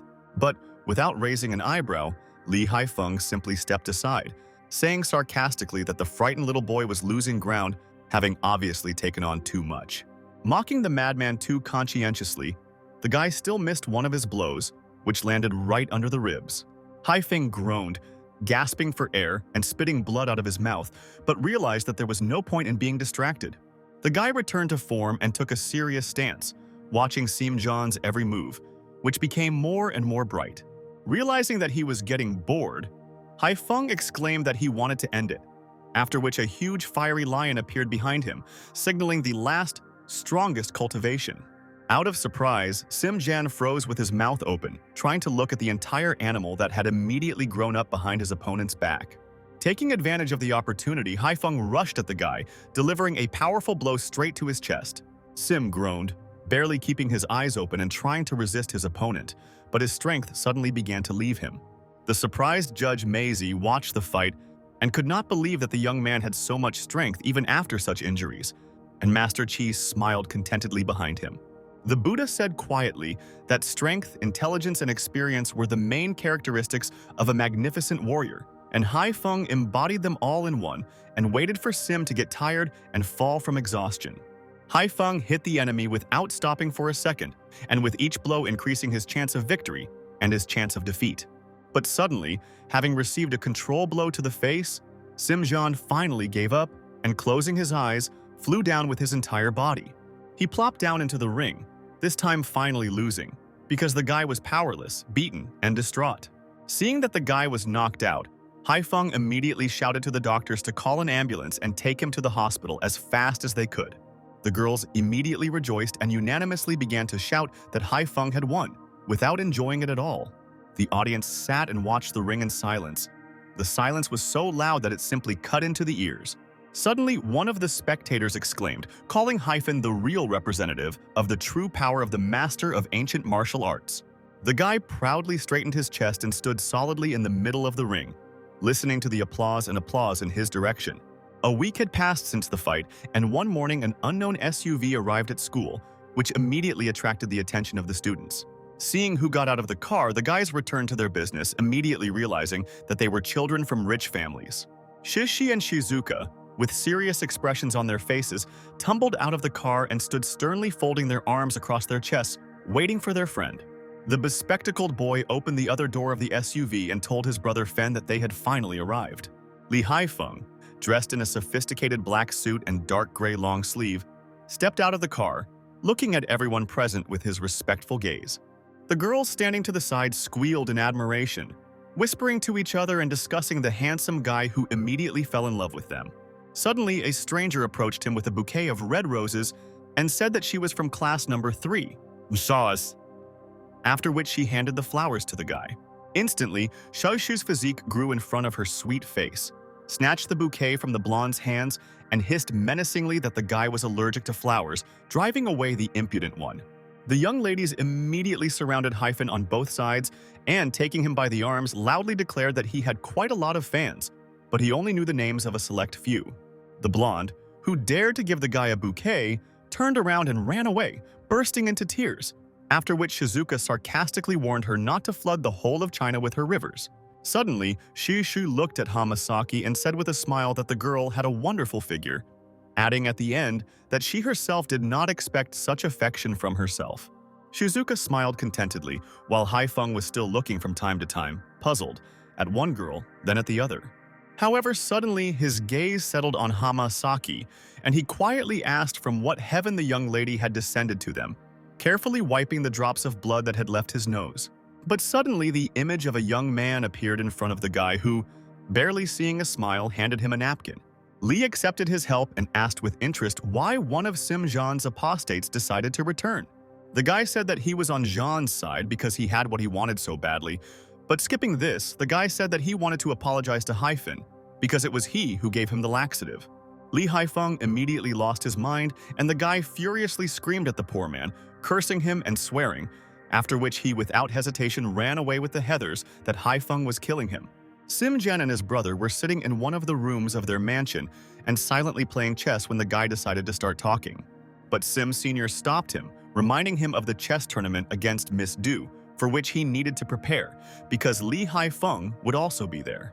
As if instantly, Sim Zhan whined pitifully, complaining that his brother had already punished him in every possible way. He fell to his knees in front of his elder brother and began to complain that he had disgraced the entire Sim family by becoming their disappointment. The guy still looked at the idiot and coldly asked who was interested in the children's fight that they staged. Ran looked up in surprise, asking his brother what Sim meant, but he only said that he would be the one who would become a disgrace if he lost to Dushu in chess. Having finished his sentence, he turned his gaze to his younger brother and said dryly that he was no one to humiliate and vilify the family. Returning to chess, he added that the family was interested in Sim Ping's success, and Ran was just someone's brother who was of no interest to anyone, which made the poor man's heart ache with every cruel word. Finally, Sim added that when he was little, he thought about killing his younger brother, but his everyday life served as a salvation for him. Not intending to endure this hard labor destroying his heart, Sim Zhan loudly shouted to his brother to shut up. However, the elder instantly jumped up from his seat and pushing Jin, knocked him to the floor, pinning him with his foot and not allowing him to move. He looked at his brother cruelly, pressing his head harder and harder against the wooden planks, and hissed that he should therefore keep his mouth shut if he wanted to continue living a luxurious life. Sim Zhan entered his room and saw one of his apostates sitting at the table waiting for the guy. He said that it was time for Zhan to fulfill his condition of the contract that they signed before the fight, because Sim promised to give him one of the pills for giving Lee a laxative. Sim Zhan snatched the contract from his hands, took out a lighter from his pocket, and set fire to several sheets of paper. He smiled coldly and pointedly twirled the flaming agreement in front of the guy's eyes, asking about the terms of the agreement now. The poor guy rushed towards him, trying to snatch the paper from his hand and yelling that this was not part of their agreement, but Simran didn't pay attention and just laughed. The guy attacked Zhan and grabbed him by the collar of his shirt, cursing his past boss. Suddenly, the door to the room opened and one of the guards of the Sim family ran in, who immediately rushed in his direction. The husband kicked the guy in the chest, loudly ordering him to get away from Sim Zhan and get out. The poor guy, who had everything taken from him in an instant, fell to the ground and hit his head, causing him to lose consciousness. Without taking his eyes off his friend's body, John asked the bodyguard what he was doing, after which he reminded him of his brother's visit to St. Paul's school, adding that Sim needed to prepare for it. Jian returned to the guard and sarcastically asked why his brother needed this, since he had not mocked him enough.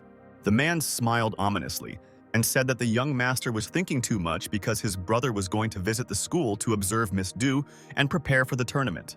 Li, meanwhile, instructed Shishi how to behave while wearing a communication device, after which the young lady had to practice playing chess with Mei Wei.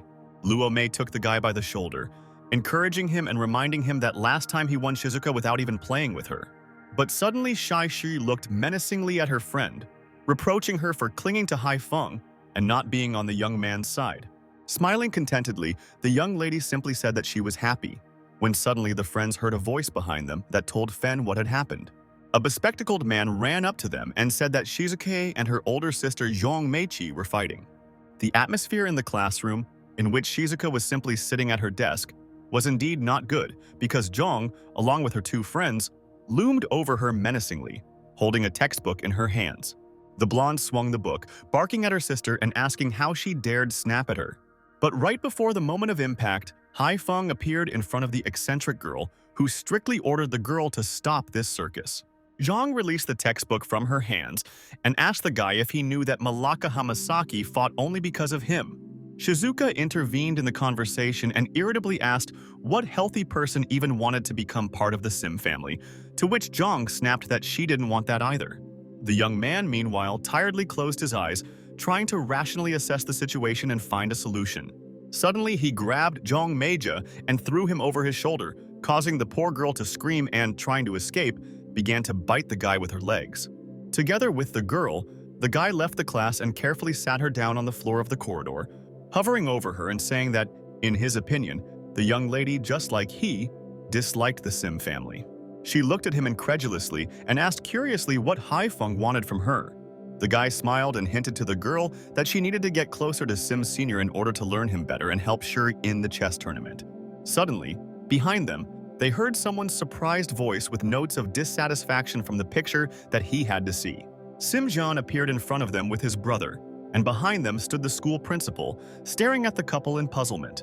Sim Sr., still indifferent and cold, asked Hyun if the guy understood what kind of girl was sitting in front of him. Jin immediately blew up and began to deny everything, saying that they were just discussing a new topic from the previous lesson. Sim Sr. looked at his bride incredulously, asking why they were discussing the topic of the lesson in such a strange place and only the two of them. Throwing a menacing look at Hyun, the guy expressed his hope that this was the last conversation of this type with him, after which he turned around and went about his business. Jong Meijia fell to the floor in despair, breathing heavily and barely holding back the tears that filled her eyes. Lee asked the young lady why she was scared, and the girl said that the last person who spoke to her was found hanging upside down from a tree.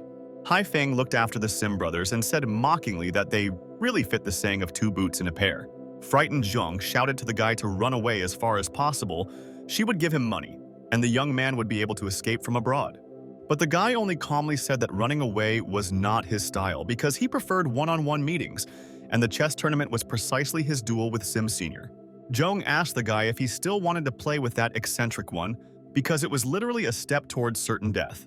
Lee Haifeng smiled sarcastically and said over his shoulder that no one knew who would win the chess tournament. That same evening, Haifeng led poor Zhong by the hand, who had gone overboard a little and could barely put words together, complaining that she had to marry Sim. Sucking at the neck of the bottle again, the girl only said that he knew nothing about the life of the rich. But suddenly, she threw the bottle on the ground with all the strength she had, loudly calling Sima a freak. The girl tiredly laid her head on the Haifeng's shoulder and began to vomit, causing the guy to roll his eyes disgustingly. Tiredly closing his eyelids, he jokingly asked the lady to stop vomiting on him, covering all his clothes. Yawning, the girl asked the young man to take her home because the late-night moon was already in the sky. The next morning, the young man woke up next to the girl because he was afraid to leave her in this state one night. He was awakened by loud vibrations from his mobile phone, which was lying next to him on the nightstand and was ringing for the 10th time in a row. Opening his eyes, he picked up the phone when suddenly he heard loud screams from his mobile phone and a question about why he was lying in the same bed with Jong. Rubbing his eyes again, in front of him on the screen he saw 3 girls, extremely dissatisfied with the fact that they saw him next to the young lady, and even in the same bed. He immediately jumped up, trying to object and explain that everything was not at all as they thought. Jong, who also woke up from loud screams, lazily opened her eyes and in a sleepy voice asked what was happening and who called so early. Seeing Lee Haifeng next to her, she jumped out of bed calling him a freak and asking what he allowed himself to do. Wei Wei, Shizuka and Shishi, who were still on the other side of the phone, threateningly asked the guy what he did last night. Not intending to listen to the performances, he simply hung up the phone and muttered that although 3 women were a complete drama, 4 were simply killing him. Leaving the room, Chong told the guy not to even think about telling anyone that he spent the night in her house, or the young man would have to pay for his long tongue.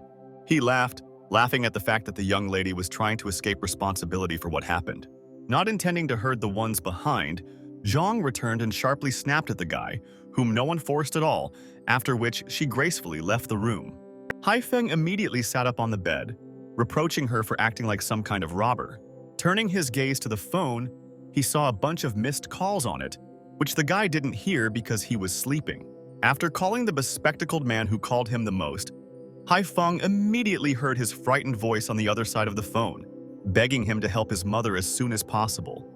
Poor Zhang could barely speak because of the tears in his eyes, trying to say that the doctor had told him about a huge tumor that was starting to actively develop due to bleeding that could not be stopped.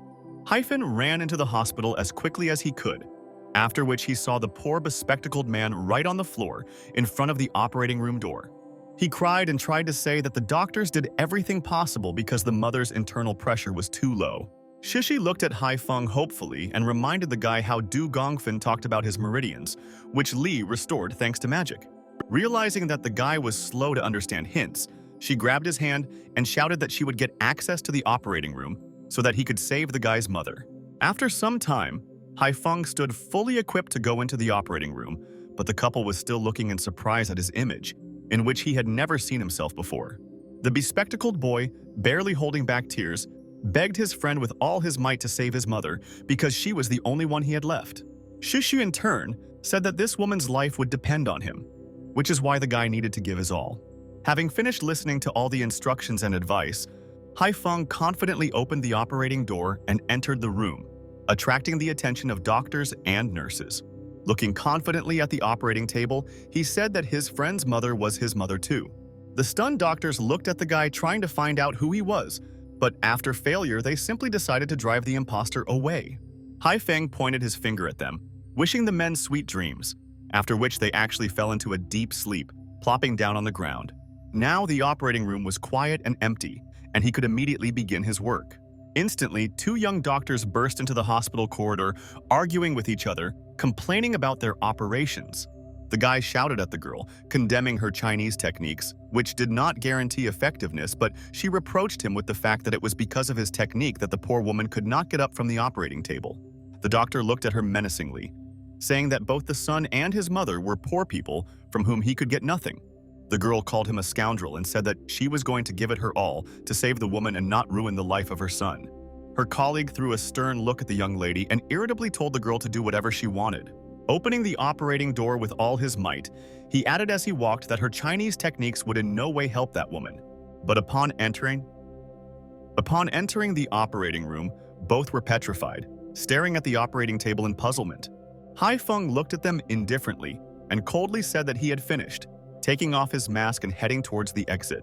The young doctor immediately attacked the guy, scolding him and sternly asking what kind of needles were on the operating table and how an uncertified person got into the operating room in the first place. Li said he used acupuncture to stabilize the victim's condition, to which the young doctor was surprised and asked why she had never seen her colleague at the traditional Chinese medicine department. The young doctor looked incredulously at the pile of needles lying on the table nearby and asked how such rubbish could save a life. Haifeng threw his gloves in the trash and said that the man underestimated Chinese medicine and its deep essence that their ancestors laid down with their hands.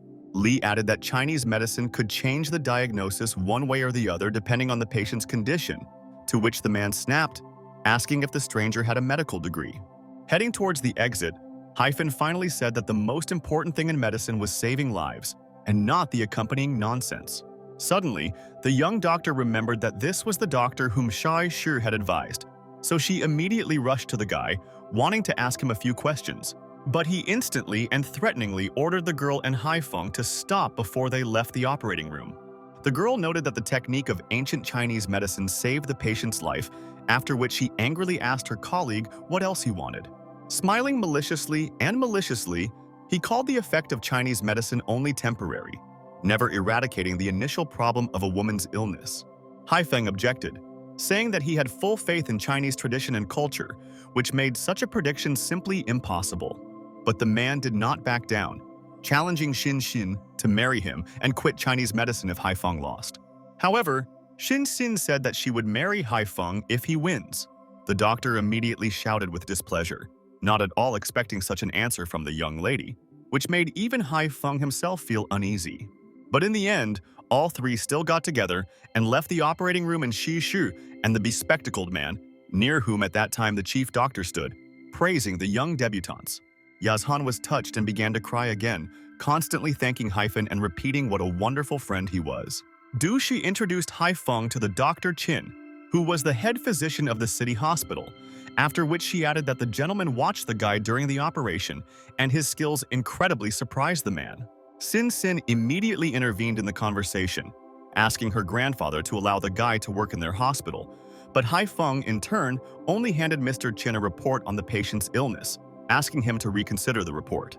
The young doctor snorted with displeasure that if a few bunches of herbs could cure a tumor, then Western medicine really needed to learn from Chinese medicine. Dr. Chin, meanwhile, studied the young man's report and said that it was a rather dubious but incredibly brave decision. But suddenly, a young doctor intervened in their conversation again, who asked the director why he allowed a stranger to do whatever he wanted in their hospital. Mr. Chin looked displeasedly at his subordinate and nervously said that the stranger, unlike him, was able to cure the sick patient. Such a frank statement on the part of the boss angered the guy so much that the poor thing twisted her head with rage. Suddenly, Shushu called Mei Wei and said something, after which the young lady immediately changed her face and began to look incredibly excited, which is why Hyun asked the girl what happened. She said that her grandfather wanted her to play chess with the master of Chi Hai himself, who came to visit them. Lee ordered Mei Wei to be asked to let the girl buy them some time, after which Dr. Chin intervened in the conversation, saying that he had also been invited to the tournament and suggested that everyone go together. The friends immediately moved towards the exit from the hospital, but Shin immediately rushed after them, who exclaimed that she also wanted to leave. Arriving at the Du family estate, Hyun quickly ordered Wei Wei to bring her friend a communication device. Walking along the corridor to the living room, the friend told Du Shu that Master Chi Hai was a professional player and Shu could never lose to him, or it would have consequences. Bowing her head, Miss Du quietly said that it all started because she wanted to return the family heirloom, but Grandpa could never know about it. Sitting down at the table and greeting the master, Shu asked if she could make the first move, to which he happily agreed. Hyun watched the game and strongly supported his friend, saying that she could easily cope without him. He closely watched her every movement and the corresponding movements of the master, telling the girl how to act. Shai behaved confidently and proudly, calmly moving the pieces and meekly following all of Hyun's orders. The game was going simply wonderful, and the opponents thoroughly enjoyed the process, giving everyone around the opportunity to watch such a beautiful spectacle. Hyun's calm voice calmed Shu, and therefore the girl was not worried about her victory at all. Old Du's guests who stood aside carefully watched every movement of the chip and all the combinations that the players played. Grandfather stared at Du Shi and was sincerely surprised that the girl was so skillful at all that she inspired doubts in him about whether she really was his granddaughter. The master, truly shocked by the young lady's performance, admitted that for the first time in his life he was in such a difficult situation, after which he asked who the girl's teacher was. Shi, smiling sweetly, said that her master preferred intrigue and secrets, especially when it concerned his personality. A little upset, the master sighed, but did not insist, saying that perhaps he really shouldn't know such details. Instantly, Dr. Chin noticed that the young lady had previously walked, putting all her energy into them, and only now a note of fatigue was felt in her. The girl liked this delicacy, but the next move could not wait long since Du Shi was already thinking for too long. Wei Wei stood at Hyun and hurried the guy to prompt him faster, but he only waved him off, demanding to give him a little time to think. Still, succumbing to pressure from Luo Mei Wei, the guy sighed and still decided to make a move. However, at the last second, he froze as he suddenly exclaimed that he understood, ordering Shu to move the chip to the 13th row of the 14th field. The girl resolutely took the chip in her hands and placed it directly in the place that Hyun pointed out to her, after which Master Chi Hai's face immediately changed. The man looked stunned at Shu's chip, not believing his eyes and trying to come to terms with the fact that a school student was sitting in front of him, not a professor. Dr. Chin also cried out in surprise, not believing that the young lady defeated Master Chi Hai himself, and so quickly. But everything was not so simple, and therefore the game continued, while Shin inquiringly asked the grandfather about who would win, and the Dr. Chin said that he trusted the master more than she. Out of the corner of his ear, having heard their conversation, old Du said that everything was already clear since Shu acted incredibly thoughtlessly. However, Dr. Chin reassured his friend by saying that Shu could not rule out her inevitable defeat and was simply trying to speed up its onset. Master Chi Hai, meanwhile, smiled excitedly and said that he was not going to give in to the girl if she went on the offensive. Hyun and Shizuka, who were watching the game, unanimously cried out, surprised that the man decided to swap the pieces, which is why he took an incredibly trump position. Dusha began to get nervous and thoughts appeared in her head that if a man just needed money, she would definitely give it to him. Suddenly, Shin-sin yawned widely, and telling her grandfather that she was bored, they decided to go for a walk. Shishi-friendly told the young lady that she could rest in her room since there was everything she needed and a lot of interesting things.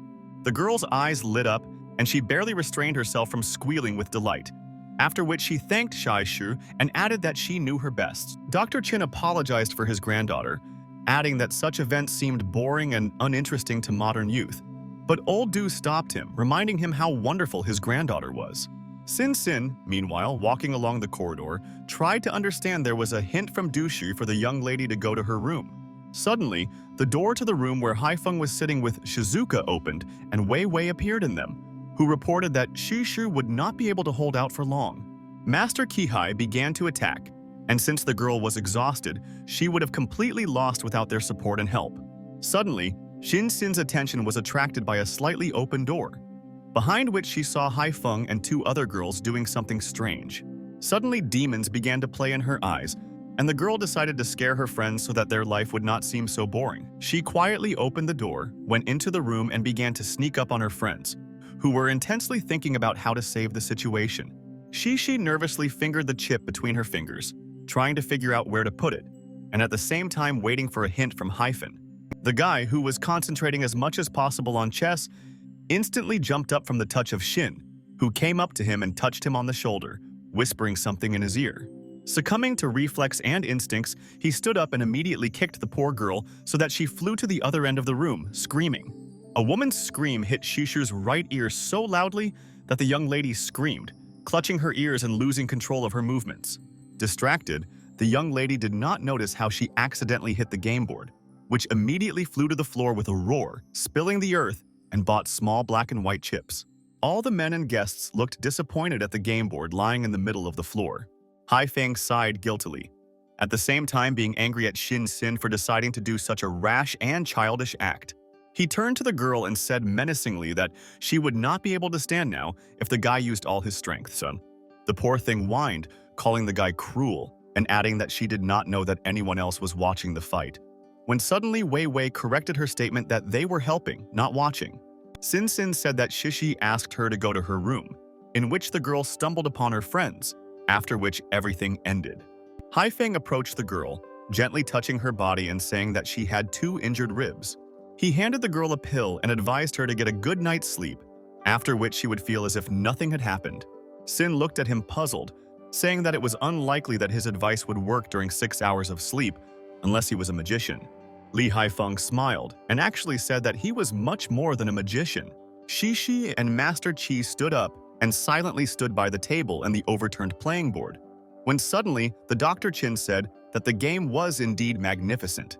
The master said that even such ordinary things were subject to the will of God, which is why the game simply was not destined to end. Shishi cried out in frustration that Li Haifeng was to blame for this, but the old man stopped her, reproaching her for the fact that the young lady was blaming a guy who wasn't even there. Suddenly, you see your grandson behind you, limping on one leg. Dr. Chin excitedly asked the girl what happened, but she brushed it off, saying that there was an accident, after which Haifeng gave her pills that would incredibly help her. Hearing this, Shishu looked at the guy who was smiling at her, but smiling contentedly, rubbing his chin. But suddenly, Dr. Chin snatched a small jar from his grandson's hands and poured several tablets into his palm. He immediately threw them into his mouth, causing Shin to scream, because the young lady did not understand why he drank the pills if he didn't even need them. Old Dr. Chin suddenly froze, trying to comprehend and better feel the taste of the pills he had just swallowed. When the puzzles in his head finally came together, he looked at Hyphen in shock and asked where the guy got this medicine. Haifeng held some eccentric in the air, sharply asking him if he really wanted to run into it that way. Without even waiting for the scoundrel to respond, he threw him as far as possible, shouting loudly so that he would not even return. Haifeng moved away to better observe how the bastard flew in the air.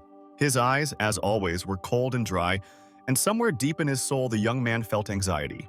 Without waiting for an answer, the guy threw a small stone at the stranger, followed immediately by another one. Seizing the moment, the eccentric attacked Hyphen, shouting strange words and phrases. The guy was grinding and breathing heavily, trying to escape from the insolent man's embrace, but he was not so strong. At the scene of the brawl, an explosion was heard, and the guy, as if nothing had happened, moved on, thinking about why the guards always followed their master so blindly. The guy remembered the first time he saw two strangers who looked like twin brothers and asked the young man to give them his soul, or they would take it away by force. Hyun clenched his teeth and laughed mockingly at the impudent man, letting them know that he would not sign up for this. He furiously shouted that for their sake he was ready to protect the girl at any cost, after which a moment later he attacked two huge bodyguards, who in total were several times larger than him. One of the eccentrics looked displeasedly at Hyun and told the other that the guy had too much energy. The girls, still sitting in the car, watched with concern as Hyun dealt with the pagans.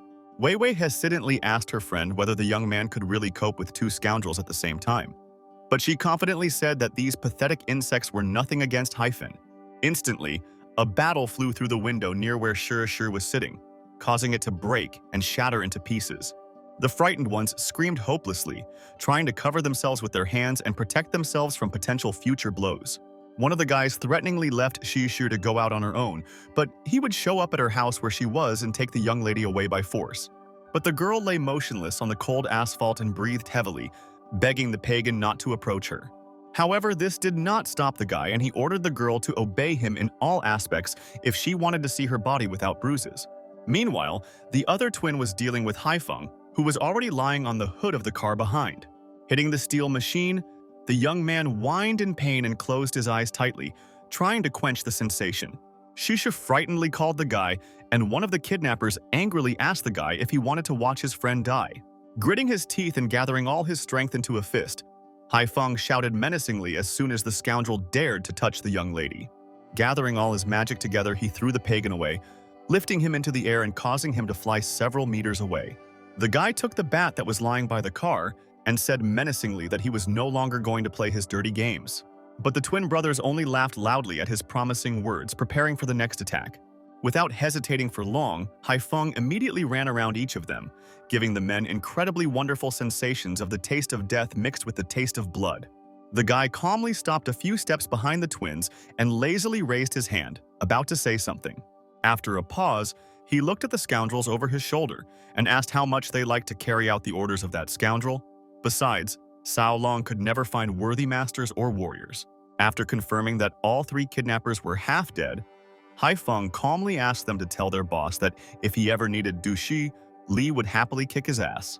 From what he heard, the man squeezed the glass of water with such force that it began to crack and dig into his skin. One of his apostates, whom Hyun beat the most, said that the young man disgraced his martial arts skills and said that all his students were insignificant. Sao Long, who was wearing a black impenetrable robe, muttered indignantly under his breath, cursing the impudent man, after which he asked his subject what the name of the brave man was. The guy looked closely at his boss and once again thought about his decision, saying that the guy's name was Lee Hyun. It was early night, but the eatery near St. Paul's School was still selling some of the tastiest street snacks around. The bespectacled boy told Hyun that he had heard rumors about a guy's fight with one of the alligators. But for some reason, he suddenly interrupted his question, simply wishing the guy something tasty. Lee looked at the second one and asked if he was talking about Mei Xiaolong, who was a member of the alligator gang, and the bespectacled man agreed. While enjoying his kebab on a stick, Hyun said that even for Zhong Meizi it was too much, because her videos spread throughout the school. Instantly, the guy slapped himself in the face, realizing that he had completely forgotten about it, after which he wished better than death. But Zhang only advised the guy to forget about it and live his life, because from that moment Meizi's innocent image came to an end. Fing, who was distracted by an exciting conversation with his friend, suddenly collided with something tall and hard in front of his face.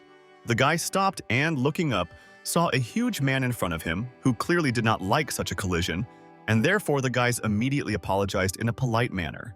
Lee looked around at the huge crowd of people and muttered dissatisfiedly, not understanding how so many people could have so much free time. On the other side of the huge crowd was a guy, probably the leader of some gang, with a girl lying on his lap. He asked the two young men who approached him if the guys knew whose territory it was and who they were talking to, but they just awkwardly scratched their heads. The head of the gang did not react in any way to their mediocrity, while the girl in his arms seemed to wake up from the noise around her. Suddenly seeing something familiar in this young lady, Haifeng took a closer look at her, after which he froze in puzzlement.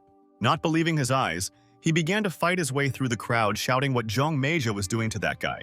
He approached the poor girl, who looked incredibly tired and exhausted, and promised that he would take her away from there. One of the guys who had approached the guy earlier said that the girl had screwed him at the bar, and the scoundrel probably decided to take advantage of her. The bastard pointed a bunch of daggers at the poor guys, and then said that the next time he couldn't bite his tongue, one of these knives would fly right into his eyes. He walked back to Zhong Meizu and grabbed the girl's hand tightly, pulling her towards him. He sharply told Haifeng that this was the territory of a gang of alligators, and therefore advised the guy to get away from there as far as possible. But the guy suddenly began to get angry, which is why he clenched his fist and asked if the guy wanted to let the young lady go for nothing. The impudent one only pulled poor Zhong closer to him, who immediately squealed in fear, trying to resist and protest. Haifeng was no longer going to endure this horror, so he jumped up and stabbed the villain incredibly hard in the stomach. The guy's nose began to bleed, and the guy himself stared in shock at the brave man who dared to go against the gang of alligators.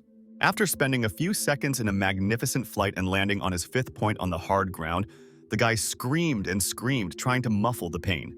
Li Haifeng walked up to Zhong Meijia and gently pulled the girl close to him, sarcastically warning the guy to be careful. He, in turn, not intending to be humiliated, ordered all his apostates to go and deal with the insolence encroaching on their territory. Haifeng loudly called all his subjects a pile of garbage, quickly throwing a cloud of small needles at them. The boys immediately screamed in pain, clutching their arms pierced by long, thin needles that were incredibly difficult to pull out. Li calmly added that the poor guys could run and complain to their boss while he waited at the other end of the street to kick their ass, after which the guy finally said his name. The face of their leader flashed with rage and a thirst for revenge, which is why he clenched his teeth and looked menacingly towards Hyun. But still, they decided not to risk it and fought with all their might, when Li, in turn, approached Zhong and asked if the girl was okay. Suddenly, the young lady opened her eyes wider and, looking at the guy, immediately recognized him, screaming indignantly as soon as she understood everything. Hyun, in turn, smiled contentedly and, laughing, added that the girl might not have thanked him for saving her. But instead of thanking him, Zhong stabbed the guy right in the painful area, cursing him and calling him a freak. The cry of the poor guy, dying in terrible pain, was heard by half the city, which was awake at such a late hour. Facing 3 paper cups, the men unanimously made a toast and drank the contents of the cups to the bottom. Suddenly, the frightened leader of the alligator gang ran into their room and said that all the snacks had been taken by the children from St. Paul's Academy. After which, even more puzzled and confused, he exclaimed that the sellers refused to pay taxes and obey the orders of the gang. The man, who had a cigarette in one hand and a paper cup in the other, said displeasedly who the beggar tramps thought they were. Calming his voice, the guy said that their gang had lost to them, and therefore he asked the right hand of the real leader of the alligator gang to send them 3 guys to help.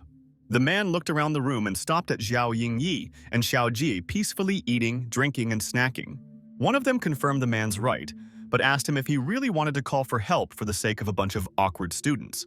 But the guy told about the ancient warrior Hyun, whose level of martial arts was incredibly high, to which the other members of the gang only snorted, remembering the losses of Xiao Wen and Xiao Wu at the hands of the ancient warriors.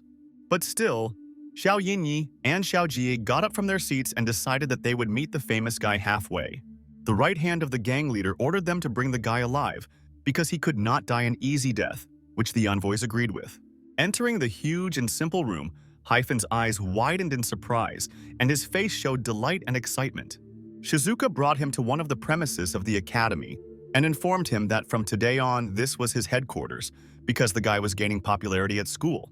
The guy enthusiastically looked at the walls, ceiling and floor, and simply died with delight, not enjoying the beauty in any way. Suddenly, behind him, the voice of a bespectacled man was heard, who said that the news about his heroic deed had already spread throughout the academy, and therefore the young man had many supporters who were ready to support him. Haifeng turned around, puzzled, and looked at everyone, asking excitedly whether the gang of alligators had been harmed. But all the students unanimously blamed their problems on Simjan, who secretly gathered his entire gang to destroy and kill Li Haifeng after that fight. The bespectacled boy growled indignantly that it sounded like a scoundrel, but the only one who deserved death was John himself and his bunch of hound dogs.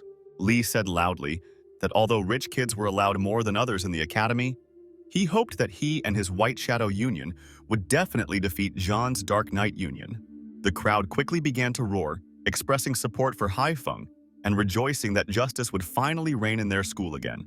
Suddenly, somewhere behind, Hyun and Shizuka heard heavy female steps which became harder and closer every second. A few seconds later, Shu and Wei Wei appeared in front of the guy, who were offended that he did not invite the girls to his new alliance. The guy did not find any other excuse other than to say that, in his opinion, the girls were not interested in the affairs of ordinary children. Shai immediately screamed at the guy, remembering that she allowed him to live with her under the same roof and was his hand nurse, and he behaved like that with her. Some of the other members of the North Atlantic Alliance watched with interest the altercation between Hyun and Shi, their ears hanging open and from time to time commenting on one side or the other. Poor Haifeng, who realized that he had messed up, tried to correct the situation by trying to explain it from a more correct point of view, but he did not succeed. Meanwhile, a small group meeting continued at the Knights Alliance headquarters to celebrate the founding of the White Shadow Alliance. Simjan, who had just learned the news, screamed furiously and took it out on everyone who came under his hot hand. One of the guys, who had been loyal to Jean for a long time, said that after fleeing he found refuge with Li Haifeng. Sim, who understood what was happening, ordered everyone who was in any way on the side of Li Haifeng or his friends to leave the Alliance of Knights. Suddenly, a bespectacled man entered their headquarters and was about to give it to Simjan. He greeted the guys and approached him, handing the young man a small, well-packaged letter. Noticing the change in Jean's expression, he said that it was a small greeting from the White Shadow Alliance that founded Haifeng. He threw the letter to the guy on the table and said with satisfaction that from that day on, he and his actions would no longer go unpunished. Simran crushed the letter in his hands, quoting a reminder from the White Shadow, warning the knights to think several times before hiding a new meanness.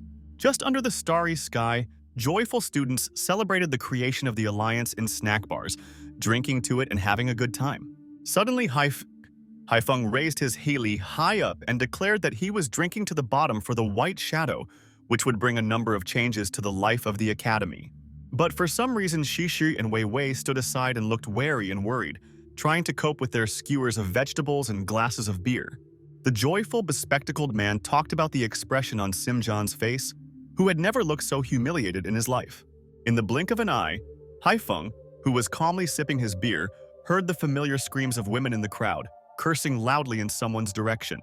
Da Zhongmeizi was again approached by some two unknown people and tried to invite her for a glass of wine to discuss a few issues. However, instantly the girl could not stand such impudence and, taking a small bat from somewhere, furiously attacked the two strangers, calling them freaks. But suddenly her hand was grabbed tightly by a strong and courageous male hand, squeezing her wrist and forcing her to relax her grip. Xiaoying smiled sweetly and said that he never thought of meeting such a fighting lady, because usually such girls had crowds of fans. Chong squealed loudly and ordered to brazenly remove her dirty claws from her, adding that if even one hair fell from her head, the Zhong and Sim family would immediately return for their souls. Suddenly, affability and friendliness disappeared without a trace from the faces of the two strangers, who indifferently asked the young lady whether she really tried to take them weakly. But suddenly, without even understanding how, Zhong hit Xiaoyin with a bat directly in the chest so that sparks fell from the bat. She hit the guy again, and the next time the guy seemed to be struck by lightning because he all shone, caught fire, and sparkled. An enraged Zhao Ji roared and angrily rushed at the poor girl, threatening her with death and retribution. However, as soon as the scoundrel approached the girl, she immediately touched him with a bat which sparkled in exactly the same way as the last two times. Haifeng and the bespectacled man watched such an exciting battle carefully, wondering whether they should join and help. Touching a small black bead that wasn't actually a bead between his fingers behind his back, Li was proud of Miss Zhong. Smiling maliciously, Haifeng said that the girl was helped by higher powers, and therefore they had nothing to do with it. Zhong, feeling a taste of superiority over the scoundrels, sharply loomed over them and asked who else wanted to feel 220 V. But there were no takers, because the envoys were not going to sacrifice themselves. The poor fellows stood up and barely ran in the direction they needed, humiliating themselves in front of the crowd. Zhong was immediately approached by Haifeng, who praised her for her good work and asked if he should have addressed the young lady as the Mistress of Lightning. The girl looked at the guy with displeasure, asking if he was following her, but Li indifferently replied that he was just relaxing with friends. Pointing a bat at the guy, she said that it was because of him that her reputation went down the drain, and her whole family abandoned the poor woman. They didn't even want to let her home. Tears appeared in the girl's eyes, and the young lady herself in turn hissed that her family would never be able to wash away such shame. But gloating, Haifeng said that the situation at the hotel was indeed a misunderstanding, since he had no intention of doing anything with the blonde. The girl poked him with a bat, ordering the guy to shut up, because photographs of them together were distributed throughout the city and now nothing could be changed.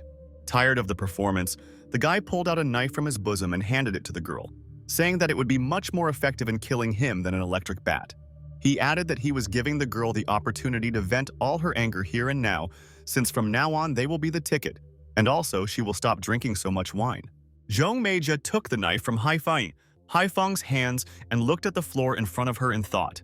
But remembering absolutely everything that happened to her because of this scoundrel, the smile disappeared from her lips, which was replaced by rage. The girl swung her hand and stabbed the knife straight into the guy's chest without hesitating or thinking about her decision. Shishi and Wei Wei, who were watching this, covered their mouths with their hands in shock and stared at the guy with huge eyes. The knife, the blade of which was completely covered in blood, fell with a ringing sound onto the cold, smooth floor, toppling over several times. Everyone around the girl stared in shock at Hyun, who found himself on his knees in front of her, unable to rise. Poor Knun had tears in her eyes, and the girl got scared, demanding the guy to tell him why he didn't dodge the blow. But he recalled that they both agreed to vent their anger and bad emotions. Haifeng knew what he was getting into, but this irritated Zhong Meijia even more, who only wanted to cause pain to the guy. She ordered the guy not to even think that she was worried about him, as the young man caused her much more pain than the wound from a knife wound. Suddenly, the children heard the sound of a police siren, and subsequently saw a car nearby, as someone from the crowd called the cops. Zhong immediately called her father, begging him to take her home if the old man did not want his only daughter to end up behind bars. The cops immediately filled the entire space where a few minutes ago there had still been a bunch of students having fun, laughing, and drinking. The three police officers stood in a semicircle over Haifeng, the bespectacled man, Zhong, and Shushu, assuming that they were the ones in question when the police were called due to a fight with a knife wound. The cops asked who exactly had been hit, and Haifeng carefully raised his hand, pointing at himself. The officers gasped when they saw a real stab wound, and then asked who did it and what happened there. Meijia guiltily lowered her head and closed her eyes, preparing for the fact that her life was going to fall apart from the next moment. The girl stood up and confidently stated that it was she who wounded the guy sitting next to her. She was followed by Haifeng, who immediately said that he and his girlfriend were just fooling around, as a result of which he accidentally cut himself with a knife. The officer pointed his fingers at the mess behind him, asking how the children were going to explain it. But an instantly irritated Shishu also stood up, barking at the guy and reproaching him for protecting the blonde by pretending to be a hero again. The young man looked at the girl indifferently and said that someone should be responsible for everything that happened that night, and he was an excellent candidate without connections, surname, or money. The officers grabbed the guy and took him to the car when he left Shishu as he walked, saying that he would definitely get tired of her. Zhong, who was incredibly shocked by Haifeng's spambolic act, confusedly asked the bespectacled man why, as a guy, he still didn't hate her after her actions. As the morning began, the police station was still bathed in sunlight, as it was located on the eastern side. The officer who detained Haifeng approached Jing and told the woman that she had something to deal with, even though she was very busy. The husband handed Jing the detention notice, and the young lady was incredibly surprised to see a portrait of Hyun there. The officer asked the woman if she knew this guy, since he was the same impudent one who carried out the massacre last night near the academy. Jing immediately snatched the personal file from the officer's hands, saying that she would deal with it herself, and then asked him to drive her official car. Haifeng, handcuffed, sat in the police station and tried to take a nap, resting his head on his hands and yawning. The tall figure of Jing appeared in front of him, smiling joyfully and declaring that they had met again. Hearing a familiar voice, the guy immediately opened his eyes, looking at the woman in surprise. The young man asked Jing to let him go because she knew what happened then on the mountain, and yesterday there was, of course, a misunderstanding that was not worth her attention. But taking the young man by the chin, Jing grinned evilly and said that meeting her was the worst thing that could ever happen to a guy. Haifeng's eyes immediately widened and his heart began to beat faster, making the guy more obviously nervous. He raised his cuffed hands and looked at Jing with an innocent, puppy-like gaze. However, the technique did not work, and after a few minutes, he, surrounded by 2 officers, walked along the corridor, trying to justify himself and repeating that he had not killed anyone at all. Jing, walking ahead, continued to tell the guy that even then on the mountain, she did not want to let him go just like that. Haifeng was visibly nervous and tried to find out what awaited him, since he did not believe that the woman was going to give him the death penalty for a small fight. Jing laughed evilly and said that she would look at the guy's face when they finally got to the laboratory, where every millimeter of his body would be studied. Setting a terrible tone, she wondered if his inhuman regeneration would be able to completely restore a lost or severed organ, and then asked if the guy still wanted to laugh as. Hanging his head, the young man said that he never thought that such a sweet girl would turn out to be such a bitch who wanted to make him her laboratory mouse for nothing. Tired of his empty talk, Jing pushed the guy with her foot, ordering him to walk faster, which almost made him fall. Suddenly, the guy decided to no longer restrain himself and shouted in displeasure at Jing. Or did he really believe that some insignificant machine could restrain his ancient soul warrior? But the young lady smiled sweetly, inviting the guy to activate the detonator, as a result of which they would die together. Not intending to die at all, Haifeng simply fell silent, nervously swallowing his saliva and trying to distract himself from the terrible thoughts. Suddenly, he decided to try his last chance and fell on his knees in front of Jing, begging the woman to let him go as he would do whatever she wanted. The woman smiled contentedly and invited the guy to fulfill 3 of her instructions, after which his name would disappear from the confidential files. Haifeng immediately agreed, smiling happily and glad that he had a chance of salvation. After a while, like old friends, they came out of the department with smiles and laughed, and the guy repeated that Jing shouldn't have intimidated him at all. He should have just asked. Suddenly, an excited face of a bespectacled man appeared in front of Hyphen, who said that the tournament against Sim Ping had been postponed to today. Hearing this, Jing said that perhaps this was the reason why his phone had been ringing off the hook all morning. The young man took his mobile phone from the young lady and, thanking her for the warm welcome, said that it was time for him to leave. Meanwhile, the phone received a new call from Du Shi, answering which, Haifeng immediately heard the angry cry of the young lady demanding his presence. She told the guy that Sim Ran's family had invited her to dinner, so Haifeng needed to be at the Sim family's mansion in 10 minutes. Finally, Shishu whispered that if the guy disgraced her, then wherever he was hiding, she would find him and destroy him. The guy hung up and stared at the phone in confusion, not understanding how in 10 minutes he should end up at the Sim family mansion. Jing, who had not yet returned to the station, offered the guy a ride where he needed to go. The guy was sincerely delighted at such a wonderful, friendly proposal and happily agreed, thanking the woman a bunch of times for her help. Entering the Sim family mansion with Jing, they both gaped at the huge amount of gold that was collected in one place. Hearing a bunch of women's voices behind him, Haifeng returned and saw his ladies in exquisite and incredibly beautiful evening dresses. They approached the guy and Shirishu said that the game would be live, so he couldn't even think about disgracing her. He wilted awkwardly, the guy scratched the back of his head, but in the end he agreed with the girl, not intending to do anything. Suddenly, in front of them, it was not clear where Zhang Meiji had come from, looked suspiciously at Li Haifeng and asked what he was doing there. The guy was immediately surrounded on both sides by Xin Xin and Mei Wei, who reported that he was here to accompany them. All the guests suddenly turned their heads towards Hyphen, fixing their attention on him since Xin Xin, the chess genius, was so close to a certain stranger. The guests began to whisper very loudly and wonder where this young man had come from, who looked several classes lower and was turning the event into a charity slag with his presence. But over time, the guests learned a little more about him and started talking about the young man's positive aspects, such as his popularity in Qinshui City, comparing his popularity with Simran. The guy who heard these comparisons was indignant, not understanding how Jing could compare him and that scoundrel, since Haifeng was unequal to him. Instantly, Sim Sr. approached Sim John and told his brother that Uncle Shuka Zhao was looking for him. Seeing that he was not paying attention to his words at all, Pen grabbed his brother's hand and pulled it completely imperceptibly. Stump hissed irritably, asking why he was staring at Hyphen when his brother was talking to him. But Jean reproached his brother for the photographs of the guy and his bride that were circulating on the internet throughout the city. Sim the elder immediately shut the little one's mouth, barking that he would better watch his own reputation and glory.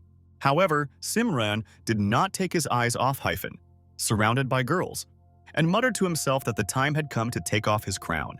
Sim turned around fiercely and ordered his younger brother to finish this because he was not even guarding Lee Haifeng's little finger. And so upset, Sim-Jun was even more fired up by the fact that even his own brother was defending that hillbilly. Unexpectedly, the host of the event announced Sima Ping as the next person expected on stage, and the guy, telling his brother that he shouldn't pay attention to Lee, headed towards the stage. However, such words did not console Jean. Even if he knew that they were from completely different walks of life, Haifeng did not cease to irritate him. Shishi, who could barely stand on her feet due to the uncomfortable heels, complained that she was languishing and tired of the constant measures. She told how hypocritical Sim Ping was to her father and grandfather, who were sitting in front of the young lady on the sofa and trying to listen to her carefully. But the girl was suddenly called by Haifeng, who reminded her that it was her turn to go up on stage and greet the guests. Snorting disdainfully in his direction, the young lady ordered the guy to learn from her while she was alive. Zhong approached the guy, who sarcastically said that Shishu was just another depraved rich woman from whom one could not expect anything other than bragging. Haifeng smiled sarcastically and said that envy was not at all becoming for such a wonderful girl like her. Meanwhile, Shi was gushing on stage and talking about the Tai sword, which Sim incredibly wanted to get. The girl spoke in such detail about his deepest desires that the guy stood and did not understand what Miss Du was leading to. The girl added that her grandfather deliberately lost this sword to the guy in order to please his ego and bring a smile to modern youth, who are so eager to get an ordinary piece of scrap.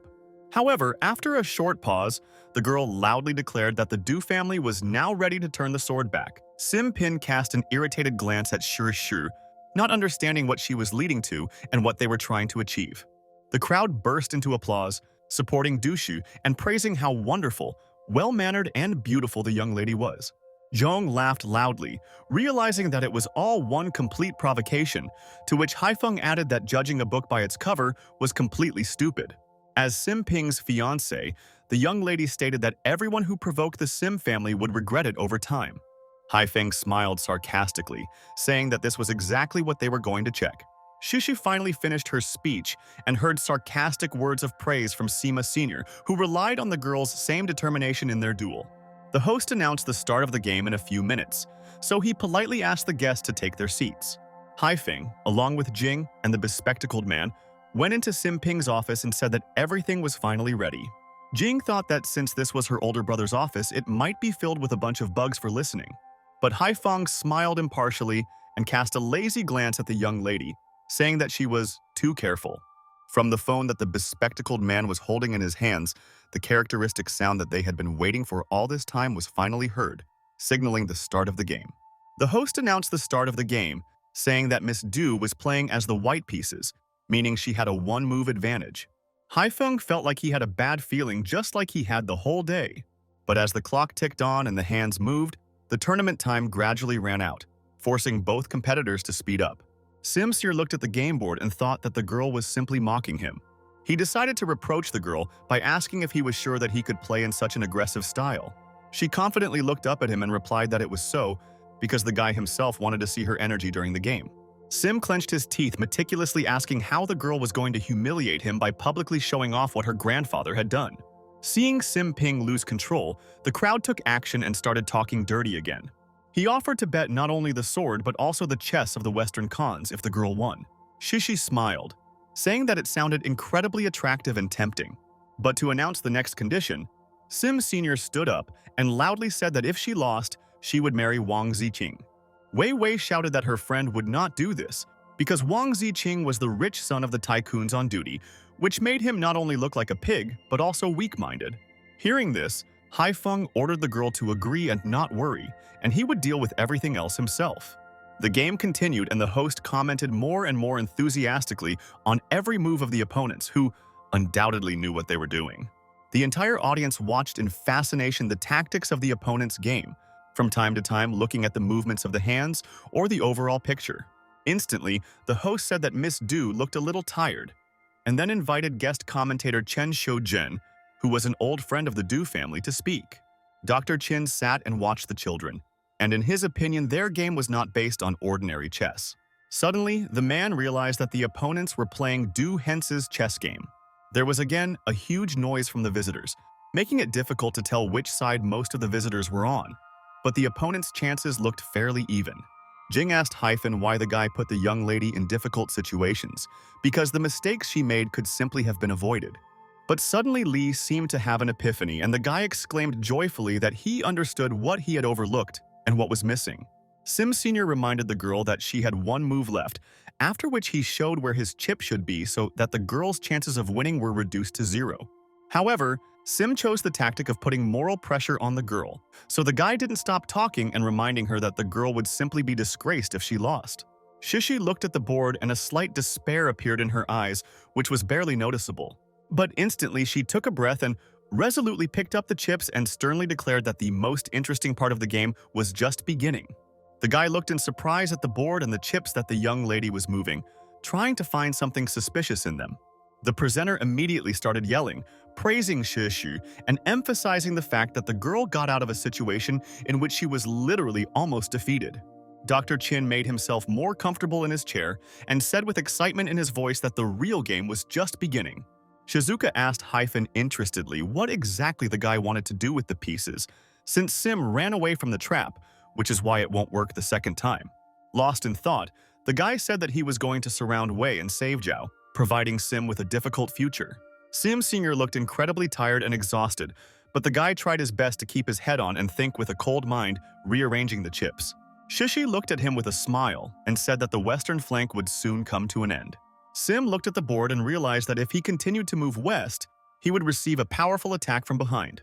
He screamed in rage, not understanding how Shushu managed to get out of the incredibly difficult situation she had been in for most of the game. The young lady smiled wildly, saying that while the scoundrel was thinking about victory, the enemy acted confidently. Jing contemplated Dushu's position and was incredibly surprised by it, because it really was ideal.